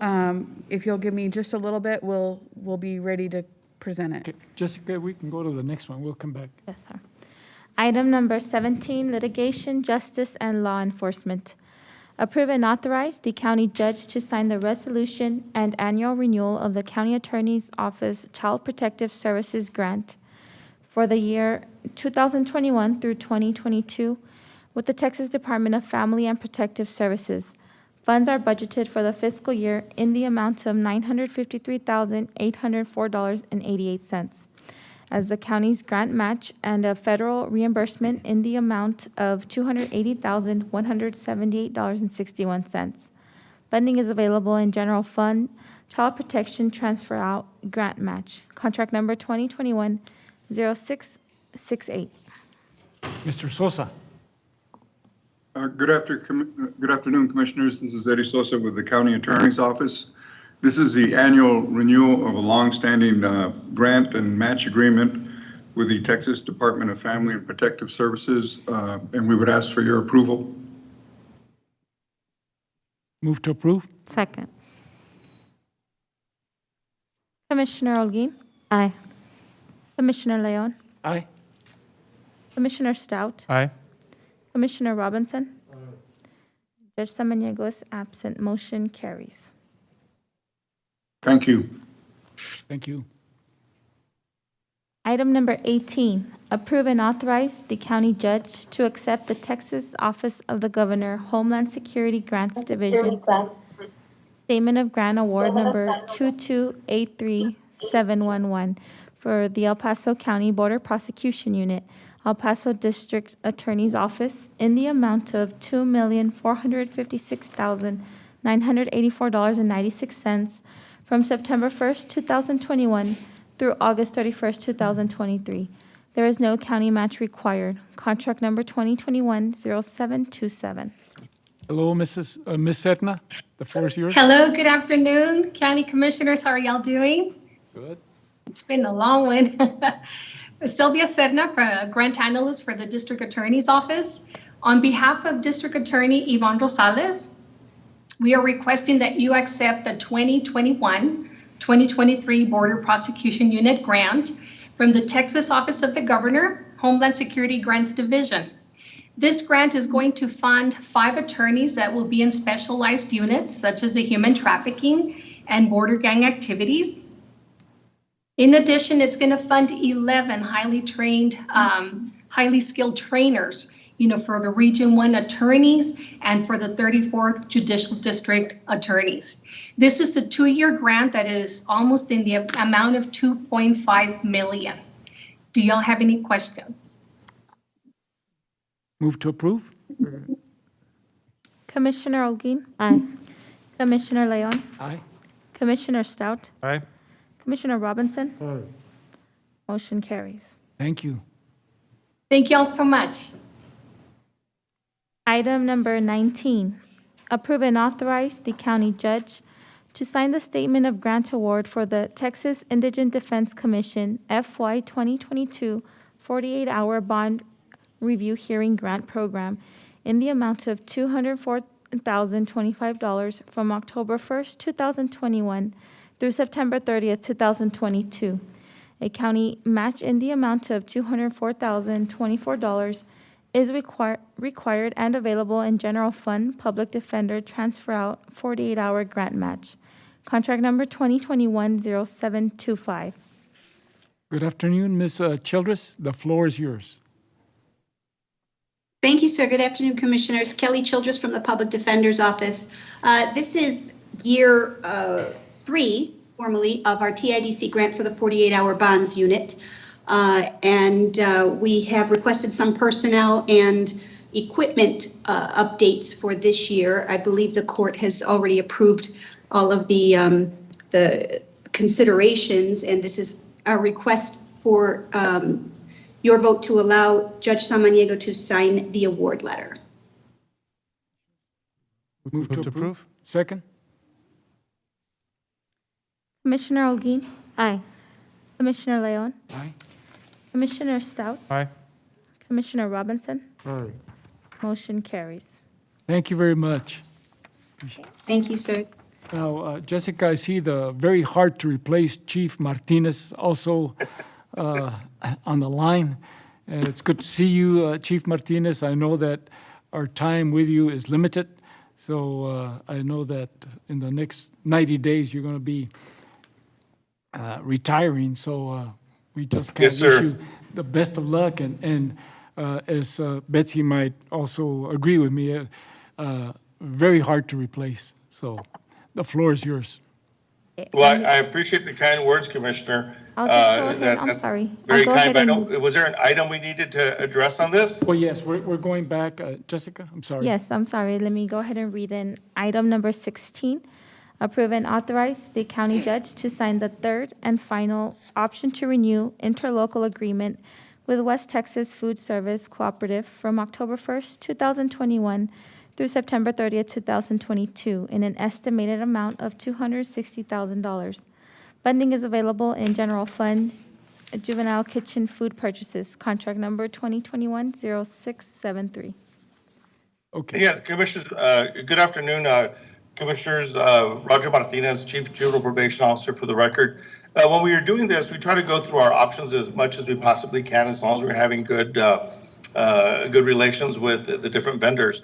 And this particular one has been through the food co-op that helps us to get the best prices available for the food that we're providing here for the kids here at the juvenile detention and the challenge program. So we're just asking that you approve this agreement the final time, and then next time around we will have to go out on bid. Commissioner Robinson, you have a question? Well, I had a question. Did we approve his retirement? I think we're conditioning that we approved this. We can have a vote on that, yeah. Well, but we got to approve his retirement first. Yeah, Chief, see, you didn't go the right way. It seems like we may have a problem. But I don't want to throw anybody under the bus, but I was given direction and leadership of what I needed to do. So, but no, I have every intent to address the court and whatnot with my pending retirement as well. Pending, you said pending. Well, because I'm looking at December 31st, so I'm looking between now and the 31st. Of December. 2040, Of right? 21. 2040? I move to approve. Second. Commissioner Olguin, Aye. Commissioner Leon, Aye. Commissioner Stout, Aye. Commissioner Robinson. Aye. Motion carries.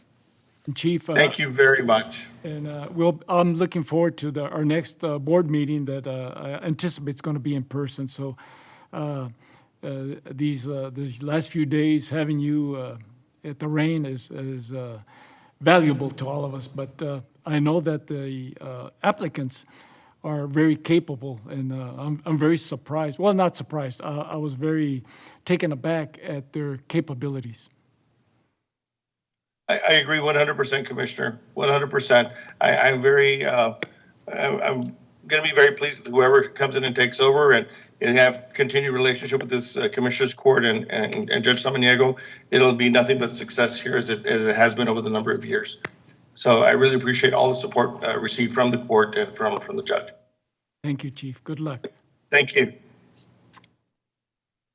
Item number 20, we do have a correction to read in from the Public Defender's Office. Approve and authorize the county judge to sign the statement of grant award from the Texas Indigent Defense Commission FY 2022 Indigent Defense Improvement Grant Program for the Public Defender by the Immigration Counseling and Advice Program in the amount of $175,963 from October 1st, 2021 through September 30th, 2022. County match funds in the amount of $43,991 are required and are available in General Fund G-Admin Transfer Out Grant Match. Contract number 2021-0693. Ms. Childress, I apologize. I should have gone to your next item instead of having you come back, but the floor is yours. Thank you, sir. No need to apologize. This is another item that we've talked about a couple times. Our new Padilla program, which I'm super excited about. We finally got our award letter, and we're seeking that you vote in favor of allowing Judge Samaniego to sign that as well. Move to approve. Second. Commissioner Olguin. Aye. Commissioner Leon. Aye. Commissioner Stout. Aye. Commissioner Robinson. Aye. Motion carries.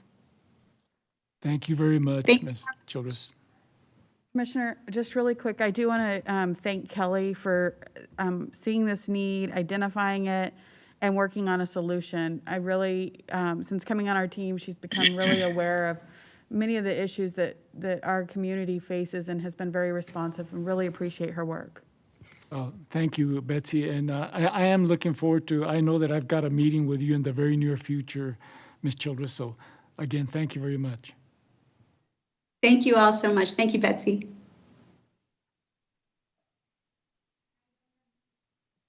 Item number 21, approve and authorize the county judge to sign grant award modification number 3, increasing the grant in the amount of $176,300 for the West Texas HIDA Multiple Initiative Grant G21SW0001A on behalf of the Sheriff's Office. This award modification is at no cost to the county. Contract number 2021-0669. Travis, it's good to see you again, and when I hear no cost to the county, I mean, just music to my ears. Good afternoon, Commissioners. Thank you very much for having me on. This is a request for the county judge to approve a modification. It's an increase of $176,300 to our HIDA grant funding for the year. That'll raise it up well over $4 million going through the county. This money is to purchase some new state-of-the-art X-ray equipment, portable, known as backscatters, for law enforcement to use to identify hidden compartments for drugs, and also $36,000 for a step up for our prevention program. It's continuing things, and again, we thank you very much for always being our primary fiduciary and our big supporter for the HIDA program. Move to approve. Second. Commissioner Olguin. Aye. Commissioner Leon. Aye. Commissioner Stout. Aye. Commissioner Robinson. Aye. Motion carries. Thank you, Travis. Thank you. No, thank you, sir. Appreciate it very much. Thank you, Judge. Thank you. Item number 22, Health and Social Services. Discuss and take appropriate action to authorize the county judge to provide a letter to the El Paso Coalition for the Homeless committing cash match funds for their Homeless Management Information System grant with the city of El Paso. Good afternoon, Irene. The floor is yours. Thank you, Commissioners. Good afternoon, Irene Valenzuela, Community Services Department. This letter in your backup is being requested by the El Paso Coalition for the Homeless to confirm match funds that the county has declared to assist them in meeting requirements for their HMIS grant application from the city of El Paso. As you all may know, since 2018, the county has been providing match funds from paid coordinated entry intake assessors time. The county has supported this cash match process with in-house paid staff by tracking and completing biweekly timesheets and preparing match fund reports to the city of El Paso in support of this effort for the coalition. We have engaged the coalition, as you all know, over the last 2 to 3 years in discussions about sharing this identified HMIS data with the Paso del Norte Health Information Exchange, as they're known as FIX. And this was so that the county can link this data with our high utilizer project that we have underway. If you all don't know, FIX centralizes the health data from healthcare providers in this region, linking identified homeless information with healthcare and mental health information, helps us identify those that are high utilizers of our systems, so that we can solicit and program resources to this very, very precarious subpopulation. But we are pleased to learn that recently the coalition has been in discussions with FIX to share their HMIS data and work towards making this data sharing project a reality. The letter in your backup memorializes this declaration. As we speak today, we do recommend providing this letter of commitment with the firm expectation that the coalition and the COC board collaborate with FIX with sharing identified HMIS data, as they've agreed to do so in the last couple of months. I can answer any questions you may have about this letter, about this process. I'm not sure if Joe's still in the audience, but he's been working with me on this effort as well. And we are both available for questions to you all. Commissioner Robbins? Yeah, Commissioner, commissioners, I have not been very happy with the lack of cooperation from the Homeless Coalition. They readily take our money, but they have not been good partners in cooperation with sharing information that we need to do what we need, to staff to do their job, and for us to make the best decisions on it.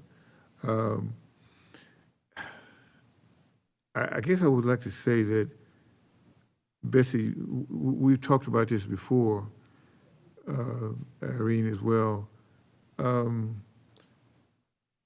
don't want to be a thorn in well, maybe I do want to be a thorn in their side, because there has not been very cooperative. So I don't want to hold this up, but at the same token, if I'm looking down the road, if we can't get better cooperation from them, I'm of the opinion that in the future, I will be willing to make a motion that we just not support them, period, anymore, because the thing is that it's a two-way street.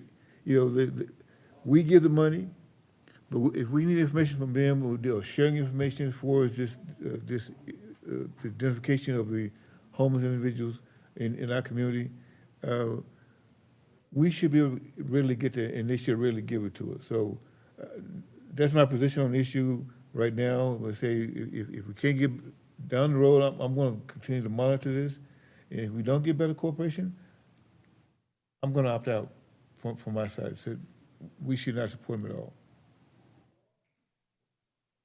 Yeah, I agree with Commissioner Robinson's sentiments on this issue. I know that in the past we've, very respectfully asked the coalition to allow us to have more participation within their operation on their board, and I guess they've verbally committed to updating the MOU to make sure that we have a change in the information sharing, but until that change is made, what happens if they don't make good on that verbal commitment? Are we able to go back and say, no, we want our money back at this point? What happens if we, as a court, decide not to go forward with providing them with the funding until they actually do what we asked them to do, basically? And I feel like we need that, like, not just a verbal commitment from them, but an actual change in the MOU. And I agree as well. I think that this is, from my understanding, this is the first time that they've actually agreed to provide some of that information. So I think we should give them that opportunity. And it's my understanding that the city is actually trying to require them as part of their funding request. So hopefully we will see them be much more cooperative and provide this information to us. But I agree with Commissioner Robinson and Commissioner Stout that if we find ourselves in the same position next time, and we're still here discussing why we can't get information from them, I would be willing to not provide any more funding. This is their chance to show that they are willing to cooperate and provide us with the information we've been asking for. And as I understand it, we've been struggling with the lack of information for some time now, Irene. This agreement that we're considering right now is for, are we talking about 1 year? So what they're requesting, Commissioner Leon, is this letter of confirmation, if you will. The county does have an MOU with the coalition committing match funds, but what the city is requesting is for the county and any provider that is applying for funds for CDBG from the city of El Paso, they're requiring agencies to confirm that match fund through a letter of commitment. And so this is for their FY22 grant request, and that's what this letter is. We do have an existing MOU with them that commits funds to the coalition, but what they're needing is this letter of commitment further signed by the judge to turn over to the city of El Paso to confirm those match funds. For a 1 year period, correct, Irene? For this year's funding cycle, yes, ma'am. Let me ask you this, I guess, Christina, is there something, or could there be a caveat? Because I agree with what the court is saying.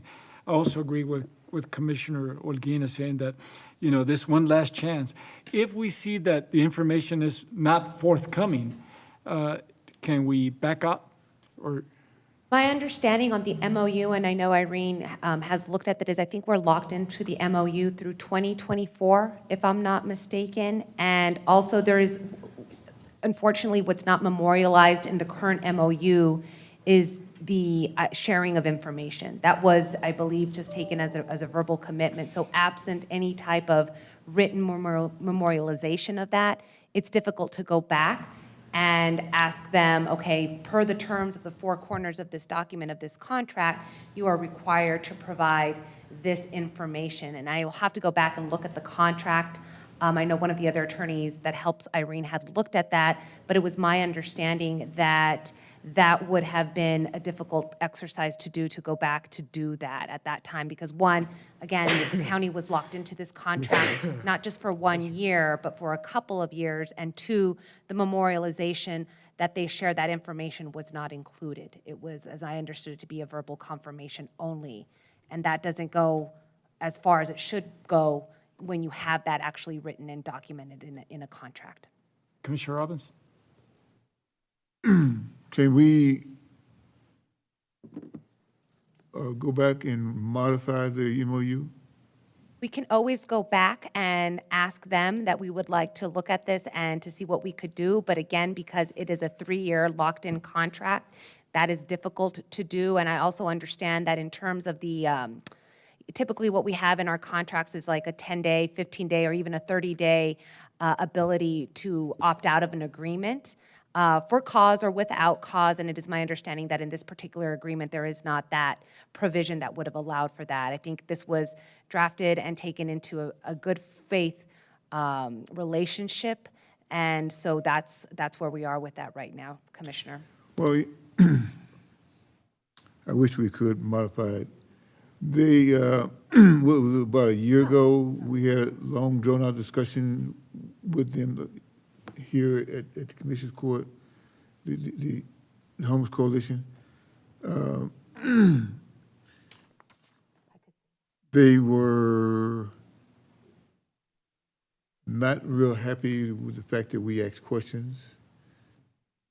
And if I could just add Commissioner Robinson and the rest of the commissioners here. So we have an item here that we're talking about signing this letter of in support, and it's at the request, if I'm not mistaken, from the Homeless Coalition as well. Now, we also have the simultaneous MOU agreement with the Homeless Coalition. We've asked for them to provide additional information. They have not. We have some issues with the contract in terms of amending it. So it's not to say that we can say, we're not going to sign and move forward with this particular letter unless you, Homeless Coalition, agree to one, reopen the agreement that we have already had with them, the MOU, to do an amendment that requires them to then share that information. So that's something that the court can do as an option if you want to. Speaking personally, I like the idea. Maybe we can come back to this in 2 weeks with the response. Commissioners, how do you feel about that? Yes.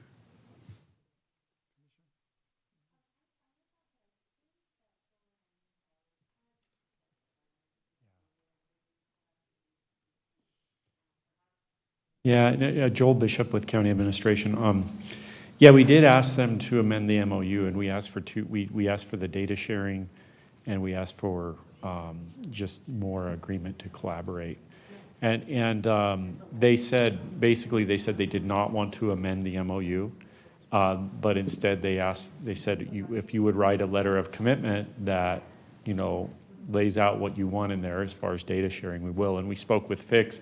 Emily Hartman from Fix is here today as well in the audience, and she said that they have committed to sharing the data back in June with them. And that's really what we want. We just want them to do that and to follow through. They indicated they could probably do it by January.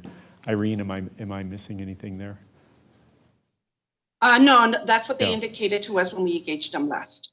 I would just add that that is again a verbal commitment. I just want to make the court aware that is via communication back and forth with the Homeless Coalition. Again, you have leverage as the county commissioners, as the county, when you're actually able to amend something to memorialize that. If again, this is something that the court wants to push or something that the court is very much interested in and is not seeing that cooperation with just that verbal commitment alone. I'm not sure at this time if there's anybody from the Homeless Coalition that's on the line that could speak to that and kind of address some of those concerns that the Commissioners Court has had, and to address that directly with them. Commissioner Neal, you indicated about delaying for 2 weeks? Yes, Joel and Irene, one of the suggestions that I brought up was that we postpone for a couple of weeks so we can gather a little more information, and hopefully that letter apparently will contain the court's wishes insofar as information sharing. Yes, it does. Well, the letter does, yeah. Commissioner, I would agree with you on that, and take a step further, that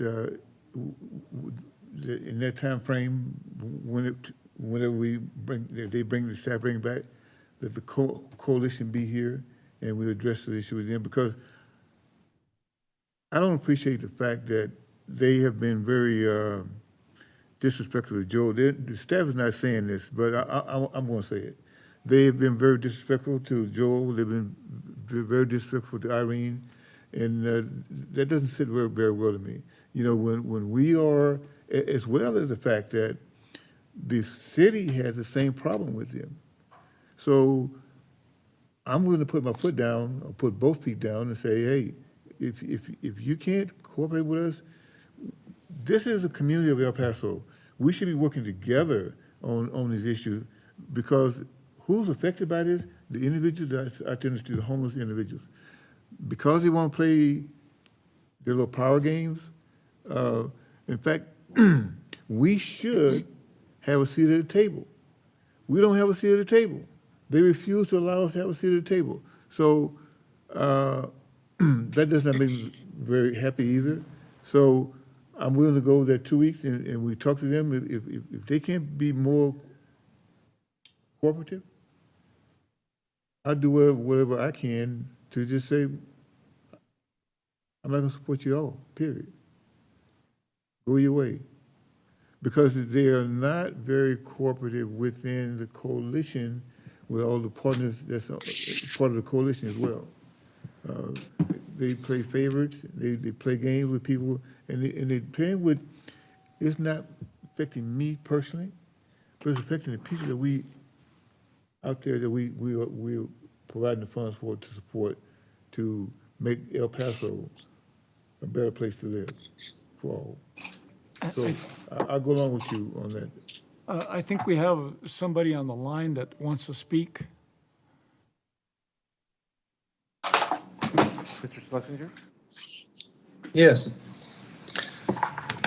Appreciate the chance to speak with you, and it's been an interesting process to watch today's work, so thank you for that. A couple points, I think, as part of your deliberations. There's a time frame by which we either have the letter for the coalition to the city, or the city will determine that there is not compliance and the money from the city will not be available. So that's one issue in terms of delay. Just to point out, this is not cash coming from the county. It's essentially an in-kind match in which the county acknowledges that it has staff working on behalf of a similar or same project. Third is that the impact of losing these funds on our agencies, of which Project Vita is one, will be that instead of HMIS expenditures being carried by the city grant, each of the agencies that use HMIS will then be required to contribute to its funding. So I appreciate that we've come to a point, regrettably, of a level of rather mutual, I think, frustration and irritation. I wish there were a way to move more quickly around that. I do believe that that the coalition and the COC board has begun to move to work out how to do the data sharing with FIX. So I don't think that's a real issue on our end. But I do think that both timing and impact of denying an in-kind letter at this point will be significant. I see Carol Bowley's on the line, and she may have something to add. Yes, good afternoon. Can you all hear me? Yes. Okay, so, yes, so Bill, everything that Bill said, I absolutely agree with. And one of the things that I did want to share with you, so the ability for us to share data through HMIS is not something that you can just snap your fingers and make it happen. This is protected information for all those experiencing homelessness across the county, and so in the entire region. And so when we were approached by the county to provide that information, what we began to look at was what other communities were doing. We made significant revisions to our policy documents allowing that to happen, and we've begun the outreach to the providers so they will agree to it. So if we had the flexibility to just snap our fingers and turn that over, that would be one thing. And y'all are talking about being uncooperative and not working collaboratively, but we have a responsibility to protect proprietary information of those that are experiencing homelessness in our community. So we want to work with you. We have been talking to FIX for several months, trying to figure out the process, and we spoke with both Joel and Irene and agreed to move this process forward. As Bill indicated, there is a timing issue with the city. We were not made aware until the end of August that there was amendments being proposed. The city wanted some sort of commitment within just a matter of days. They have now extended that till tomorrow in order to move this grant forward. But everything is a timing issue. So, we're certainly willing to continue the conversation and work with you. But in terms of receiving a letter from the county that says the MOU in its current form will move forward, the city has requested that by tomorrow, and that's already an extension. Commissioner Robinson? Bill and Carol, all due respect, a little over a year ago, we had some discussion here at one of our meetings where you guys was here talking with us, and you talk about cooperation. I heard that the same words, excuse me, a little over a year ago from you guys. And I would use a phrase that when I was in Vietnam, previous colonel told me, he said, Sergeant, the only thing I'm interested in is results. And that's the bottom line I use, is results.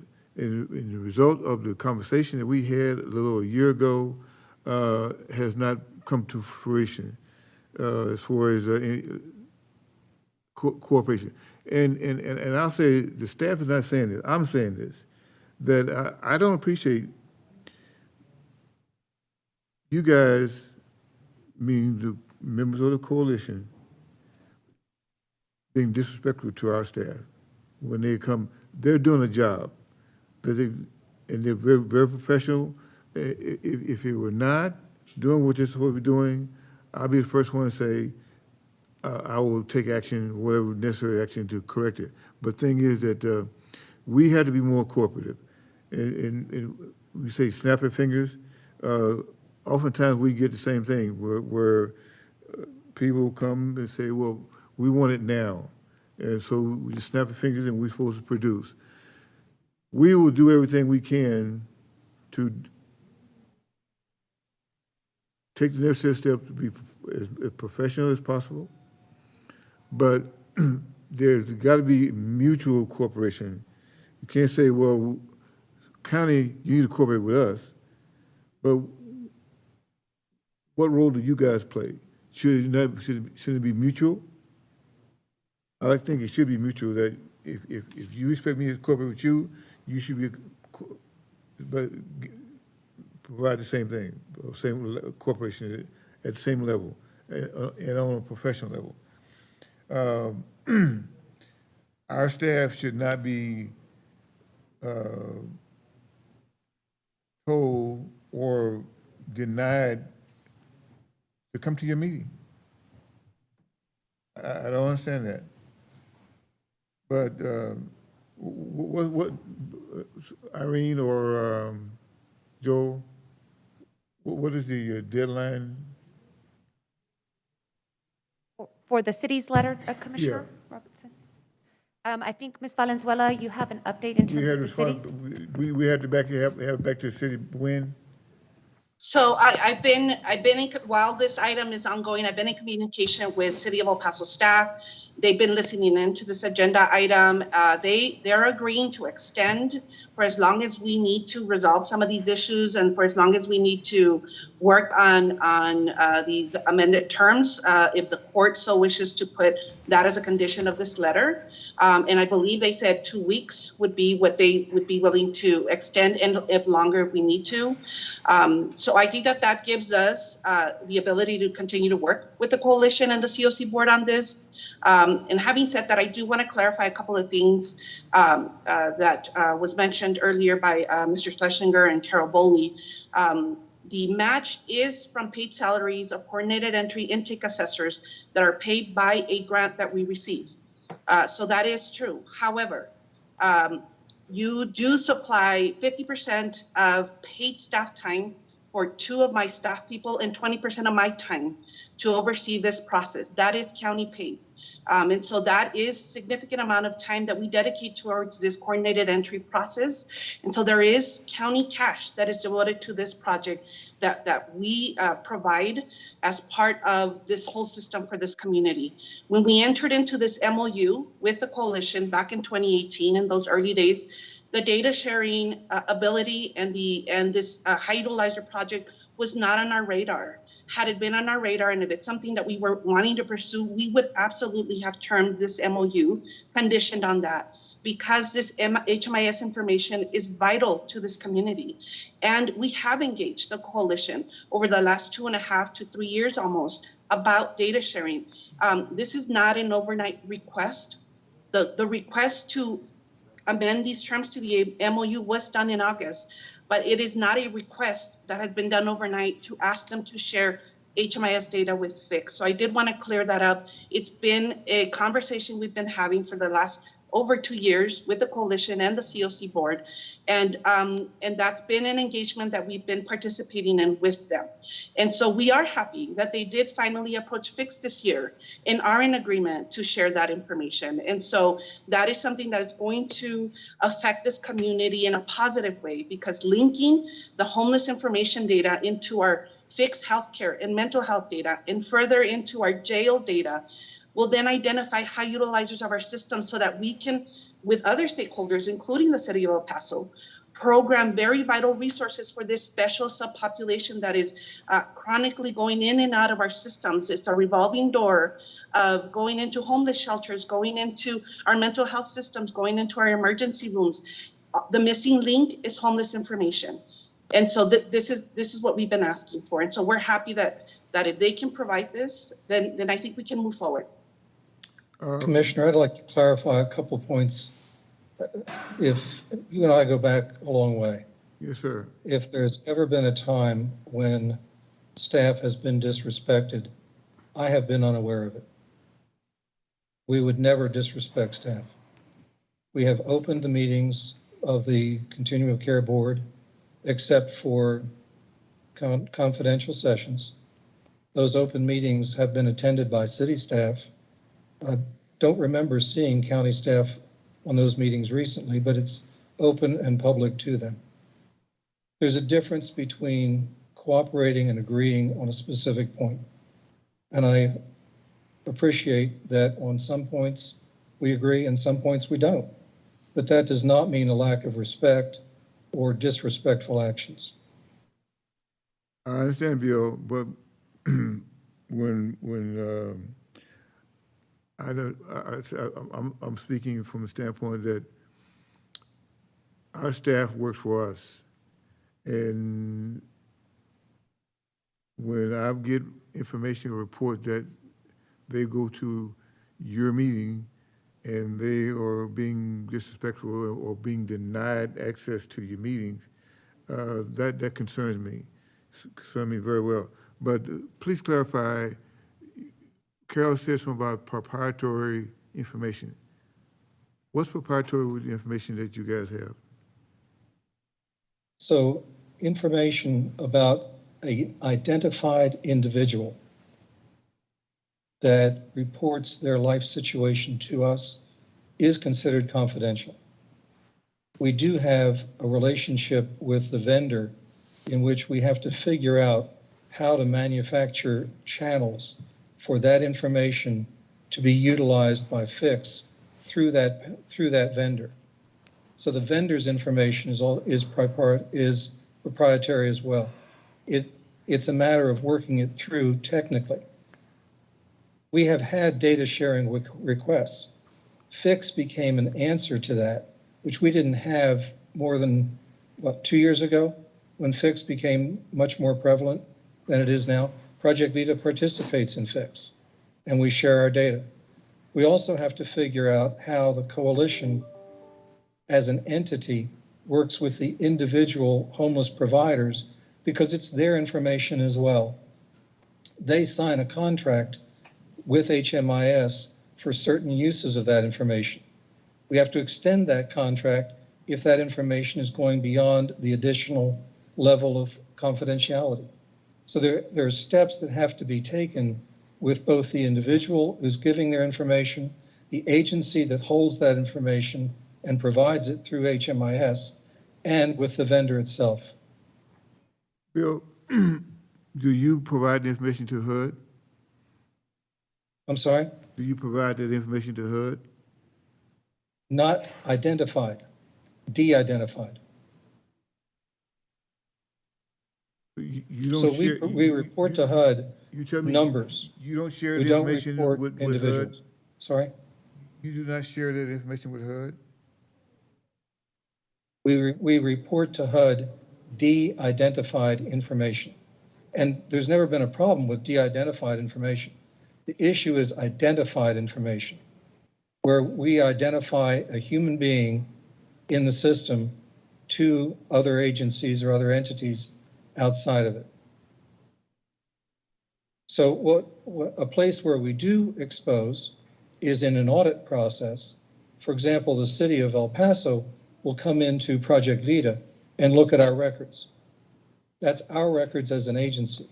But the city of El Paso does not go into HMIS and identify those records as identified individuals.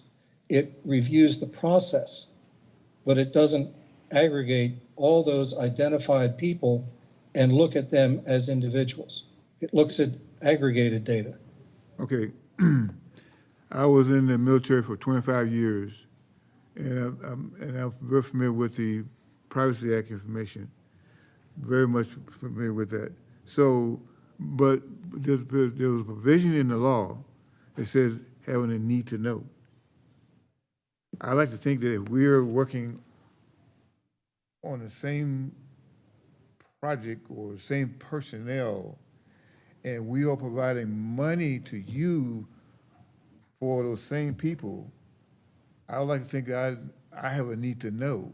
Now, as far as me going beyond what you provide, as far as we're going to share the information with someone else, then we have a problem. But if I'm involved in with the same people, and I'm providing funding for those same people to you, I have a need to know.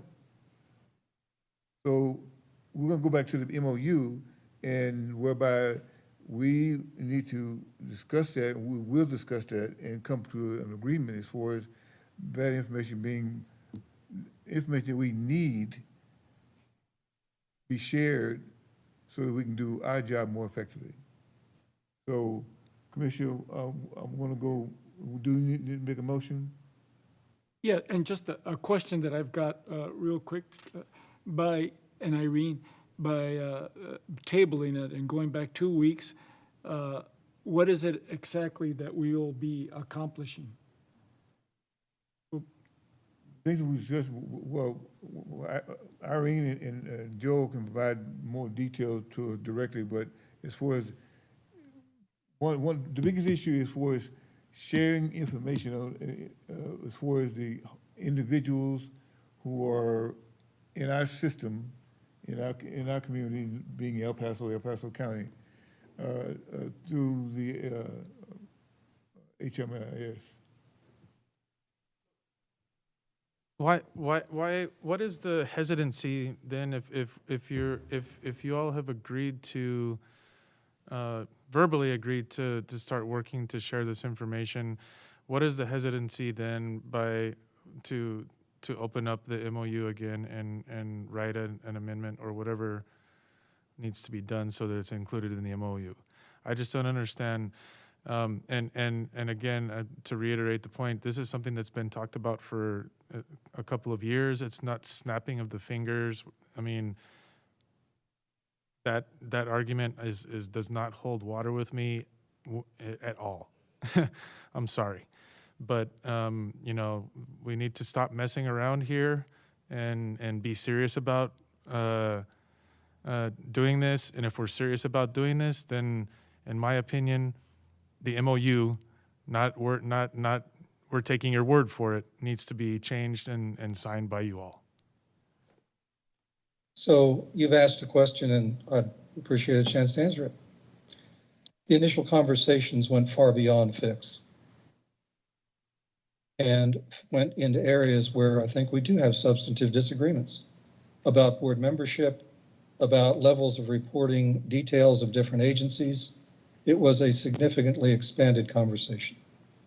We have no problem doing fix. In fact, we initiated that process before the request came to change the MOU.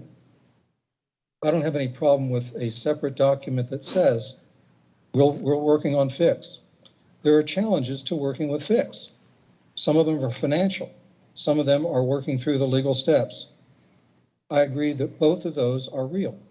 What we've agreed to is a good faith effort and intent to do that, and that's where we are. We have an existing contract with the county. We believe that when people sign contracts, they mean them and they intend to follow them through. So I think our reaction was when we were asked to give up an agreement with a number of different issues that were not on the table now, we felt that it was inappropriate and that it was appropriate to have people do what they said they would do when they said they would do it. And I hope that's not considered disrespectful. Well, Bill. So what have we not done? What have we not done? Please The elaborate. agreement was a 5-year commitment. And we had an email coming to us saying Our willingness to continue with this agreement depends on your changing. Commissioner Robinson, But what have we not done? I mean, You to me, threatened what you to said, not do to me, what to me you what said you you would said, do. to me, what you said, Mr. Schlesinger, was that, you know, you're making the point that a contract is signed, is written and signed, and you're supposed to follow what the contract says. So, but I want to know what we have not done.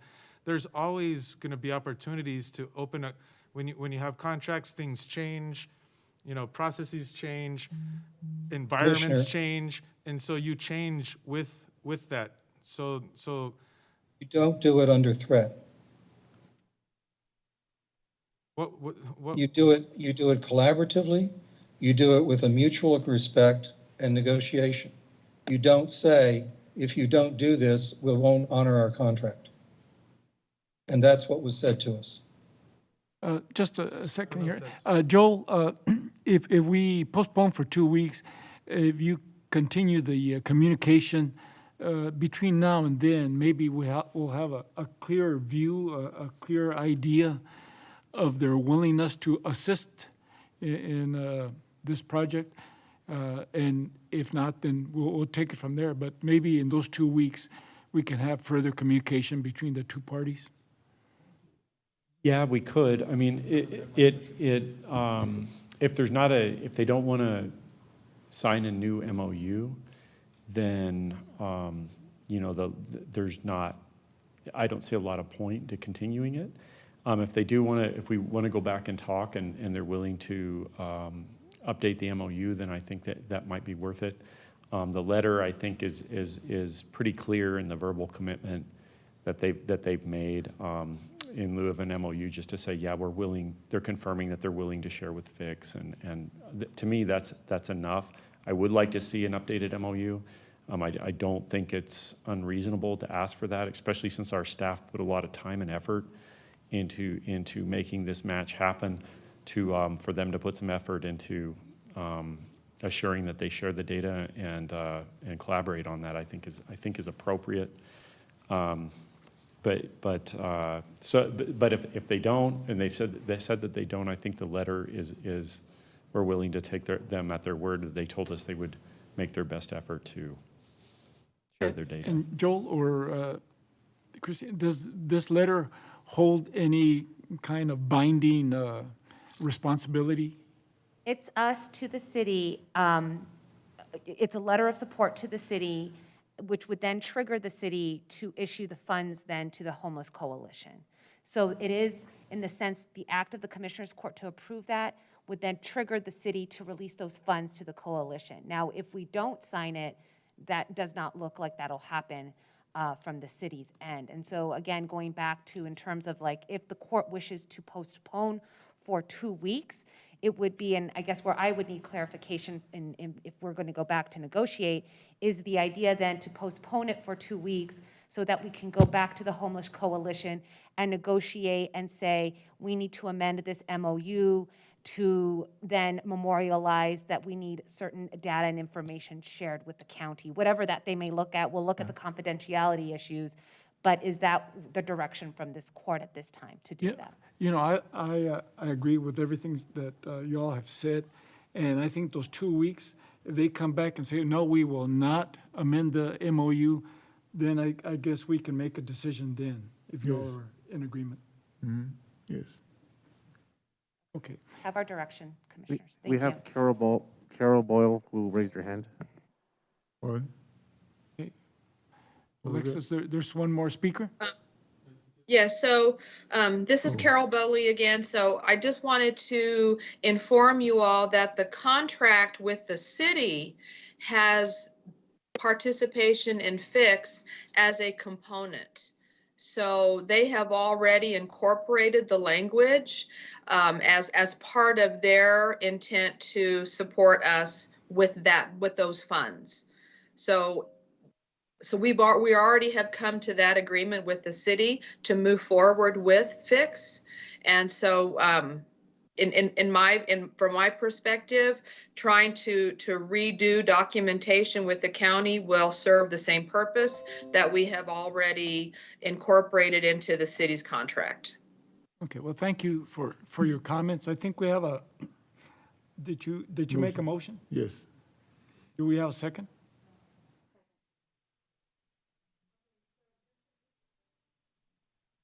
I'm sorry, is that motion to postpone for 2 weeks? Postponed for 2 weeks. Okay. Commissioner Olguin? Aye. Commissioner Leon? Aye. Commissioner Stout? Aye. Commissioner Robinson? Aye. Motion carries. Thank you, Irene.